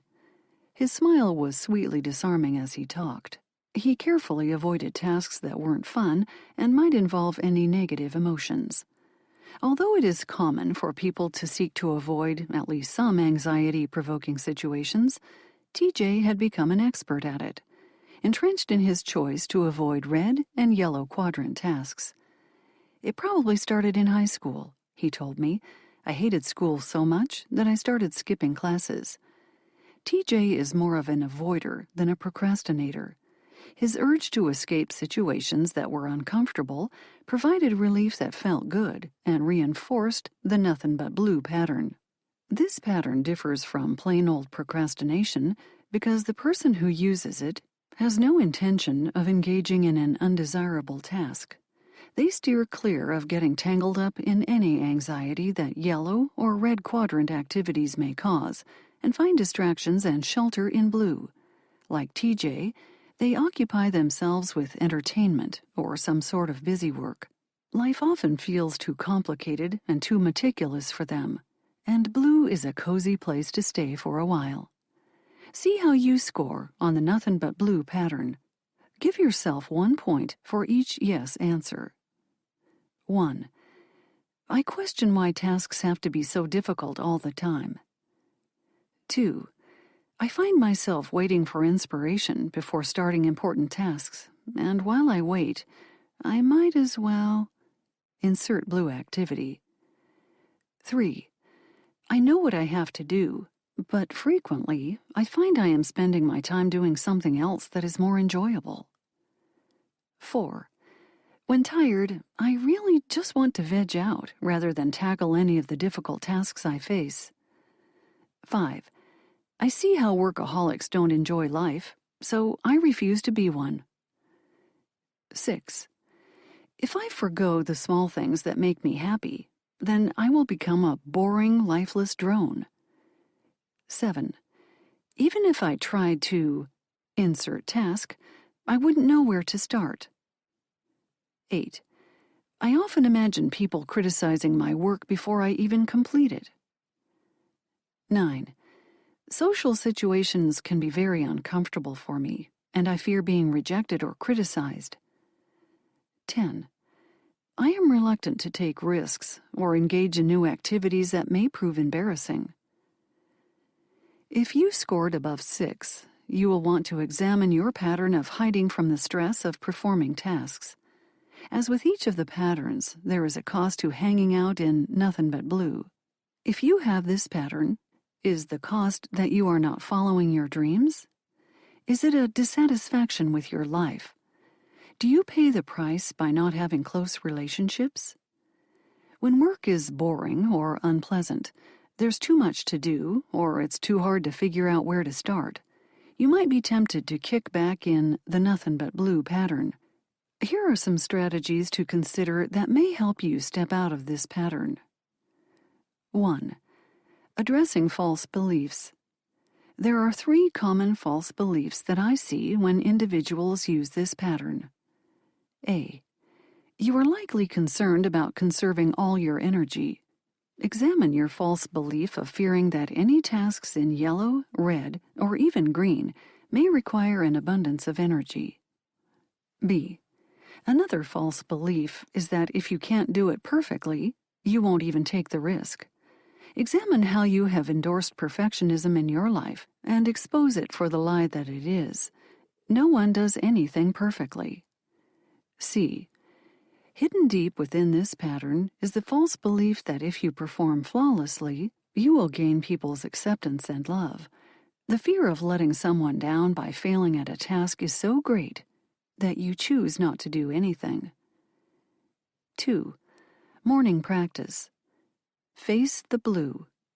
What blue quadrant distractions may get in your way today?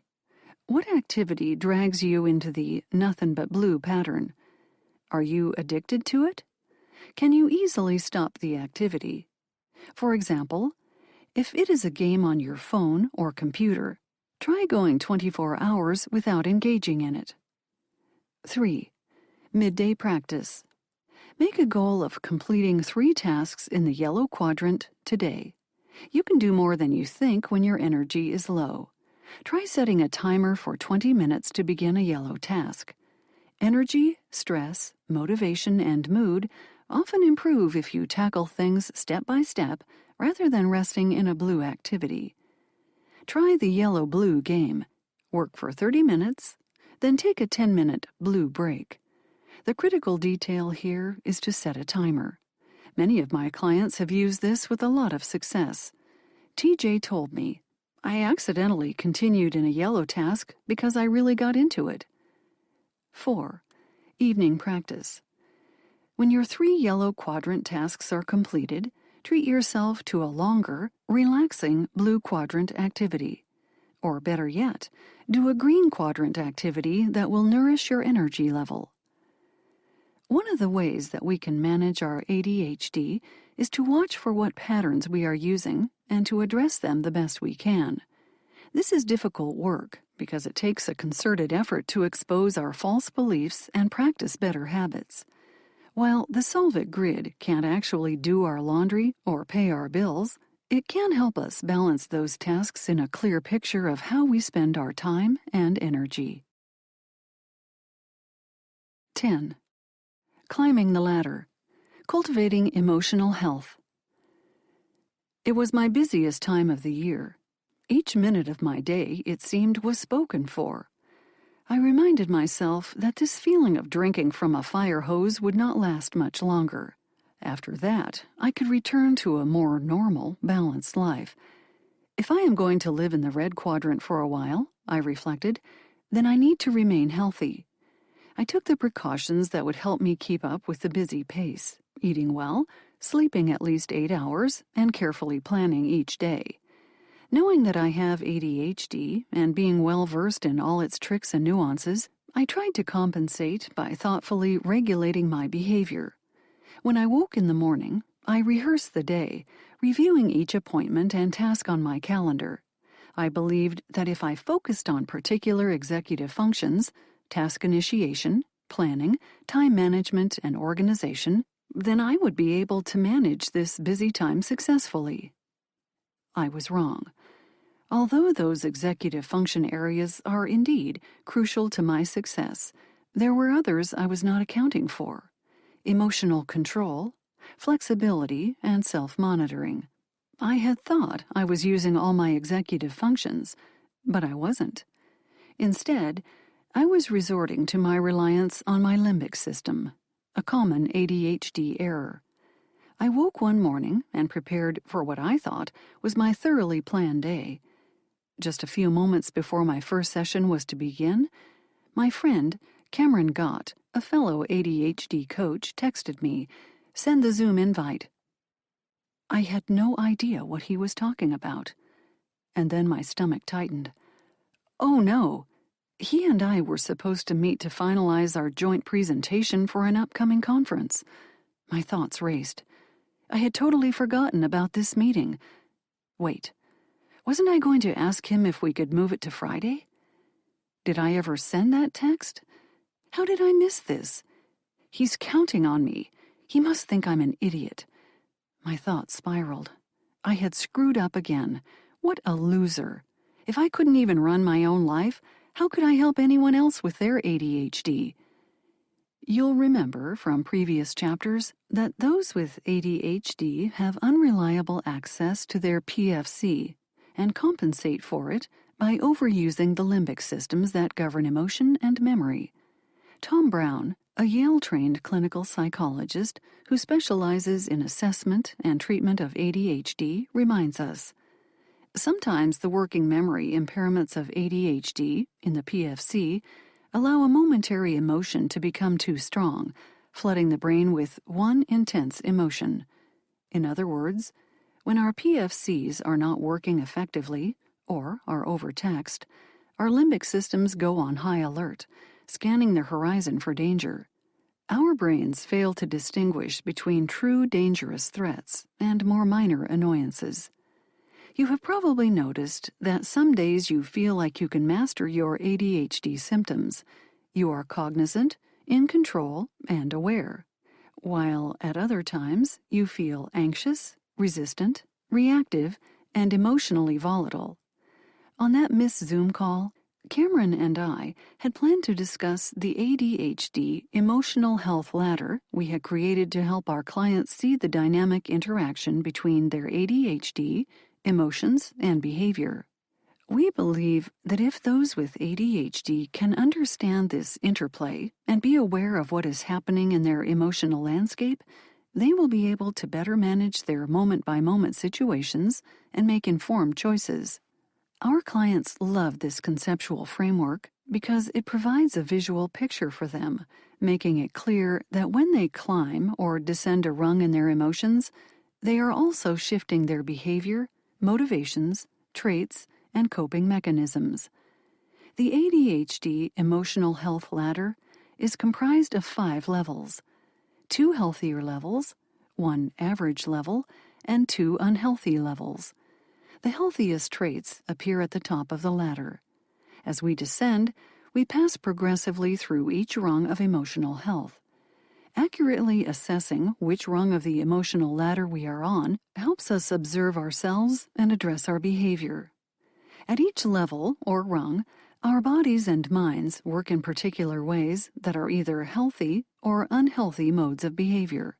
Just like with the Solve It grid, knowing where we are on the emotional health ladder will enable us to work with or through whatever is helping or hindering us.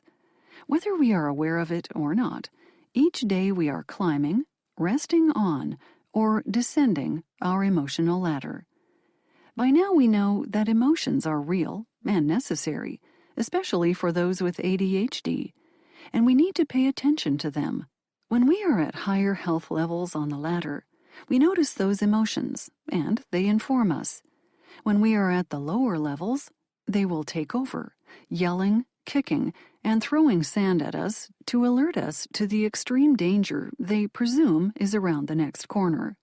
I encourage clients to note what is happening within them on every rung in the following 6 categories, which are a part of each level on the ladder. Level 1. Present and calm. Level 2, attending to.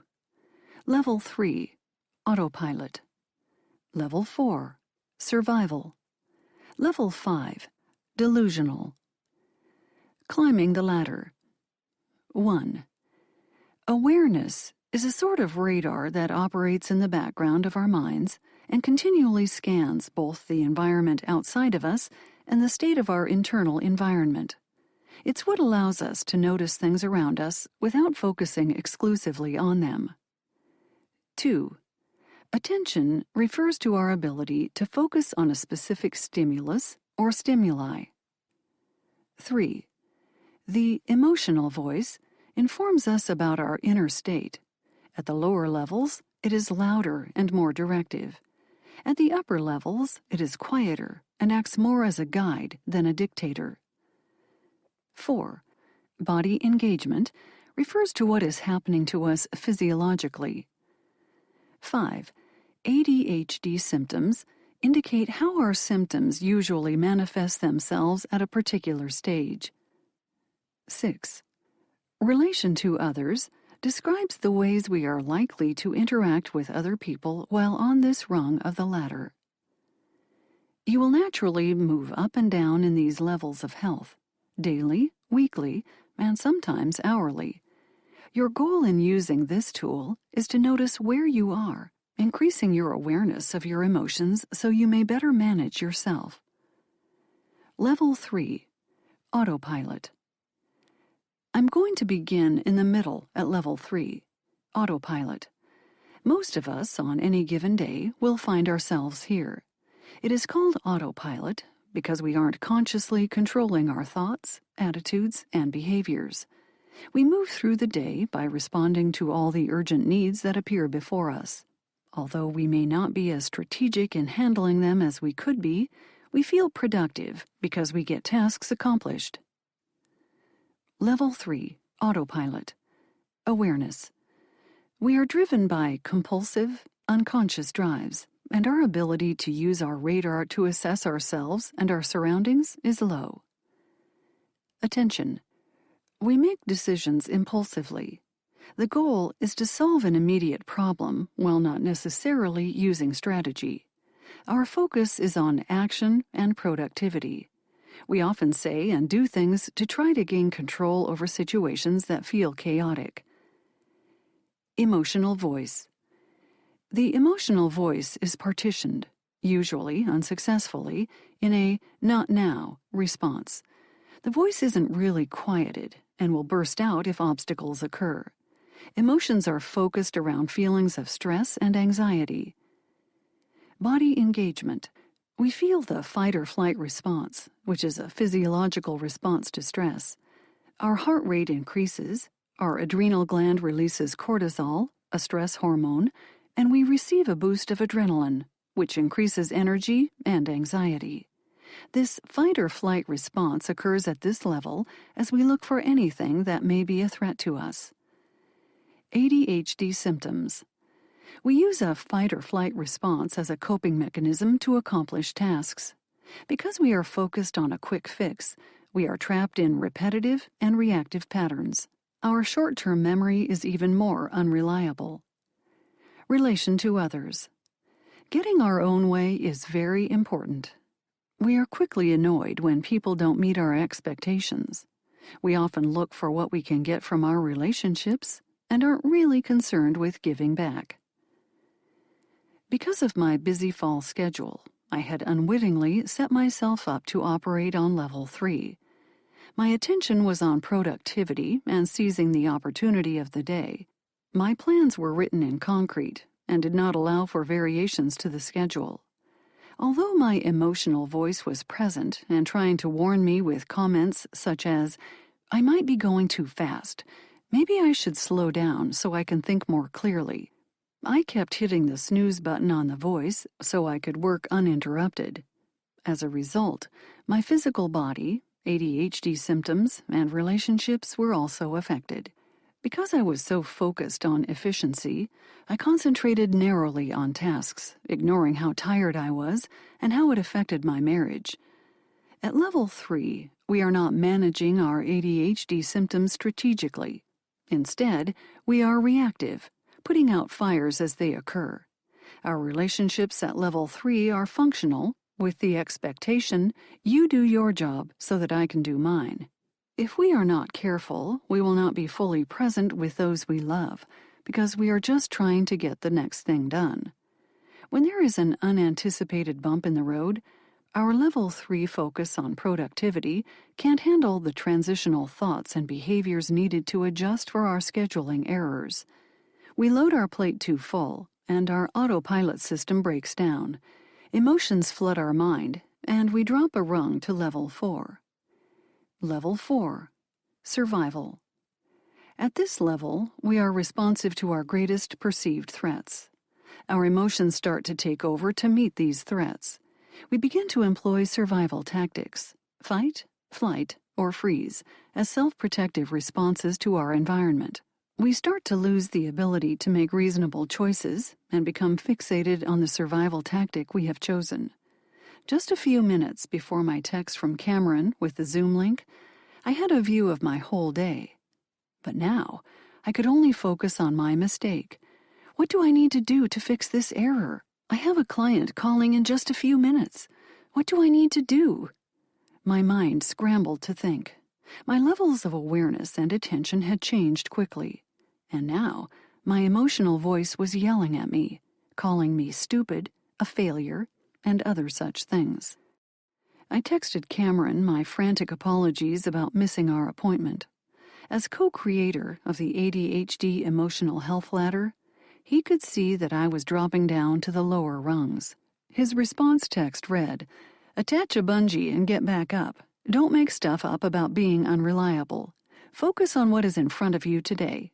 We'll be fine." His empathetic and kind response felt like a breeze on my face.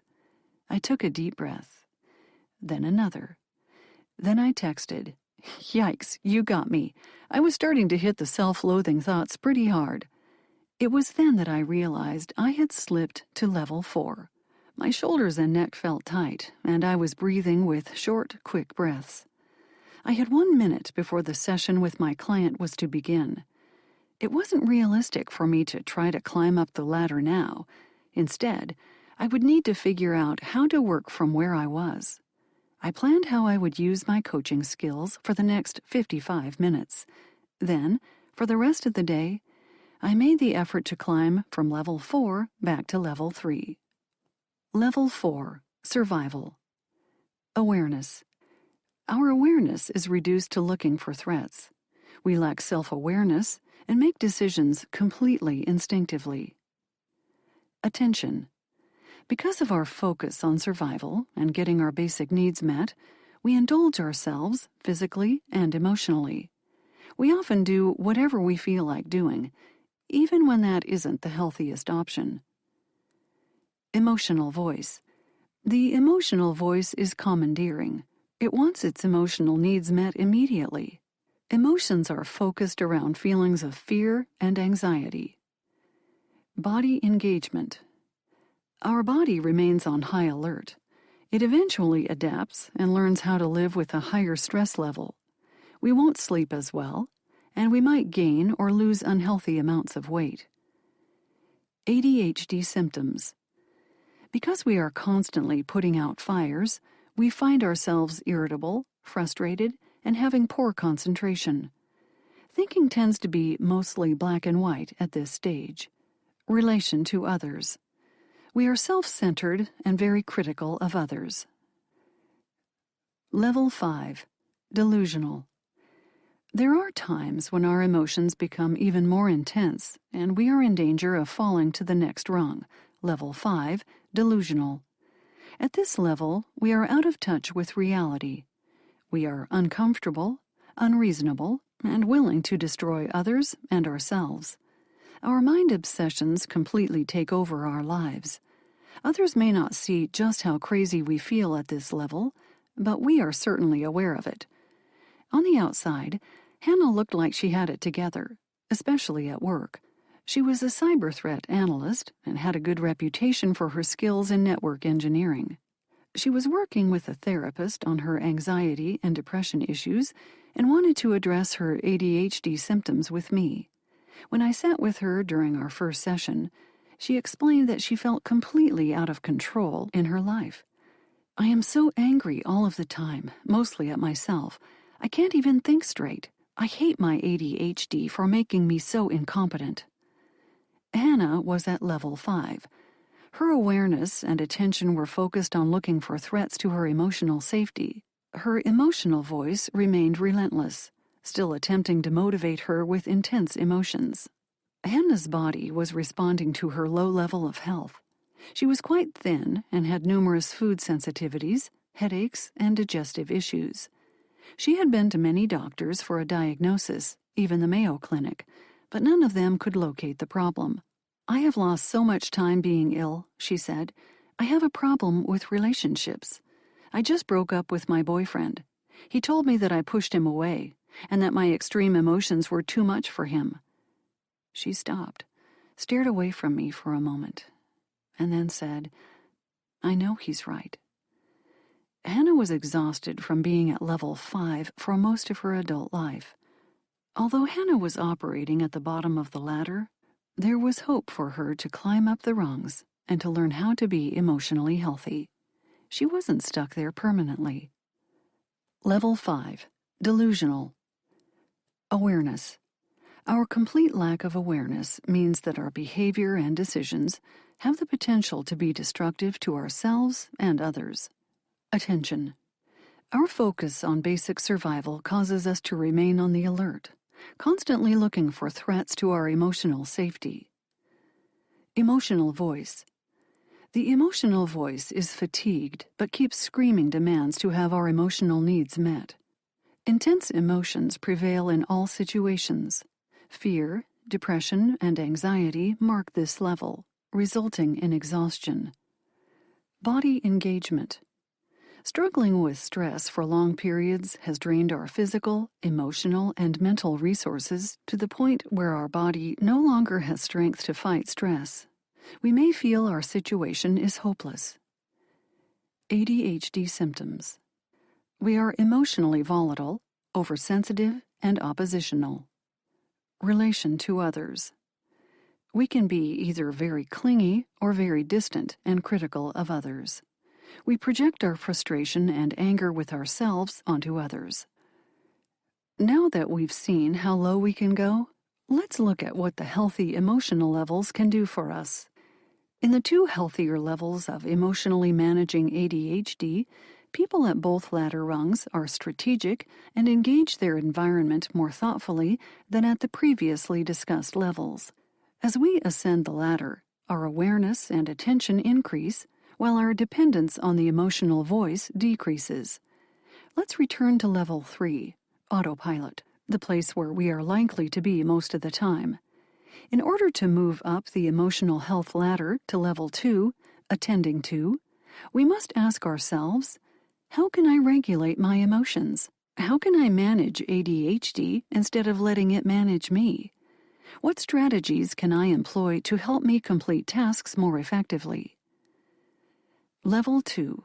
Attending to. On level 2, we are responsive to the most significant tasks without becoming emotionally overwhelmed or hitting snooze on the emotional voice. We have long periods of being present in a non-reactive moment.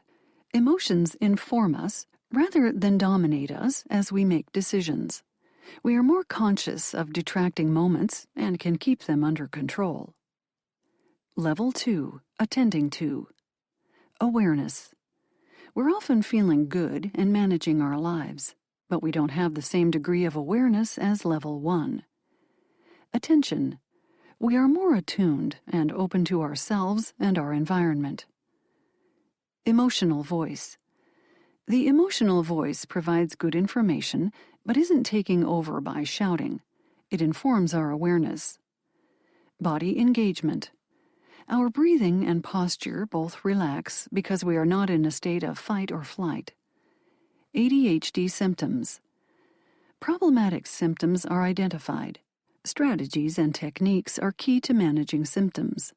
They are used carefully and consistently. Relation to others. We look for win-win solutions. When I am at level 2, attending to, I am able to think very differently because my awareness and attention are attuned to my environment. Instead of scanning for threats, as I would in the lower levels, I am aware of and attending to what is actually happening. I notice when I need to shift my attention from one task to another.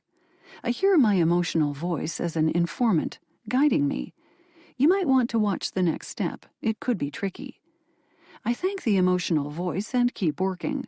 It reminded me not to fixate on the technical issue I am having in QuickBooks. Instead, I make a note to ask my accountant a question and move to the next task.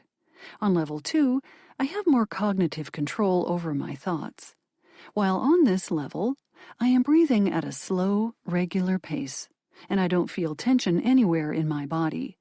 I remind myself of strategies to employ to keep myself steady and on task, to plan and transition from one task to another. If an unexpected event happens, or I realize I have made another mistake on my calendar, I don't immediately fall to level 4 negative thoughts and behaviors. Instead, I have an emotional margin available to assess, recalculate, and reorient using strategies such as the Solve It grid. I am happy with how I am managing my life when I am at level 2.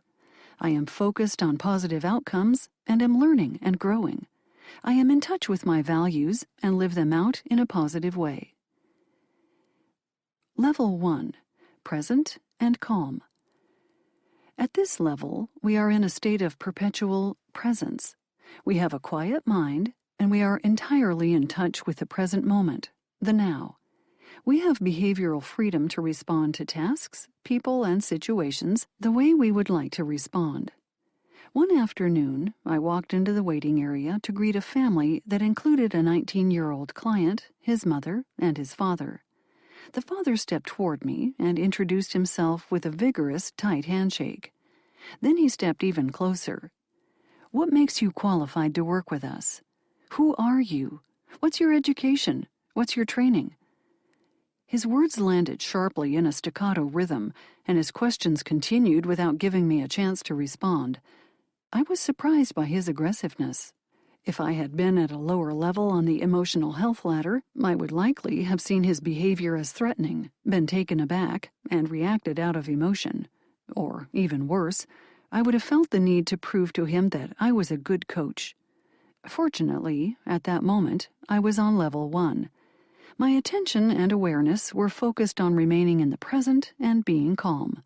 Because I was attuned to my emotions, I could observe the emotions of others from a distance without getting drawn into them.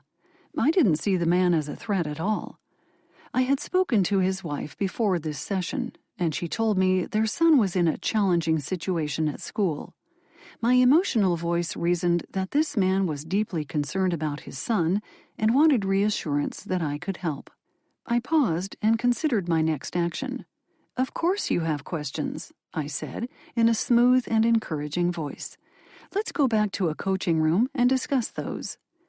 My non-reactive response and invitation seemed to calm him. If I hadn't been at level 1, I wouldn't have been able to manage my surprise when he stepped into my personal space and intensely questioned me. The entire session would have gone quite differently. I may have missed hearing and sensing the frustration they were all experiencing. After a good session, the father shook my hand and thanked me for listening to his family. "I know that you can help us," he said. Because I was operating at level 1, the family was able to leave feeling hopeful rather than frustrated and discouraged. Level 1. Present and calm. Awareness. We find that we respond as needed to whatever life presents, actualizing the positive potentials. Attention. We become more present and focused on what is actually happening around us. We are not fixated on defensive thoughts. Emotional voice. We are attuned to our emotions. The emotional voice provides important guidance for us. Body engagement. We feel more present and awake in our mind, heart, and body. ADHD symptoms. Symptoms are still present, but are met with mindfulness, problem-solving, and planning. Relation to others. We respect and value relationships and regularly demonstrate this by our words and actions. Level 1. Present and calm is the ideal place for us to be as we work with our ADHD symptoms. Yet it is not realistic for us to expect to be there all of the time. I found myself clenching my toes and grinding my teeth as I watched the award-winning film Free Solo, documenting Alex Honnold's incredibly dangerous free climb, climbing without any ropes or protective measures, of El Capitan in Yosemite Valley. Even though I knew that Honnold would be alive at the end of the documentary, I was scared for him the entire time. If he fell, there was nothing to catch him.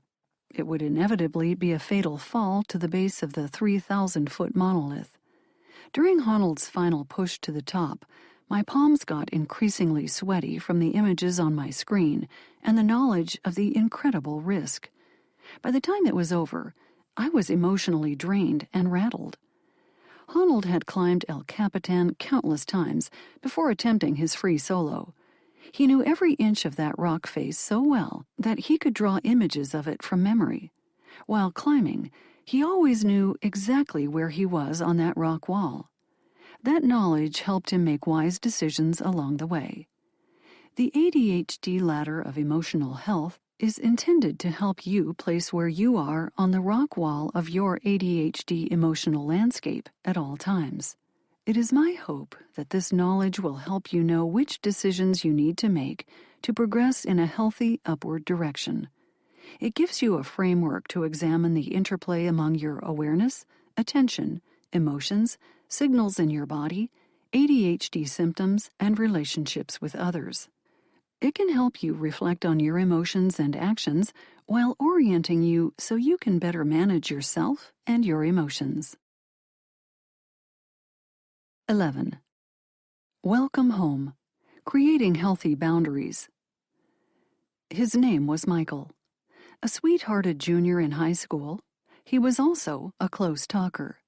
He stood what felt like inches from my face, and I could feel a light sprinkle as he asked about his homework assignment. "Michael," I said with a smile, "remember the bubble?" I made a circular motion around my body. Without pausing, he quickly stepped back. He never remembered the bubble boundary, so I reminded him each day of the academic year. I didn't mind, because it was my boundary to uphold. Boundaries are rules we set for ourselves, based on our values and priorities. They are the physical, emotional, and mental limits we establish to protect ourselves from being spit on or being manipulated, used, or violated by others. They also exist to keep our individual selves separate from others. Some boundaries are automatically in place without us having to be consciously aware of them. Although I was only a first-year teacher when I had Michael in my class, I could plainly see my physical boundary bubble with students. At the time, though, I hadn't really thought through what my other boundaries should be. My 20-something self had yet to learn that setting boundaries is essential to emotional health. If we don't know what our limits are, we can't enforce them. Like so many others with ADHD, I had poor boundaries in almost every area of my life. I didn't learn good boundaries from either of my parents. Their ADHD went undiagnosed, and they didn't set healthy limits for themselves or me. Most of my clients struggle with boundaries. Our family of origin, ADHD symptoms, coping mechanisms, and rejection sensitivity all work against us. Our symptoms, lack of self-regulation, impulsivity, fluctuating moods, make it challenging to set and enforce boundaries. Some of us even fail to remember to respect other people's parameters. Our coping mechanisms, which include people-pleasing and shaming ourselves, also interfere with our ability to set reasonable limits. And many with ADHD have what is called rejection-sensitive dysphoria, RSD. Those who have RSD don't want to set boundaries because they are deeply afraid of being rejected. Though boundary setting is difficult, it is vital for a healthy life. Taking responsibility for yourself by setting healthy perimeters is how you can increase your self-regulation and manage your ADHD. The house-yard fence analogy has helped many of my clients create more explicit boundaries for their thoughts and relationships. Using this analogy will help you think about the guidelines you have set for your life and identify areas where changes will increase your emotional health. The house. Think of your internal self, your psyche and personhood, as a house. It's yours alone. No one is allowed to come in unless you have given them permission. It is an intimate space where no family members or close friends have the right to intrude. Not even the God of the universe will enter unless you allow him to. You can give them permission to enter, and you can ask them to leave whenever you want. You are the only one who can live there because there is only room for one. This house represents your most profound sense of self. You, and only you, get to choose what happens in this house. You decorate the place as you wish. You paint the walls with colors that please you and place photos on the walls that remind you of good times or of your ideal self.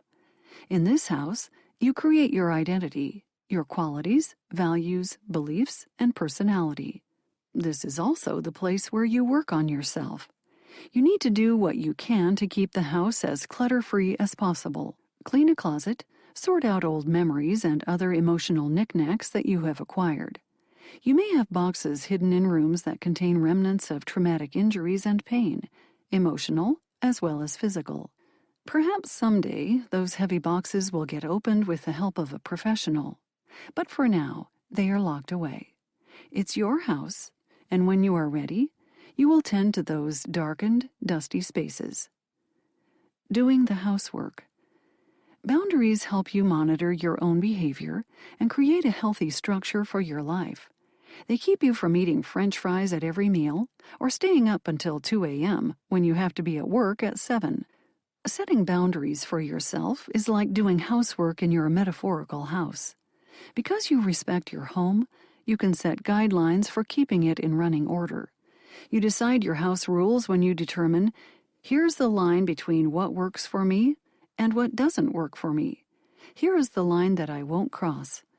The idea is to make rules that keep you safe and healthy and keep your life running smoothly. Everyone's boundaries in their house are unique. The limits you create for yourself will reflect your needs and priorities. Do you need to set physical boundaries? They won't be precisely the same as the following list, but these will give you an idea of what physical boundaries or limits for yourself might look like. Keeping a regular bedtime and wake-up time. Sticking to your budget. Not having screens, television, phone, in your bedroom. Not working past 7 p.m. Not answering work emails on the weekends. Buying only what's on your shopping list. For example, no impulse buys at Target. Doing laundry every Friday. Not checking Instagram every time you're bored. Eating out no more than twice a week. Brushing your teeth. Not drinking alcohol on weeknights. Not keeping junk food in the house. Limiting yourself to 2 cups of coffee per day. Excited by the idea of getting their house in order, some of my clients make a long list of changes. But because the list is so long, they become overwhelmed and don't carry out any of them. Begin organizing your house by choosing only 1 or 2 of the basic limits. I began with one simple rule for myself: to keep my car tidy. I decided to clean out the trash each time I filled up the gas tank.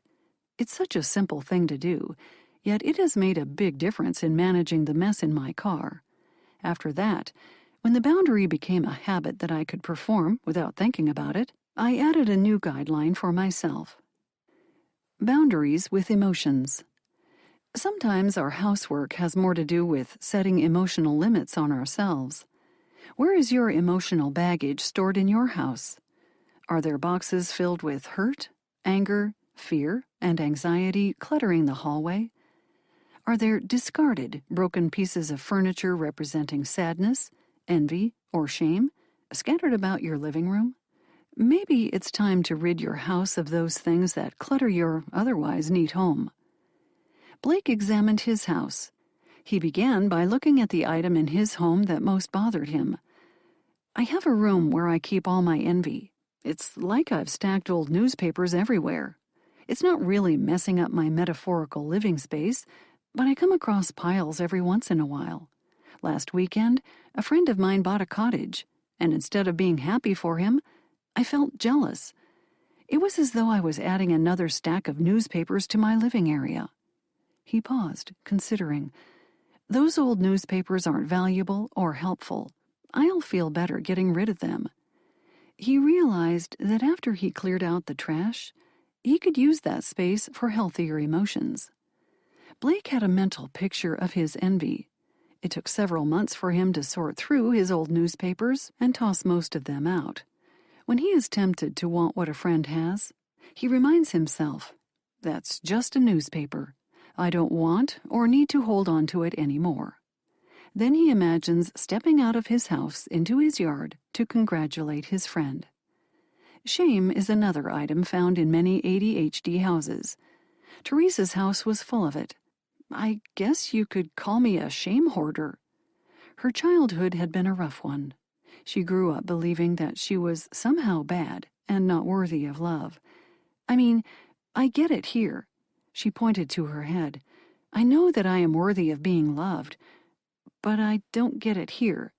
And she placed her hand to her heart. She felt the persistent emotional burden of not being good enough. She was a shame collector. Teresa began to search her house for shame elements and discovered that shame wasn't tucked in some hideaway. It was everywhere. She imagined that ghosts haunted her house and whispered lies, such as, "Why did you go and ruin everything?" and "You are a hopeless loser." These lies were especially vocal and vicious about her ADHD mistakes, like forgetting to pay a bill. Once I started hearing the judging words in my house, I knew that I needed to get them out, she said. When I asked her what she did to get rid of them, she smiled. I'm from the Midwest. We're polite people. I respectfully asked those ghosts to leave. Then she added, "Oh, they come back sometimes, and I ask them to leave again." It took focus and persistence for her to take charge of her home and what was allowed in it. How can you set emotional boundaries for yourself? Maybe you can spot behaviors that cause you to collect unwanted items or trash before they are allowed to set up residence in your house. Here are some examples of limits that you may want to consider applying as you clean your house. Not participating in gossip or talking about someone behind their back. Avoiding people who are hurtful, who stress you out, etc. Not lying to get out of trouble. Not blaming others, but instead taking responsibility for your own actions. Be compassionate with yourself as you learn to manage your home. It's counterproductive to expect perfection and to blast yourself for not keeping all of your boundaries firm. When you struggle with an area of your home, be gentle with yourself. Being too harsh or unrealistic leads to more shame, more hopelessness, and giving up. Explore the reasons for the clutter being there in the first place. Then clean the best that you can. Adjust your boundaries so you don't pick up more unwanted mess. Before moving on, describe your house. What do you need to do to maintain it? What repairs are needed? What is in the boxes cluttering your heart? Are they boxes of grudges, hurts, failures, shame, or envy? When do you plan on cleaning them out? What is the first step to begin that process? Have you let someone into your house who doesn't belong there and needs to be evicted? The yard. Outside your house, you have a yard. This is the space where special friends and loved ones gather.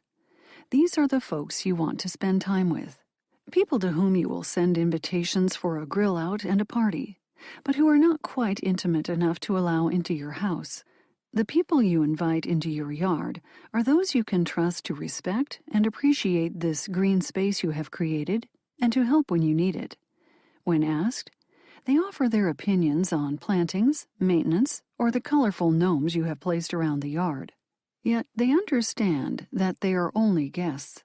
They may offer opinions and suggestions, but ultimately it is your choice whether or not to accept their feedback. Creating your yard. Dawn was going through a divorce when she learned the importance of creating a yard. I spent years without a yard. I was hiding, protecting myself, and wanting to seem like I had everything together. So I didn't tell anyone about my fractured, painful reality. As a result, she was alone.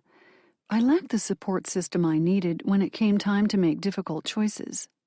2 years later, she now has a clear understanding of what she wants her growing yard to look like and who belongs in it. Cultivating my yard taught me about evaluating friendships and honoring myself in the process. It gave me the gift of some amazing friends when I needed them most. Just like your house, your yard consists of 2 major elements: a space that best serves you and your emotional growth and health, and what or who is allowed there. When you create your yard, create a space that allows for joy, rest, recreation, and, when necessary, hard work. Choose people to invite into this space whom you trust to care for you and who want to support you. They should have your best interests in mind. Be honest with yourself and others about your needs and expectations. Understand that they are fluid and can change from day to day. Today, you may need more laughter than advice. Tomorrow, you may need that advice or just a listening ear. The following day, you may just want to hang out. Once you have created a yard and invited trusted people to join you, you get to define your boundaries and be clear about what is acceptable in your yard and what isn't. It takes time and effort to think about appropriate boundaries. To create great yard boundaries, you can clearly express the expectations you have for your guests and what good behavior looks like. These boundaries will include physical, emotional, mental, and spiritual parameters. Only institute rules you're willing to enforce. If you tell your chronically late friend that you'll wait for them for 20 minutes, and you're still there when they show up 45 minutes late, you failed to hold to a boundary crossing. Don't ruminate about how your friend should have known that you'd be angry they were so late. You're the one who set a boundary of 20 minutes, and then didn't protect it. Yard boundaries do not require apology or justification. They are your boundaries. Period. An unhealthy person will defy or mock your boundaries and try to make you feel stupid for having set them, whereas a healthy yard person may ask questions to clarify but will accept your boundaries without feeling affronted. Enforcing yard boundaries. Once your boundaries are clear and set in place, that's where the yard work can get tough. When someone is misbehaving in your yard, it needs to be dealt with right away. Pam's mother-in-law reorganized her actual, not metaphorical, kitchen, her closets, and the kids' rooms while she was babysitting Pam's children. It felt like she was coming into my yard and ripping out the daffodils I planted because she didn't like them. As Pam said this, she felt the sting of anger. Then she added, "I need to come up with a way of addressing that in the future. It's my yard, for heaven's sake." She decided to use the "here's what's happened and here's what I expected" approach. She sat with her mother-in-law and explained what she experienced, how it affected her, and what she hoped for in the future. Her mother-in-law, because she was a true yard person for Pam, responded well and explained that she thought she was helping the busy family, but she would respect that line in the future. They grew closer as a result of this discussion. But sometimes people in your yard aren't willing or able to have the healthy discussions that Pam and her mother-in-law had. Dawn realized that sad truth with her mother. "Unfortunately, I learned that my mom has no respect for my yard. Her criticism isn't constructive. It tears me down. She's mean." Dawn had assumed that her mom would be in her yard because they are related. Now she sees that her mom came into her space and acted destructively in it. Dawn did her yard work and expressed healthy guidelines to her mother, and still, her mother repeatedly and flagrantly disregarded them. When your boundaries are crossed, you must respond. It's common to resent people when they cross your boundaries, but resentment comes from helplessness. And you have options. You are not helpless. Sometimes we kick people out of our yard prematurely in the mistaken belief that there are no other options. The first option is to talk about the infraction with that person. You can say things like, "I didn't feel comfortable when you did that," or, "I would rather you didn't talk to others about blank. That information was meant to be kept between us." Or, "Here is the boundary that I instituted between us, and your actions cross that line. I think we need to talk about it." Explore your options before booting someone out of the yard for good. Like Pam and her mother-in-law, you may find a stronger relationship after an honest, kind discussion. Make sure you've done your own work before giving up on others. If the thought of removing people from your yard causes you fear, it's likely you need to manage your reaction to their emotional response. Childhood traumas and injuries can affect how we approach others when our boundaries are violated. Please remember that you were helpless as a child during those events. However, now that you are an adult, you are no longer helpless. You have personal power, options, and recourse. Don't shy away from using them responsibly in caring for your house and yard. It is your job to let people know how to act in your yard, and when they don't respect your space, they need to go. Guests are never allowed to destroy your bushes, ruin your garden, or break things. You will find that unhealthy people tend not to respect yard space and do not like the boundaries that others set. They unapologetically make changes, criticize, or are destructive. If they refuse to accept your guidelines or respect your ideas, or worse, they mock you for having boundaries for your yard, it is a clear indication that they are not supposed to be there.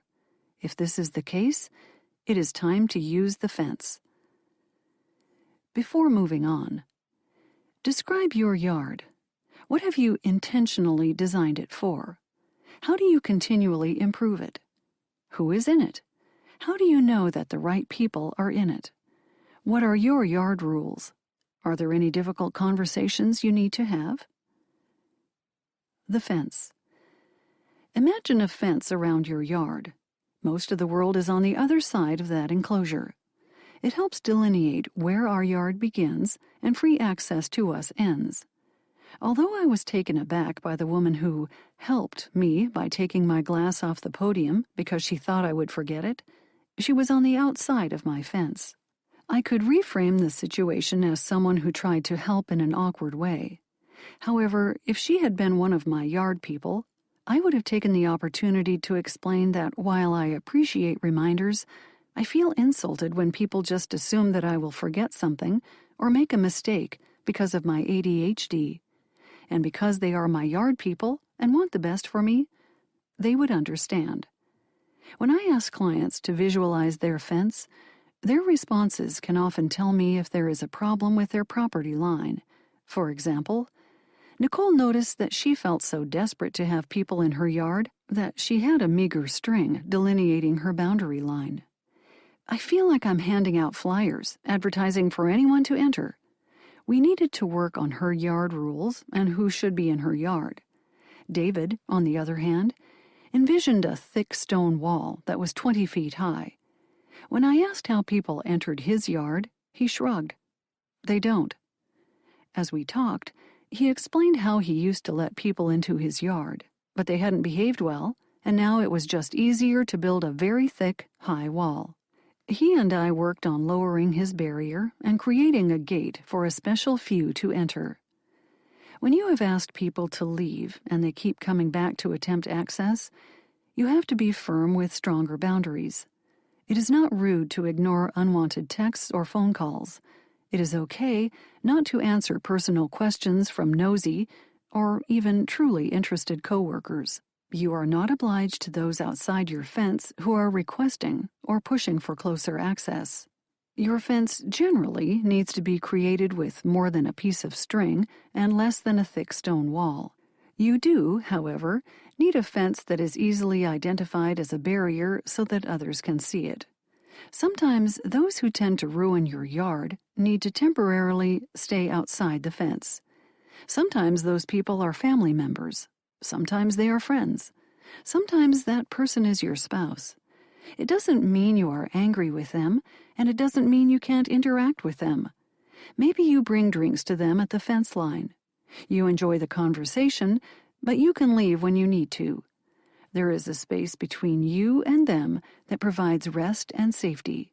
They cannot uproot your bushes, ruin your flowers, or break things in your home from that distance. I can still show love, appreciation, and care for people on the other side of my fence. It's just that not everyone is invited into my yard for more in-depth discussions and experiences. Before moving on, what does your fence look like? Do you have the right kind? Can others identify it as a fence? How do you know when you can let someone from the other side of the fence into your yard? Healthy home-yard fence understandings and boundaries bring us self-confidence and self-respect, and lead to higher productivity, more energy, and overall happiness. Take the time to delineate the guidelines on your property, and then uphold the rules you set with your actions. Don't let boundary violations slide. When you do these things, you'll take greater control of your ADHD and the rest of your life by creating respect for yourself and others. 12. Dancing through the day. Hacks for adulting. Jada sat with me, her notebook on her lap. The cover read, "Pretending to be a normal person day after day is exhausting." She was the type of person who didn't try to hide her ADHD, but instead embraced it as a significant cognitive difference. She waved her hands as she explained. I tried shoving my pesky ADHD traits into a closet, but it was too tiring, and they kept coming out anyway. Her long dark curls bobbed, animating her words. I realized that over the long haul, pretending to be normal is exhausting and comes at a dangerously high cost to my self-worth and even my health. Jada had come such a long way in managing her ADHD. She had worked for a couple of years on her emotional regulation. She had become aware of what was holding her attention, what was happening around her, and how her emotional voice was influencing her in the moment. But she knew she had more work to do. I need to figure out how to hack adulting. She wanted to work on ways to address being successful in her daily routines. Instead of adopting many little strategies to help her, we focused on 3 practical ways that she could help herself: managing her sleep, protecting her peak times, and learning to rehearse. Managing sleep. I asked Jada about her sleep habits. She grimaced. I already know what you're going to say. I grinned. My clients know that I push only one agenda item: sleep. Sufficient sleep is a crucial part of physical and mental well-being for all humans. Getting a good night's rest can be incredibly difficult for those with ADHD. Nearly all of my clients have some sort of sleep problem: difficulty falling asleep, experiencing restful sleep, staying asleep, or waking up from their slumber. Sleep is difficult for many reasons. For example, for more than 80% of those with ADHD, the sleep cycles are flipped. Instead of sleeping deeply in one of the first 2 sleep cycles, like their neurotypical counterparts, they wake up multiple times until about 4 a.m. Then they fall into the sleep of the dead, from which they have extreme difficulty rousing themselves. Because of their deep sleep, many of my clients describe sleeping through 2 or 3 alarms, as well as the attempts of family members to get them out of bed. After Jada acknowledged that she knew she didn't get enough sleep, we talked about how difficult elusive sleep can be when one has ADHD. Well, it's not exactly that, she said. I don't even like to sleep.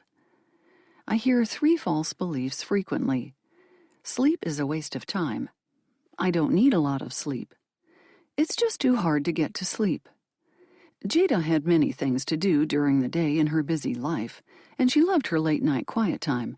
Her kids were in bed then, and like a little elf, she crept around her house doing the tasks that she loved. Eventually, Jada reasoned that sleep was a waste of time. She explained, "Night is the only time that I have to myself, So of course I will choose to stay awake instead of sleeping. Like Jada, clients who hold this belief often describe themselves as night owls who get a burst of energy when the sun goes down. They question the necessity of sleep. The truth is that scientists have identified a vital brain cleaning function that occurs mostly when your brain is at rest. When you're asleep, a waste clearance system in the body, known as the glymphatic system, runs what is essentially a rinse cycle in the brain, using cerebrospinal fluid, the clear liquid found in the brain and spine. Experts believe that this fluid flows more freely through the brain when it rests during the night. During this time, it washes away a harmful protein known as beta amyloid. When this process doesn't occur, scientists believe that beta amyloid can build up, forming the plaques that are characteristic of Alzheimer's disease. Sleep is necessary. Another false belief I often hear from my clients is that they don't need a lot of sleep. Clients refer to legends like Albert Einstein or Benjamin Franklin, who allegedly did not sleep more than 4 hours a night. The truth is that most adults require between 7 and 9 hours of nightly sleep. The folklore around those who did not sleep much is usually exaggeration or a result of physiological disturbance. Research strongly implies that people who regularly get fewer than 6 hours of sleep are at higher risk for diabetes, heart disease, stroke, cognitive decline, and death from any cause. A lack of restful sleep also makes it more likely that a person will gain weight and have higher stress hormone cortisol levels. Finally, some of my clients are so frustrated with their lack of sleep that they come to the conclusion that they simply can't sleep. They say in desperation, "It's too hard to get to sleep. I try and try, but I can't. I just can't do it." About 3/4 of all adults with ADHD report the inability to shut off their mind so they can fall asleep at night. Others tell me that they feel tired throughout the day, but their mind clicks on as soon as their head hits the pillow. Their thoughts jump or bounce from one worry to another. Through this real experience for my clients, their false belief tells them that there is nothing they can do about their elusive sleep. Though it can be challenging to fall asleep, there are many things that you can do to help yourself. It takes about 45 minutes for you to slow down your brain.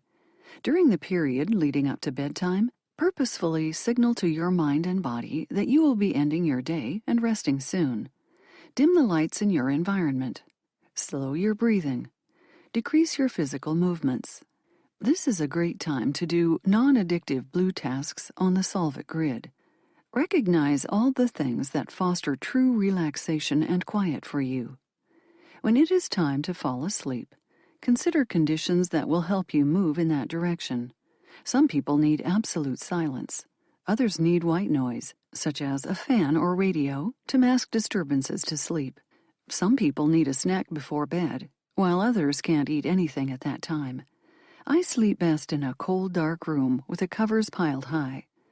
Not getting enough sleep or wanting to sleep at times that don't coordinate with school or work obligations can have significant long-term effects: physical illness, behavioral issues, and mood changes. Improving sleep quality can reduce ADHD problems and positively impact you and your family's everyday lives. When you get enough sleep, you are more able to work efficiently during the day. Protecting peak times. Can you name certain times of day when you do your best work? When you feel a high level of focus, attention, and efficiency? Think of the hours between 6 a.m. and 8 p.m. My peak hours are between 8:30 and 11:30 a.m. This is my most productive time. I protect it by not scheduling meetings or doing things that don't require my full energy. I find peak time is the prime time to accomplish those troublesome but important yellow tasks on my list.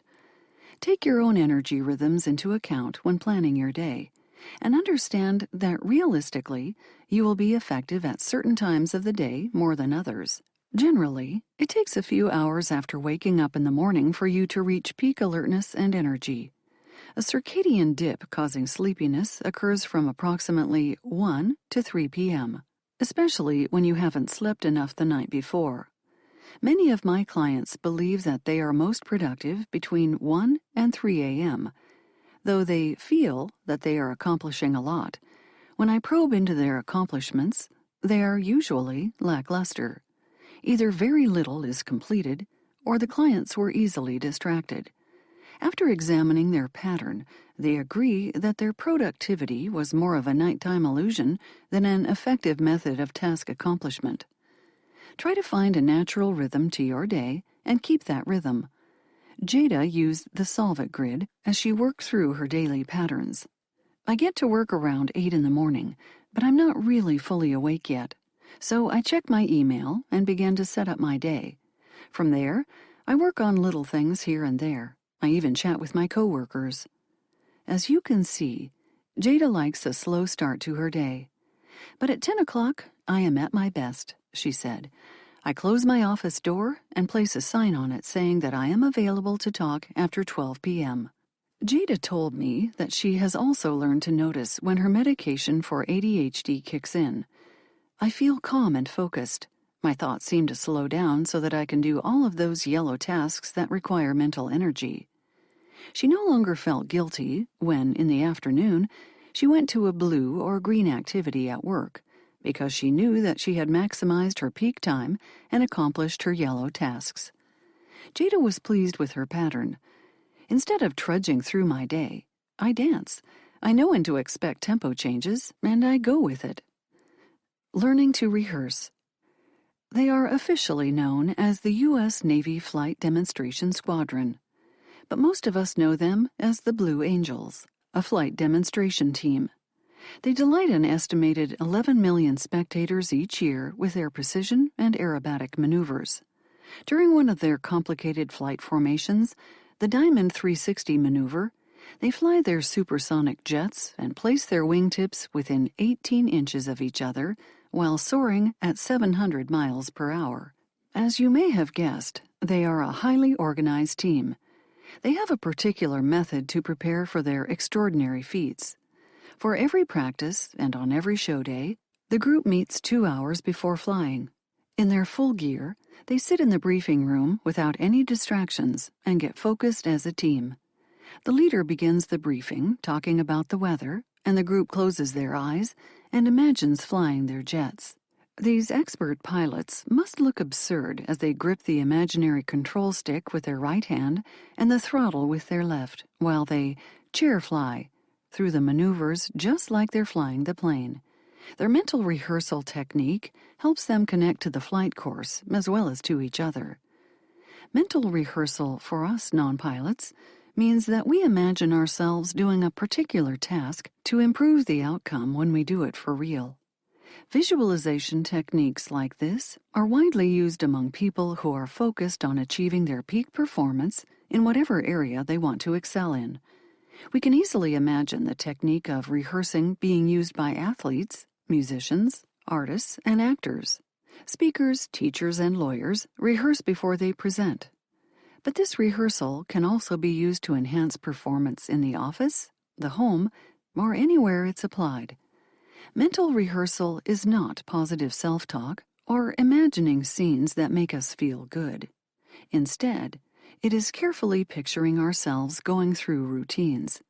Whether it's precision flying, Olympic figure skating, or something much more mundane, like our daily schedule, rehearsal improves our chances of success. It works because our unconscious mind is impacted by repetition and practice, as though the activity is actually taking place. Thankfully, my daily duties don't require the accuracy that the Blue Angels do. However, I use their chair flying technique as I prepare for my day. While still lying in bed, I look at my calendar on my phone. I take a deep breath and imagine myself going through each step of my day until noon.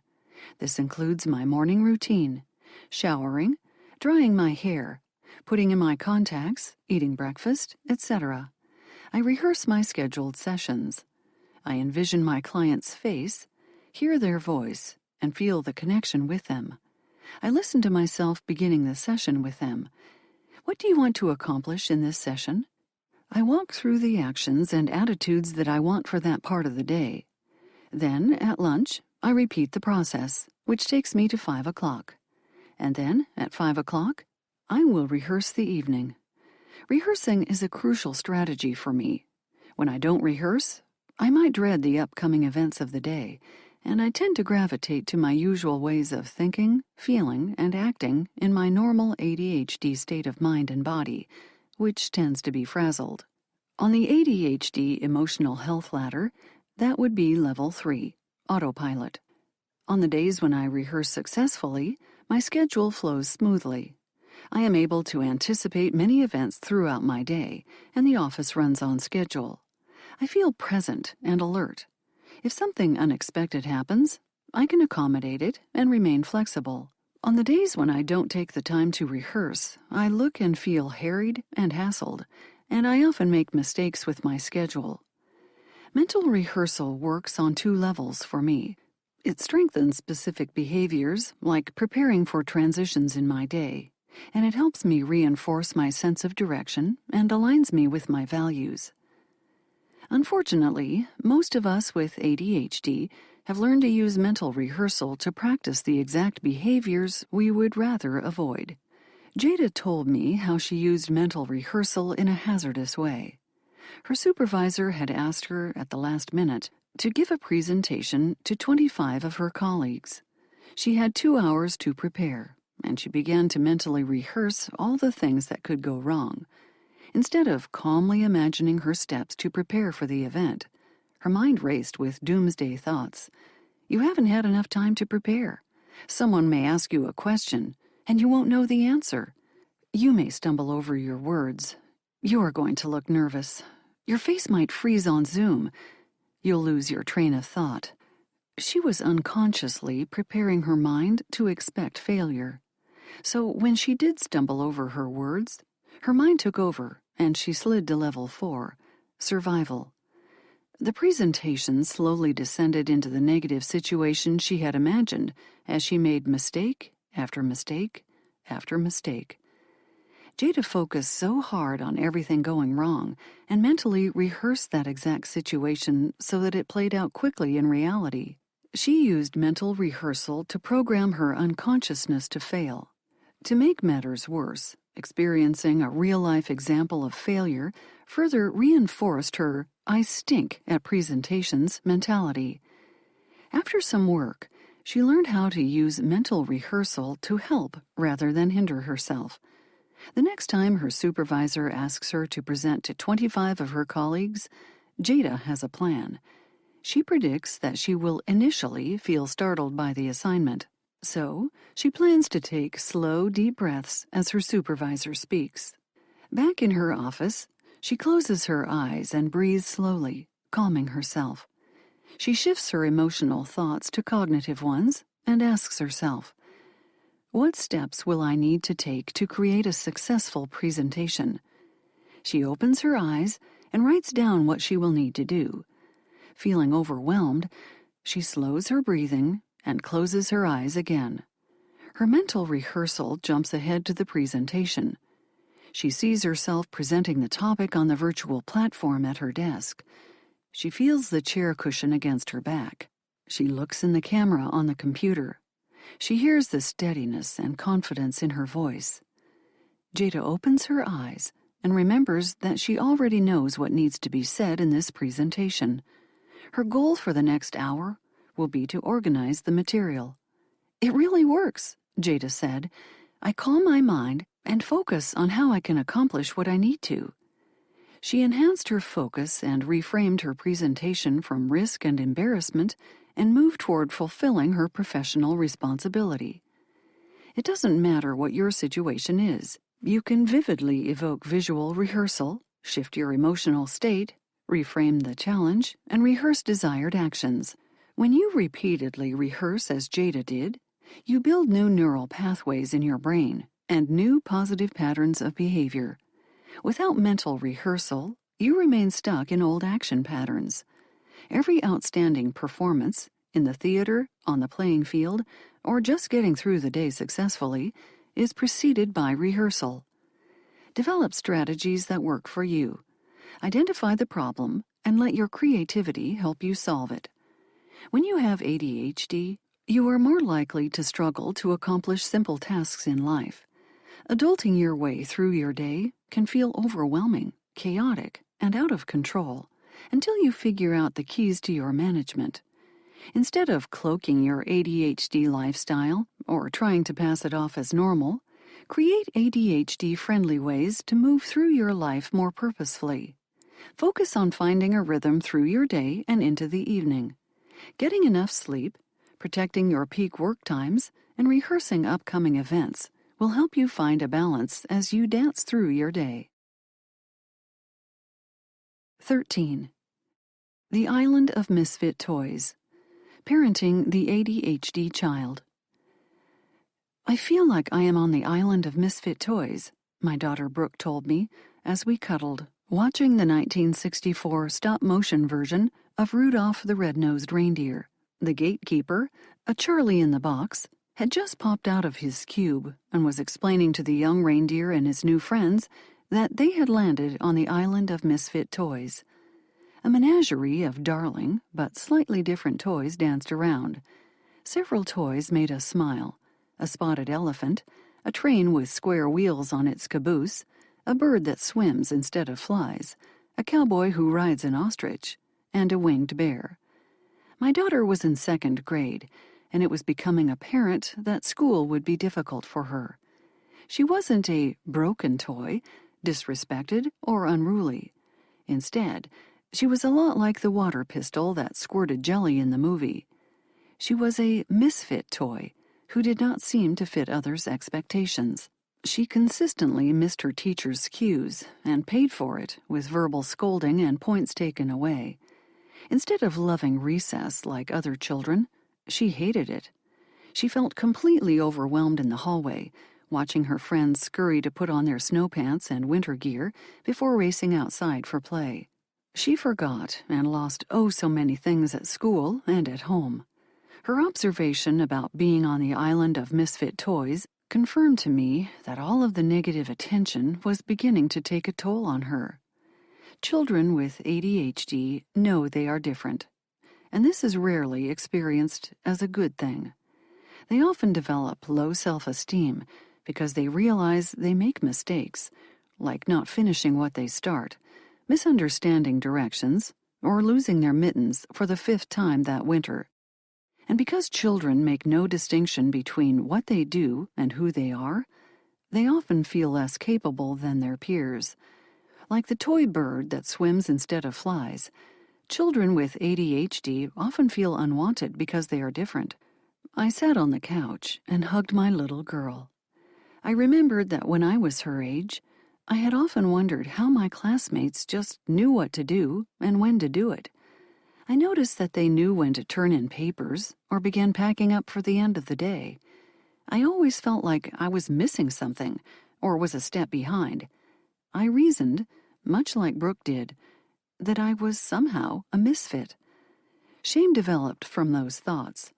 First, shame's voice was a helping little prompt, nudging me to remember to write my name in the upper right-hand corner. As the years went on, though, the gentle prods turned to jabs of self-loathing. I didn't want my daughter to feel like this, too. It wasn't worth trying to convince her otherwise.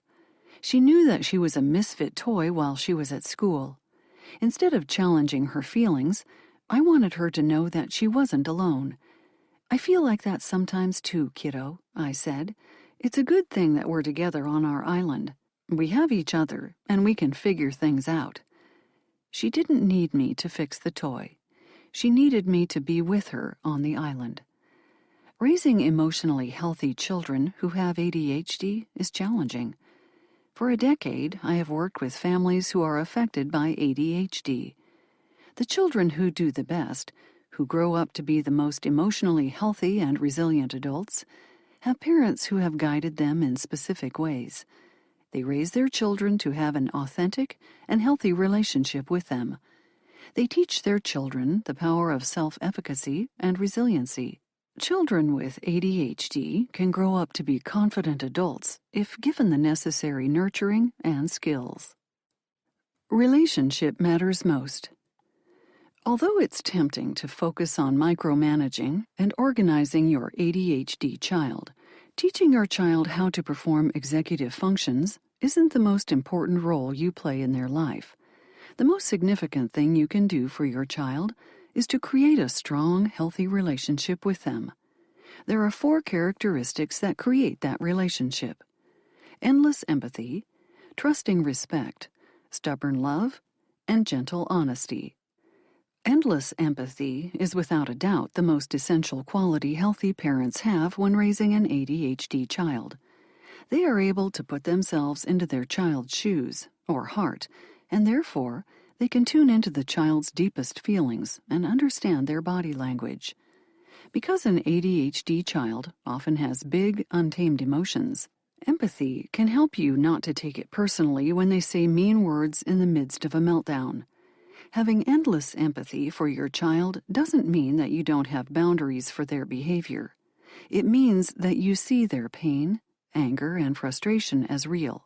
And just as you would like for someone to acknowledge your feelings, so do they. The best parents seem to know that trusting respect goes both ways in relationships. They modify and shape their own behaviors so that they are trustworthy to their children, treating loved ones with dignity, affirming their worth, and respecting their boundaries and limitations are part of the modeling needed for children to develop respect for themselves and others. A child needs to be treated with respect in order to develop self-respect.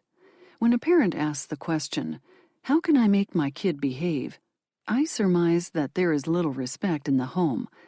Parents who apply trusting respect do not need to boss, force, or lecture their child. Instead, their approach to correcting behavior relies on the relationship they have created as they problem-solve with their child for better outcomes in the future. Both the parent and the child work towards solutions and try new strategies. Children gain confidence as they become the problem solvers capable of managing their lives. All parents need to love their children, but feeling loved is critical for children who feel like a misfit toy. Loving children with a stubborn sort of love means that they can't do anything that will make you love them less. The reverse is also true. They can't do anything that will make you love them more. Your love for them is permanent, and you let them know that each day. Children who grow up with parents who have practiced stubborn love are much more confident. "I feel so guilty," a mom told me. "I really don't like my daughter at all." Her daughter was living at rock bottom, stealing from the family, dealing drugs, and doing other behaviors that accompany that lifestyle. So many parents confess they don't like their child. Not liking your child's behavior doesn't mean that you stopped loving your child.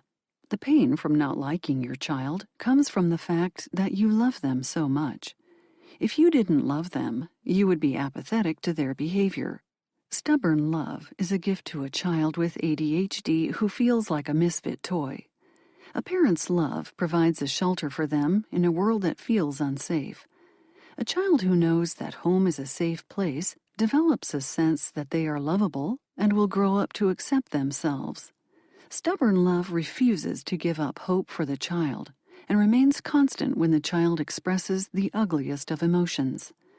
The healthiest families with whom I have worked also practice gentle honesty.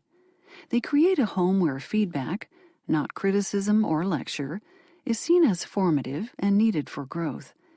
The parents of these families have developed a specific method for giving timely feedback to everyone in the house.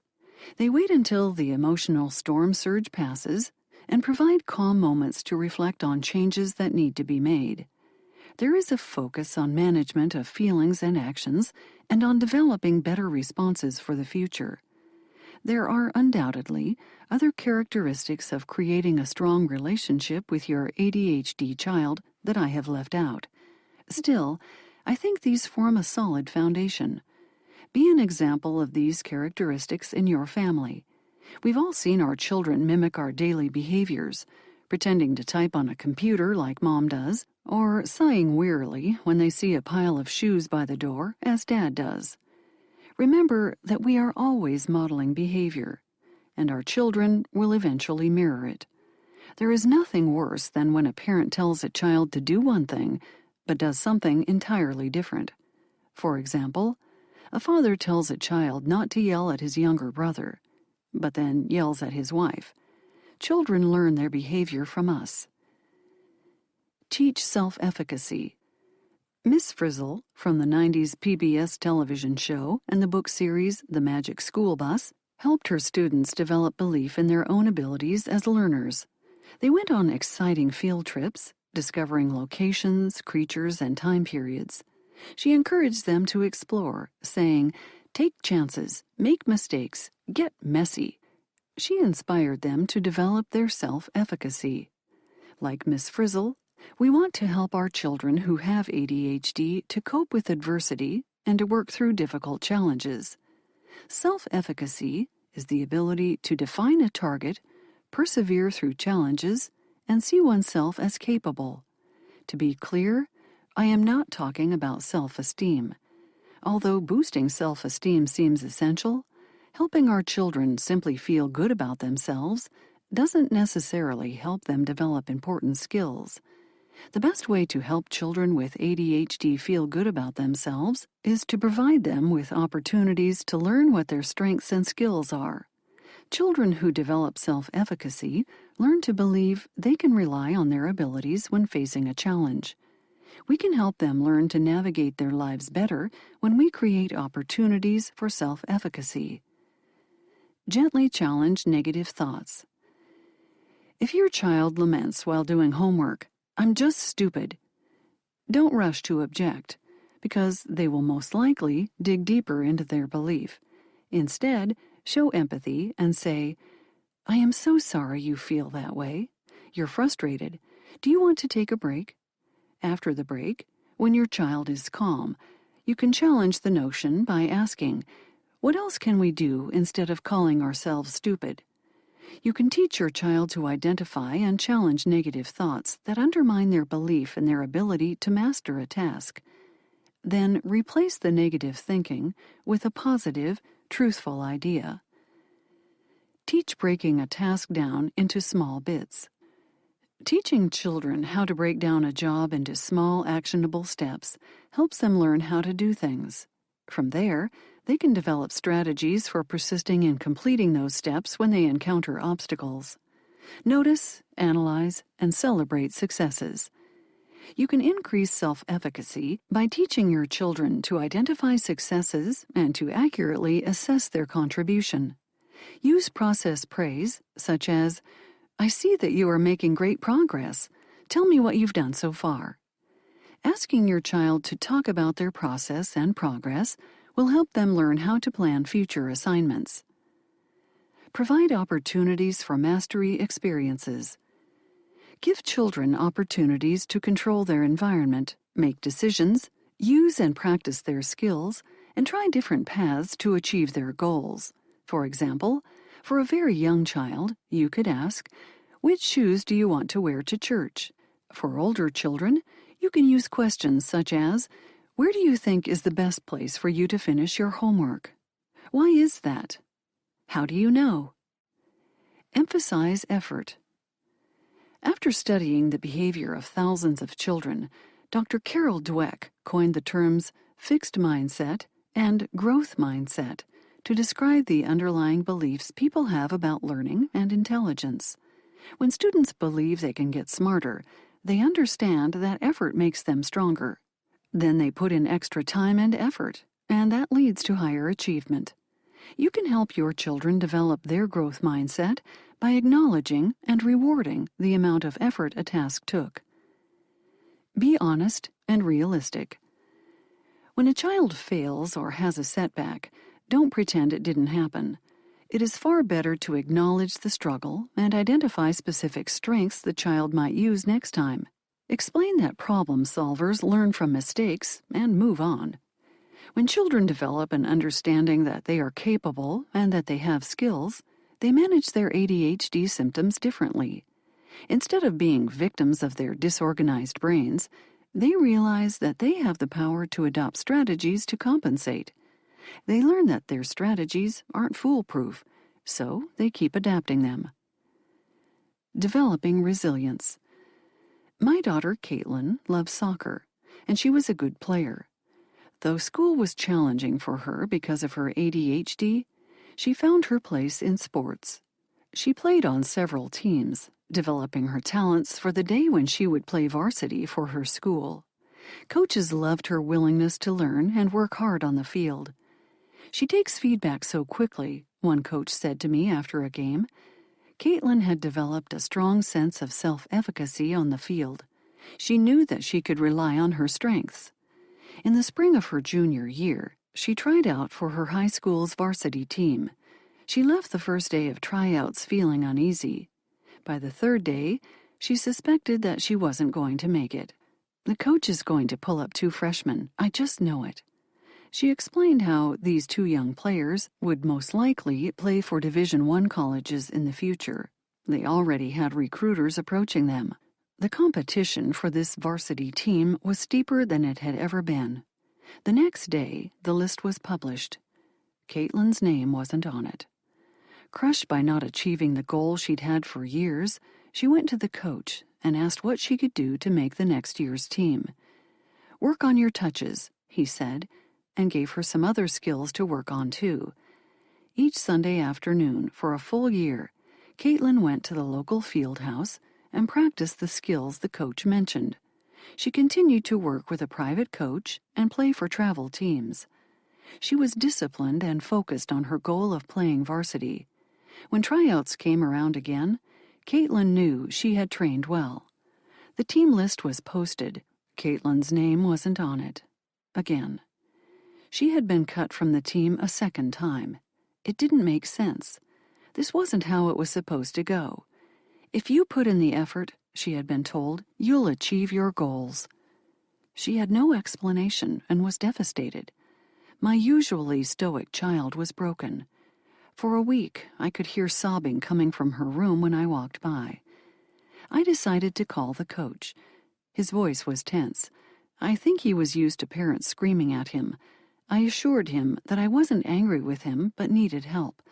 My voice was choked as I asked, "Can you help me explain this to my daughter?" Caitlin could easily be a starter for any of the teams that we play in our division. She is an excellent player, he said carefully. But for the past 2 years, we have had an increase in talent. I've had to cut otherwise outstanding players. Self-efficacy wasn't enough. Now, my child needed to develop resilience. Resilience is the process of adapting well in the face of adversity, trauma, tragedy, threats, or significant sources of stress. We know that we need to dig into the resilience barrel when one or more of our sources of confidence are affected: self, others, or environment. In Caitlin's case, her setback hit her in all 3. She was overwhelmingly angry at herself for failing, and not making the team meant that her relationships with others were threatened. She felt like she had lost her group of friends because they would be busy at practice now. School, her environment, would feel very different too.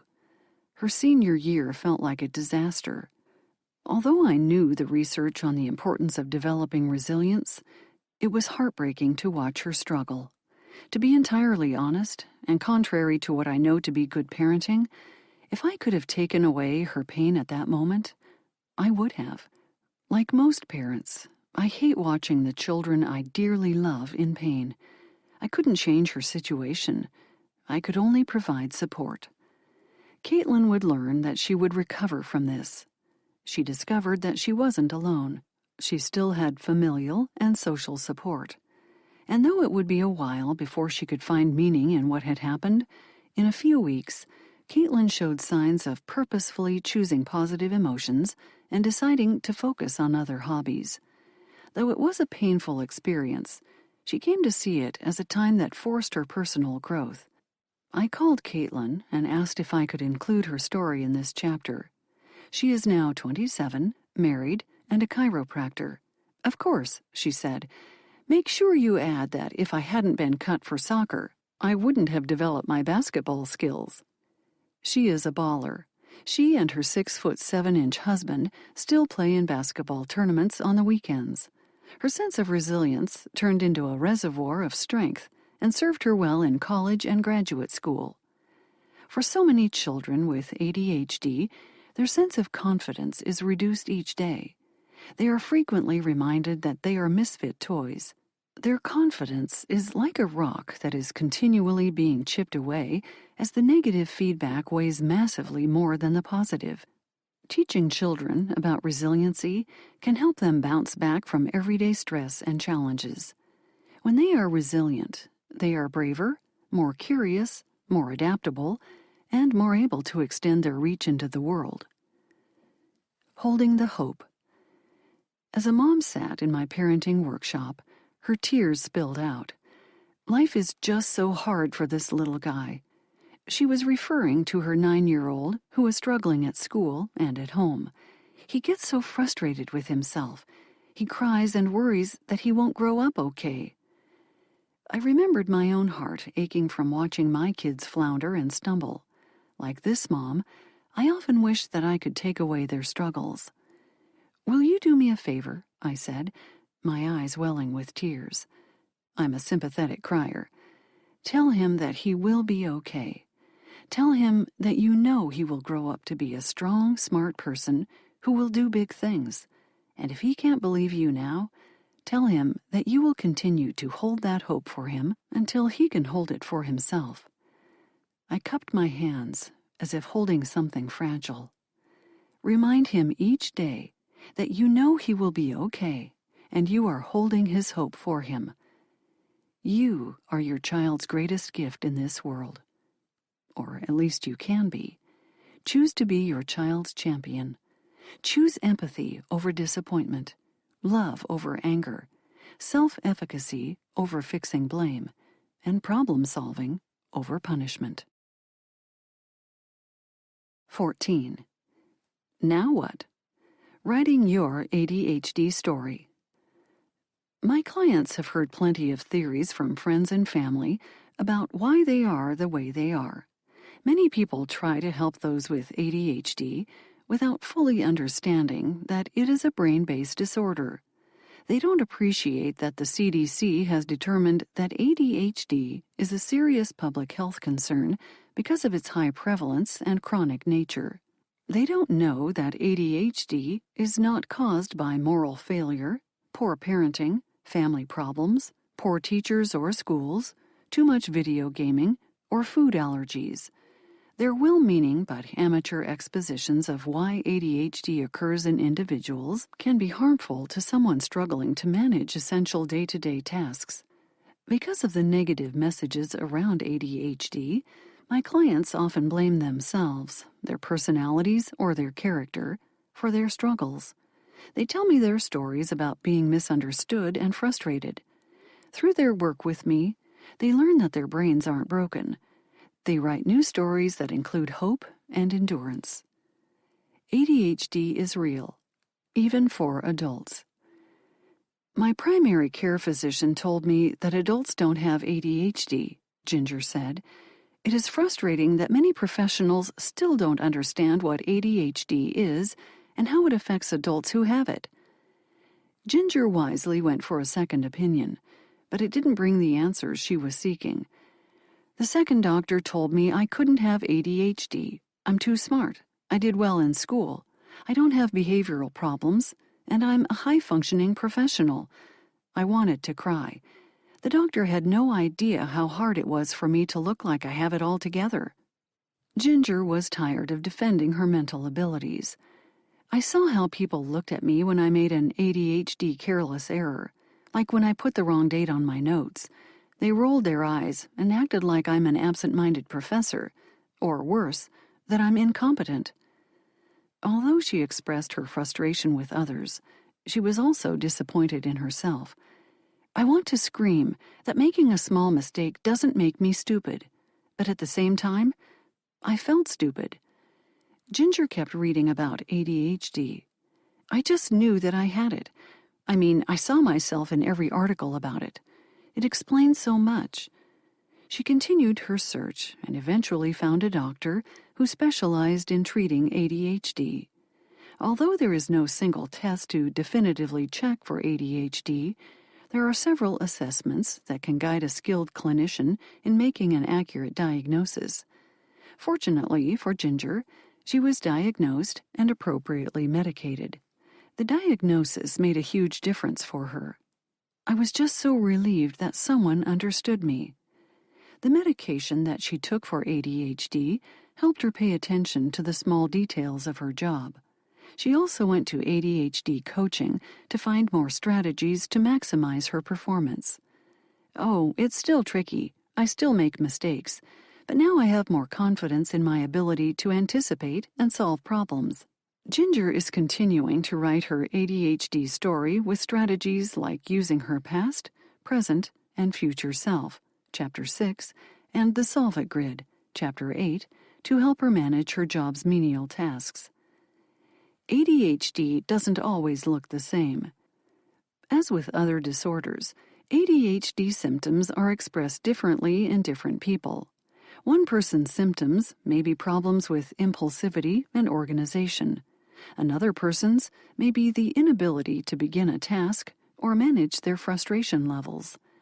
"I don't look like I have ADHD," Kyle said when I asked him what he wanted others to know about his story. "I want people to understand what the symptoms of ADHD really are." Kyle was 26 when he first met me in my office. At that time, he told me, "I'm usually the most mellow guy in the group, but people don't realize that my mind is dashing." Kyle's easygoing personality enabled him to blend in and go with the flow. Externally, he looked peaceful and present, but internally, he felt overwhelmed. I have trouble listening and focusing on what is happening around me, because so much is happening. His focus and thoughts bounced around. Some people still think that those with ADHD have a shortage of attention or are hyper. It's just the opposite. He described how his mental hyperactivity caused him to pay too much attention to everything much of the time. He's right. Many assume that the hyperactivity that accompanies the disorder means physically wiggling around in your seat. In fact, the vast majority of adults with ADHD are not overtly hyperactive, though they are hyperactive internally. Kyle fit that definition. Medication and coaching helped Kyle manage the chaos he felt in his head. Now he has confidently calmed his internal dialogues and has increased his sense of being present in a situation. Specifically, he focused on using his divergent thinking patterns strategically, Chapter 4, and not letting all of the rabbits loose at once. Kyle described how his torrent of thoughts led to feelings of inadequacy. He explained that his anxiety and fear of failure used up most of his concentration. "I was stuck in a paradox," he learned after coaching. "My attention is destroyed by the fear of my lack of attention." All of the thoughts swirling in his head took too much of his energy. He learned that he had been using malicious motivation, Chapter 6, to get himself to accomplish even the most basic of tasks. Like so many other individuals, Kyle forgot what was good about himself. "I lost confidence in myself. I was losing hope." He was locked in a tenacious holding pattern of just coping with his life and keeping his head above water. Through coaching, he was able to see that even when he felt like he was drowning, he demonstrated considerable emotional health and was able to climb the ladder. Chapter 10. Kyle's ADHD story is hopeful now. "I learned how to manage my ADHD," he said. "ADHD cannot be cured, but many treatment options exist, including parental coaching, school accommodations, ADHD coaching, specialized therapy, and medications." "I don't feel like I'm on the outside looking in anymore," Kyle said. "Though it's still a lot of work, it's not nearly as difficult as it was before." So many of my clients are victors.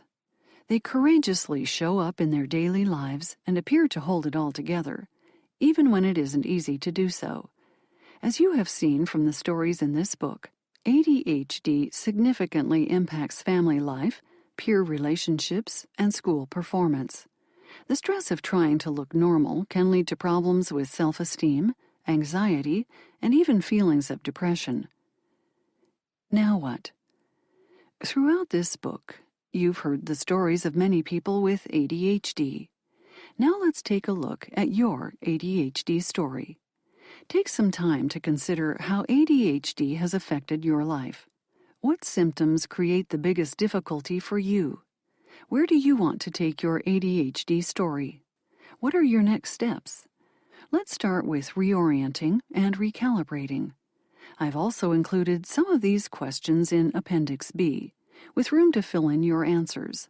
Reorienting yourself is like looking at a map and figuring out where you are on it. Use this book to reorient yourself. Take a few moments to reflect on what you have thought about while listening, using these prompts. This book made me understand that. This book made me hope that. This book made me wish that. This book made me decide that. This book made me look at.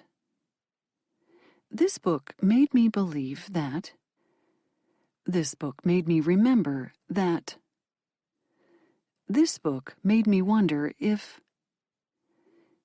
This book made me want to. Recalibrating yourself means adjusting your course to make sure you are on the right track. Follow the next steps to adjust the course of your story. First, review what you've written. Circle 3 of the sentences about the book that are the most important to you. Second, consider the following questions. 1. Why are those sentences important to you? For example, I wrote, "This book made me understand that my emotions are affecting my entire family. I want to manage my emotions better so that my family life will be better." 2. Was there a chapter that you found particularly useful? Why did it resonate with you? For example, I'm going to review Chapter 3 about big emotions because I have been losing patience at work lately. Or, I'm going to reread Chapter 6 about the mistaken ways I motivate myself because I think I'll use some or all of them. 3. What action item can you create out of your important sentences? To create an action item, answer these basics. What will you do? When will you do it? How will you do it? For example, 1. I'm going to reread the chapter on the emotional health ladder. 2. I'm going to use the emotional health ladder each morning, noon, and evening to increase my emotional awareness. How will you remember this action item? We often create great goals, but we forget to do what we proposed. Create a simple plan to remind yourself of your intention. For example, I've placed an alert on my calendar for 8 o'clock each morning. That is my reminder to look at the ladder and to check in on my self-awareness. 4. Who can help you? Who have you welcomed into your yard who you can ask to help you? What can they do to help you develop stronger skills? Do you need the outside support of a coach, counselor, or psychiatrist? Many people effectively managing their ADHD live the lives they have always wanted to. They learn to gather their scattered thoughts and feelings to accomplish what they set out to do. Their skills, strategies, and techniques help them not only survive, but thrive. What about you? Think of the messages you've picked up over the years from others about yourself or ADHD. Are they true? What do you want people to know about you or your ADHD? How will you communicate that message to them? Never forget, this is your unique ADHD story. You are the main character of this story that will contain challenges and conflicts, setbacks and forward motion, failures and victories. Those are all a part of your story. With the tools and techniques you have learned and will continue learning, you will be able to put ADHD in its rightful place, as one of many characters in the story you are writing. How you write the next chapters is up to you. Appendix A. Your life on the grid. Use the following to clarify your understanding of quadrants. Tasks that are usually in the yellow quadrant. Blank. What is it about these tasks that make them yellow for you? Blank. Tasks that are usually in the red quadrant. Blank. What is it about these tasks that make them red for you? Blank. Tasks that are usually in the blue quadrant. Blank. What is it about these tasks that make them blue for you? Blank. Tasks that are usually in the green quadrant. Blank. What is it about these tasks that make them green for you? Blank. Use the following questions to help you tackle yellow tasks. Before you begin. 1. What task do you want to accomplish? Blank. 2. What makes this a yellow task for you? Blank. 3. Why does it need to be done? Blank. 4. When do you want to begin the task? Block out the time on your calendar. Blank. 5. Plan how you will accomplish this task. Be specific. Write a how-to list of the steps you need to take in order. Blank. 6. Look at your how-to list and plan how you will actually begin. Where will you work? What will you need around you? Blank. 7. How will you handle distractions and get back on track? What might be emotionally distracting to you while you work? How will you manage that? How will you guard yourself against malicious motivators? Blank. 8. How will you know when you are finished? This step helps you avoid the perfection trap. Blank. 9. Set a timer for 20 minutes or less and begin. When the timer alerts you, 1. Take a deep breath. How are you doing? If you have hit a great rhythm with your task, make a note of your progress and keep going. If not, go to the next step. Blank. 2. What is blocking you from completing this task? Blank. A. Is it an emotional reason? For example, you just hate this work so much that you don't want to do it? If so, take a break and go to a timed blue quadrant activity. Attempt the task again after the break. B. Is it a technical reason? For example, you don't have the information you need. If so, take a break and go to a timed blue quadrant activity. Write down what you need in order to complete the task. Rewrite your how-to list. Set the timer. C. Is it a cognitive reason? For example, you don't understand how to complete this. If so, take a break and go to a timed blue quadrant activity. Write down what you don't understand or know. How will you learn what you need?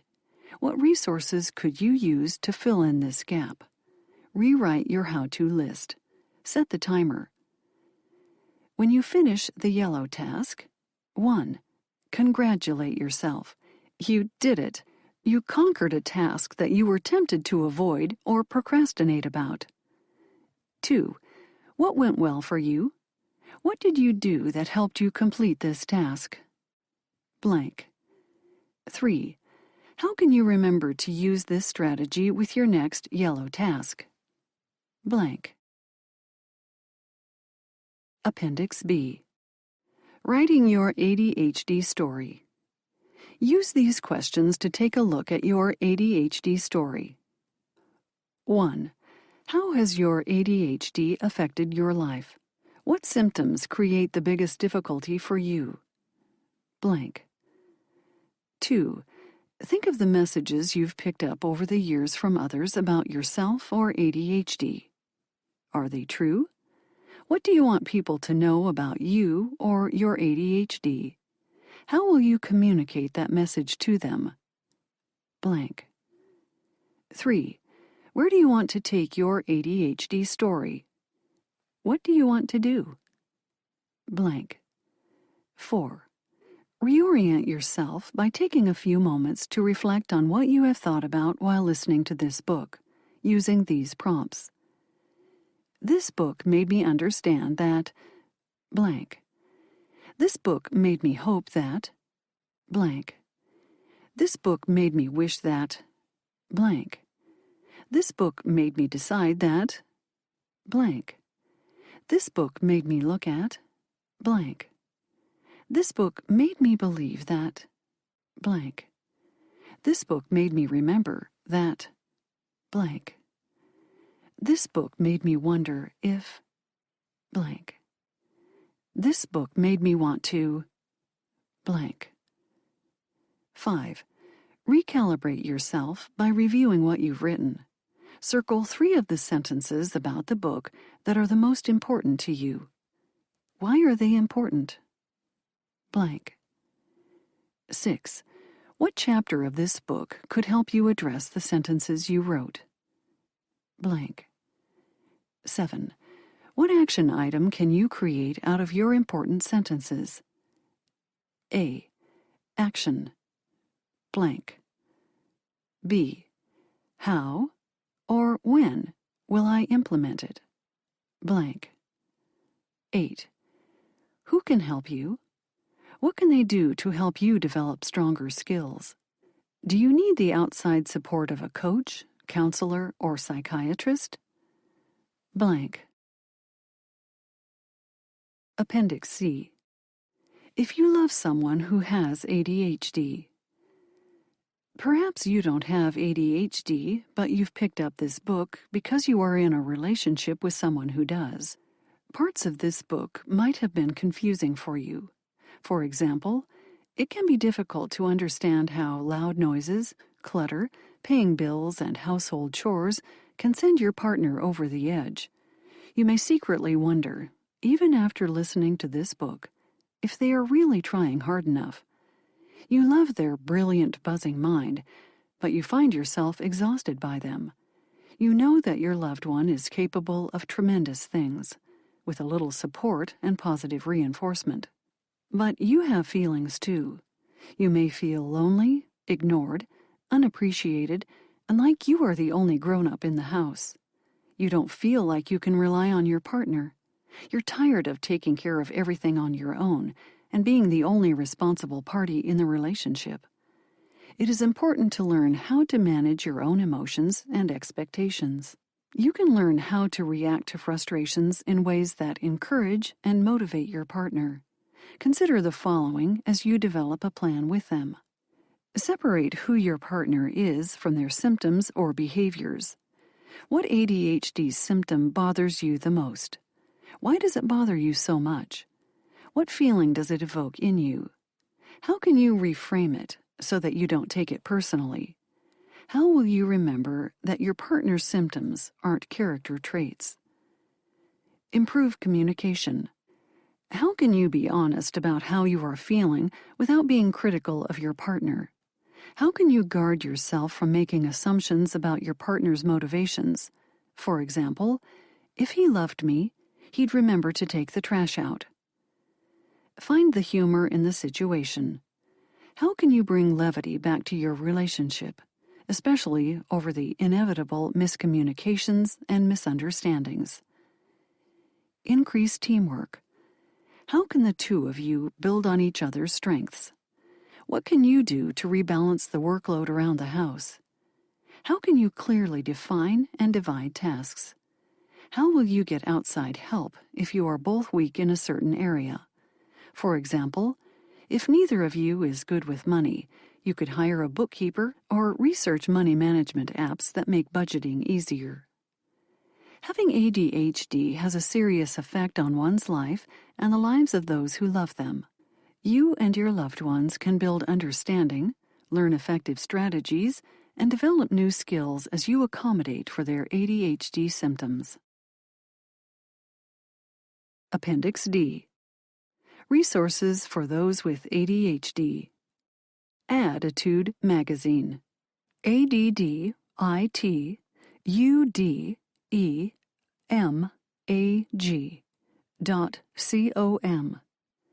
The American Professional Society of ADHD and Related Disorders, APSARD, apsard.org. This society provides research on ADHD throughout its lifespan, as well as evidence-based practices and education. Attention Deficit Disorder Association, ADDA, ADD.org. Children and Adults with Attention Deficit Hyperactivity Disorder, CHADD, CHADD.org. This is a nonprofit organization serving individuals with ADHD and their families. International Conference on ADHD, CHADD.org. Participants include adults with ADHD, parents and caregivers of children with ADHD, educators, mental health clinicians, coaches, advocates, and medical professionals who diagnose and treat patients with ADHD. Appendix E. What is ADHD coaching? ADHD coaches encourage individuals with ADHD to stay focused on their goals, develop resilience when they face obstacles, and feel better about the way they engage with their lives. They are specifically trained and certified to help their clients manage their lives more effectively. Research shows that ADHD coaching can improve symptoms, executive functioning-related behaviors, self-esteem, well-being, and quality of life. Coaches who specialize in working with clients who have ADHD will often educate their clients about ADHD and how it affects them across a lifetime. Building on that awareness, coaches support their clients in creating systems and strategies that help them manage the practical aspects of life. To find a coach, visit the ADHD Coaches Organization at adhdcoaches.org/find-your-coach. Many ADHD coaches work virtually on Zoom, Skype, or other platforms. The price of coaching varies depending on where you live and who you hire.